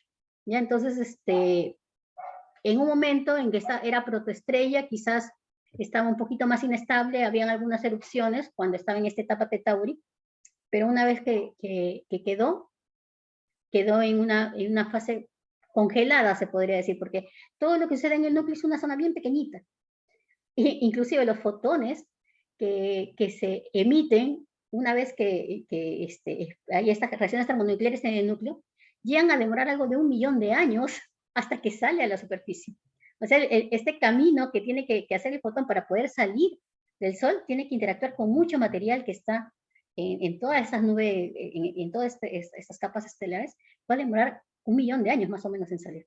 Entonces estamos hablando de objetos muy grandes, pero en cuanto al brillo, es prácticamente estable. O sea, cuando están en secuencia principal, cuando están quemando hidrógeno en helio, las estrellas son objetos muy, muy estables. Ya la cosa se complica cuando salen de la secuencia principal, cuando se les agota el hidrógeno en el núcleo, ahí sí ya comenzamos a ver otras cosas. Me imagino totalmente. Después tenemos incluso ahora más preguntas. Creo que esto sería una pregunta un poquito interesante. A ver, bueno, pregunta, ¿cómo es la habitabilidad para un sistema binario estelar? Es un poco difícil, ¿no? Porque precisamente como están orbitando entre ellas, o sea, si hubiera algún planeta que está alrededor de una estrella y su compañera es una estrella binaria, su compañera binaria, está muy cercana, entonces las variaciones de temperatura en este objeto, en este planetita, variarían mucho porque va a depender de qué tan cerca o qué tan lejos esté en su órbita de la estrella. Ahora, si este sistema binario está acá pequeñito y está muy, muy juntito y los planetas están orbitando aquí alrededor, por ahí se podría hablar de alguna zona de habitabilidad, ¿no? Pero me parece que es un tanto difícil todavía, ¿no? Pero en sí, esa zona de habitabilidad tiene que ver más con la posibilidad de que ese planeta tenga hidrógeno, perdón, agua, y que esta agua se mantenga en forma líquida. Y esa zona es bien pequeña, ¿no? Porque si estamos muy cerca, o sea, vemos, por ejemplo, los planetas más cercanos aquí a la Tierra, tenemos a Venus y tenemos a Marte. Venus, a pesar de no ser el planeta que está más cerca del Sol, es un planeta más caliente, pero es debido al efecto invernadero. Ahí en Venus estamos viendo el futuro de la Tierra si seguimos así. Así nos vamos a seguir sancochando. Y en Venus llegan a temperaturas superficiales de 400 grados de temperatura. 400 grados Celsius. Estamos hablando de una temperatura infernal, ¿no? Y Venus es el planeta más cercano y está a la Tierra, ¿no? Pero no llega a tener una zona no llega a estar en la zona de habitabilidad. Y por el otro lado, Marte, que es el que pensamos que podría ser nuestro próximo destino, porque ya vimos que el Sol va a crecer, entonces podemos dar un saltito a Marte. Marte es más pequeño que la Tierra, ¿no? Es un planeta mucho más pequeño, es planeta rocoso, y sus temperaturas también varían bastante, ¿no? En cuanto por la lejanía que tienen. Entonces, en Marte no se tiene agua líquida, ya no se ha encontrado agua líquida, y mucho menos pues en los objetos más externos, ¿no? Entonces, esta zona de habitabilidad, la distancia especial esta para que haya agua líquida en un planeta, va a variar no solamente de la distancia, sino del tipo de estrella. O sea, si el tipo de estrella es una estrella gigante y muy caliente, la zona de habitabilidad debe estar muy lejana. Si es muy pequeñita, muy fría, la zona de habitabilidad va a estar más cercana, ¿no? Pero por eso, ya cuando estamos hablando de un sistema binario que está orbitando, entonces estamos hablando de dos estrellas que están cambiando su posición de manera constante. Entonces es un poco difícil encontrar ahí una zona de habitabilidad, ¿no? Tendríamos que ver especialmente ese sistema y estudiar, pues, ¿no? Pero por ahí se me ocurre que quizás el sistema binario aquí que sea muy juntito, muy cercano, y la zona de habitabilidad alrededor, ¿no? Pero bueno, pues así. Y bueno, la siguiente pregunta es, creo que se podría explicar también un poquito ya con más facilidad. Creo que aquí preguntan el Sol. El Sol, ¿cómo es posible que, cómo es posible que el Sol pueda quemar si tiene hidrógeno y helio, pero no tiene oxígeno? No, lo que pasa es que la fusión, bueno, en sí el Sol y todas las estrellas, la gran cantidad de estrellas, se formaron una nube que no solamente es hidrógeno, pero que sí tenía el 75% de hidrógeno. O sea, lo que tenemos es que la mayoría de este porcentaje de hidrógeno. Ahora, el caso de quemar no es tanto como la combustión como la conocemos, ¿no? De prender un fosforito y que con el oxígeno se mantiene, ¿no? Sino que hay tanta presión y tanta temperatura debido a la gravedad que en el núcleo es una zona tan, los átomos están tan cercanos que llegan a chocar. Y la temperatura es tan alta, nosotros sabemos que la temperatura es una medida de la energía cinética de las moléculas. O sea, si las moléculas están moviendo más rápido, estamos hablando de un sistema que tiene mayor temperatura. Si tiene menor temperatura, las moléculas están moviendo muy lento. Entonces, hay tal cantidad de temperatura que en ese núcleo estos átomos están moviendo muy, muy rápido, y esa rapidez contribuye a unos choques muy intensos. ¿Sabes? Dos carros que vienen muy rápido y se chocan, va a ser un choque mucho más catastrófico que dos carros que vienen muy lentito y se chocan, ¿no? Entonces, este choque muy intenso va a ser tan fuerte que va a generar que el núcleo como que se junte, se fusione, y en esa fusión se libere energía, ¿ya? Entonces, ahí tiene que ver mucho la temperatura y la presión, ¿no? Porque la presión, porque están muy juntitos, y al estar muy juntitos estas moléculas hacen de que haya más probabilidades de que hayan estos choques, y al ser la temperatura muy alta hacen de que estos choques se hagan con mucho más energía. Y eso es lo que contribuye a la fusión. O sea, no necesita el oxígeno, es simplemente la liberación de energía debido a que dos núcleos de hidrógeno se están juntando, ¿no? Y se están aplastando y están generando un nuevo elemento, ¿no? Cusa, perfecto. La siguiente pregunta ya es un poquito más extensa, que significa que, bueno, preguntan, ¿no? ¿Es posible que haya algún elemento teórico que exista solo en los agujeros negros debido a su gravedad inconmensurable? Nos dijo que podría existir o quedar un diamante como rastro de un agujero negro que existió, pero en el futuro que ni aún podemos imaginar, que está el dice 40 años, creo que dijo. Claro, o sea, lo del diamante que lo dije con relación a las enanas blancas, que son no restos de la muerte de una estrella gigante, una estrella grande, sino una estrella de poca masa. ¿Por qué? Porque habíamos hecho hidrógeno en helio en carbono, y ese carbono, como sabemos, los diamantes son compuestos de carbono, ¿no? Carbonos que están con muy alta presión, ¿no? Entonces, aquí hay carbono con muy alta presión, claro que hay otros elementos, ¿no? Porque también por ahí queda el hidrógeno, ¿no? Hay un conjunto de elementos, pero en su mayoría es carbono en ese núcleo. Entonces, ese sería este diamante grande, ¿no? Por eso yo escuché en algún momento que lo nombraban así como un enorme diamante, pero ni te acerques porque está muy caliente, estamos hablando de millones de Kelvin, ¿no? Nos quemamos nada más al tocar el agua a los 40, 50 grados, millones de Kelvin, imagínense. Además, como habíamos dicho, es para que se enfríe este núcleo, este remanente de núcleo estelar de una estrella de baja masa, tiene que pasar algo de 10 a la 40 años. Estamos hablando un 10 y le aumentas tus ceritos por 40, pues es un 1 con 40 ceros, y con esto tú vas a tener cuántos años tiene que demorar para que esta estrella, este núcleo de carbono, que estaba alrededor de los 3 millones de Kelvin, se enfríe. Y para recién cogerlo. Y luego debes encontrar dónde esté, porque cuando esté en la negra, como no va a emitir luz, no vamos a poder verlo. Entonces tendríamos que estarlo siguiendo y, bueno, y quién viva hasta dentro de 10 a la 40 años, ¿no? Entonces, es un poco, pero lo digo, lo del diamante era con relación al núcleo de estrellas de baja masa.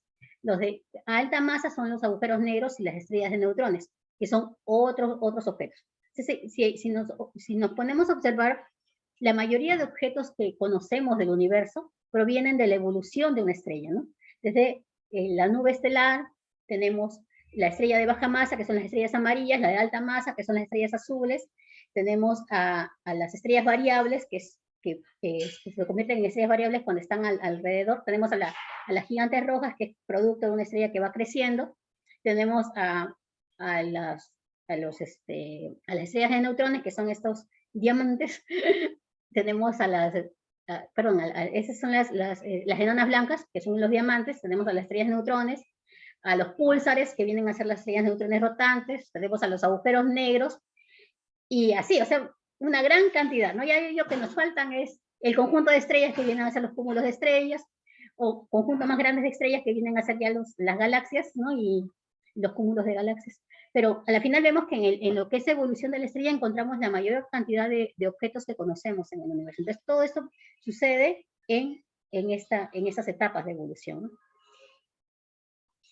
Por supuesto, ahí Impuni, excelente. Ya nuestra última pregunta es un poquito más referencia sobre el programa que usted estaba, bueno, en este caso nos pedí instalar, ¿no? Que es Stellarium.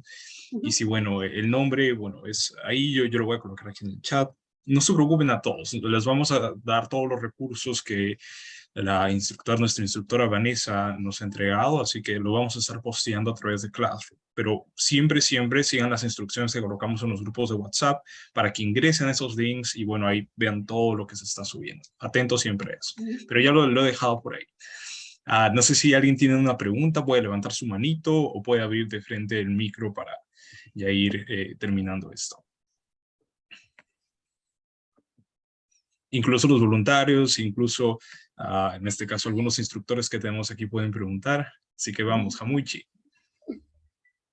Bueno, lo que es esto de la evolución, o sea, de las estrellas, yo sé que es un tema pesado, porque yo, como física he tenido que meter matemáticas y espero no haberlos ahuyentado, ¿no? Pero a mí me parece increíble, ¿no? De que con lo que conocemos de física, nuestra observación de los fenómenos físicos, de la naturaleza, podamos luego explicar todo esto que sucede en el universo, ¿no? Y que en base a, increíble que en base a imágenes tomadas con telescopios, con diferentes longitudes de onda, podamos luego generar toda esta historia que nos habla de cómo es que se generó el universo, ¿no? Ari, Chainam Chai, Ari, Ayimpuni, excelente, sí, sí. Y bueno, ya tenemos aquí a Antonio. Antonio, Rimamui, chique. Muy buenas tardes, felicitar a la ponente, extraordinario esta ponencia. Yo solo quisiera hacerle una consulta si en algún momento se pretende realizar alguna ponencia sobre arqueoastronomía, tal vez eso es el punto que a mí me fascina. Y bueno, el otro tema sería si habría otro pequeño curso o cómo podríamos acceder para que se nos pueda instruir en el manejo del Stellarium. Gracias. Bueno, en cuanto al Stellarium, es un programa bien intuitivo, ¿no? Yo lo he dejado ahí como para que puedan investigar, así como, bueno, los más jóvenes se han metido a sus juegos Among Us y rapidito aprenden ahí, ¿no? Los de mi época en algún momento entramos a Prince of Persia, el Pac-Man, lo aprendí también rápido. Ya, el Stellarium no es difícil, y lo bonito de este programa o de este software es que está en español también, ¿no? Entonces, también lo podemos poner en diferentes idiomas. Todavía el quechua no le he visto que esté, ¿no? Pero está en español. Ahí también mostré que había unas constelaciones, que son las constelaciones de la Unión Astronómica Internacional, pero también han subido un grupo de constelaciones de otras culturas. Y sé que hay un amigo mío, José Ricra, habla un poco sobre arqueoastronomía, él está trabajando en Caral. No, hay un astrónomo aficionado, Erwin Aya, si no me equivoco, es el que está en el Cusco. Él me parece que estaba haciendo algunas representaciones de constelaciones andinas que esperan que luego puedan ser subidos, pero también supe que en Bolivia han agarrado también han hecho estas constelaciones y también quieren subirlo al Stellarium, porque este software es tan versátil que uno podría entrar y modificar algunas cositas para poder trabajar. Pero como les dije, es bien simple. Van apretando el botoncito, leen las indicaciones. Hay en la página del Stellarium hay guías para poder manejar el software, pero están en inglés. Pero creo que buscando en internet, en YouTube, hay algunas personas que han subido algunas prácticas rápidas del Stellarium como para trabajarlo. No sé, como para que no dependan de mí y puedan seguir investigando. Nosotros como APEMUC, de cuando en cuando vamos a estar subiendo en nuestras páginas de Facebook algunas charlas o quizás algunos cursos que vayamos a trabajar justo para promover el trabajo de ciencia en las escuelas. Y en particular a mí me interesa bastante trabajar con los maestros, así que por eso también participo en Cosmonautas, donde hacemos una capacitación virtual gratuita a los profesores. Ya hemos hecho 2 sesiones. Estamos coordinando para ver el siguiente año poder sacar una nueva convocatoria y hacer todas estas capacitaciones, ¿no? Porque la idea es poder dar herramientas didácticas para que se pueda enseñar la ciencia de una manera divertida, de una manera apasionante, ¿no? A mí, como me enseñaron la física, yo en mi vida me iba a imaginar que voy a hacer física, ¿no? Pero en la academia tuve un muy buen profesor, un profesor que amaba la física. Entonces, este profesor me atrajo un poco más a esta rama, ¿no? Y de hecho, ya cuando ingresé a la universidad, la variedad de temas que se podía trabajar en física me atrapó, ¿no? Porque yo también por ahí decía, no, yo también puedo estudiar electrónica, mecatrónica, porque yo quería ser inventora de niño.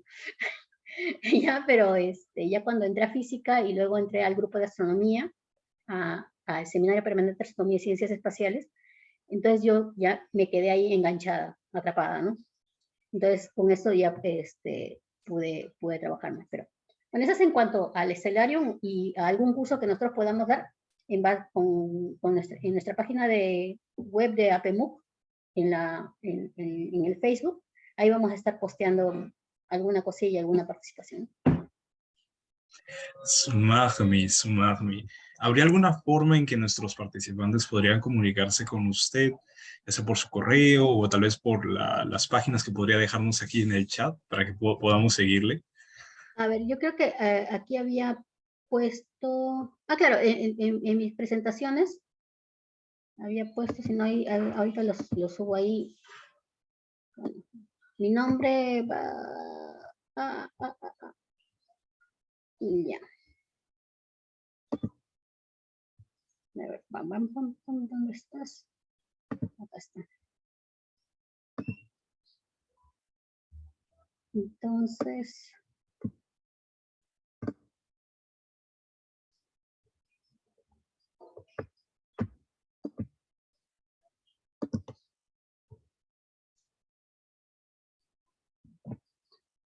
Uy, se me congeló.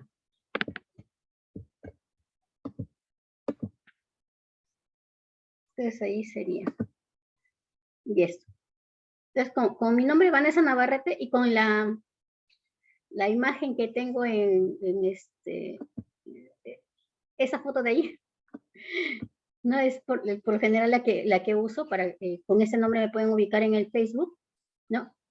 A PEMUC lo ubican como a PEMUC con este logo de aquí, y es por donde nosotros vamos a estar promoviendo algunas actividades, ¿no? Algunos conversatorios también sobre la necesidad y cómo apoyar a que jóvenes y niñas se introduzcan en el área de las ciencias, ¿no?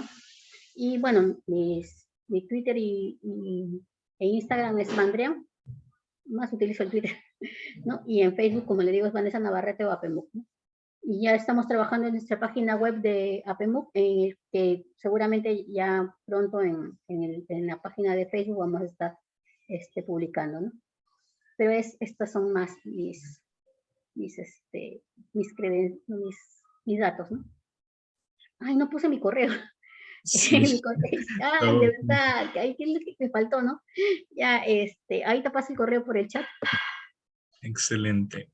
Y bueno, ya siendo esa la parte final, bueno, nosotros desde Camacha Chicuna, desde el Club de Ciencias en Quechua, Tukuy Sunhuiwan Sulpaiquiche, le agradecemos desde todo el corazón por las ponencias, por el maravilloso taller de las estrellas, sus características y evolución. A pesar de que esta es la sesión del final del taller, en este caso le agradecemos muchísimo todo su trabajo, todo el compromiso que ha tenido por Clubes de Ciencia en Quechua, y estoy seguro que cada uno de los participantes va a aprovechar todos los recursos que nos ha brindado.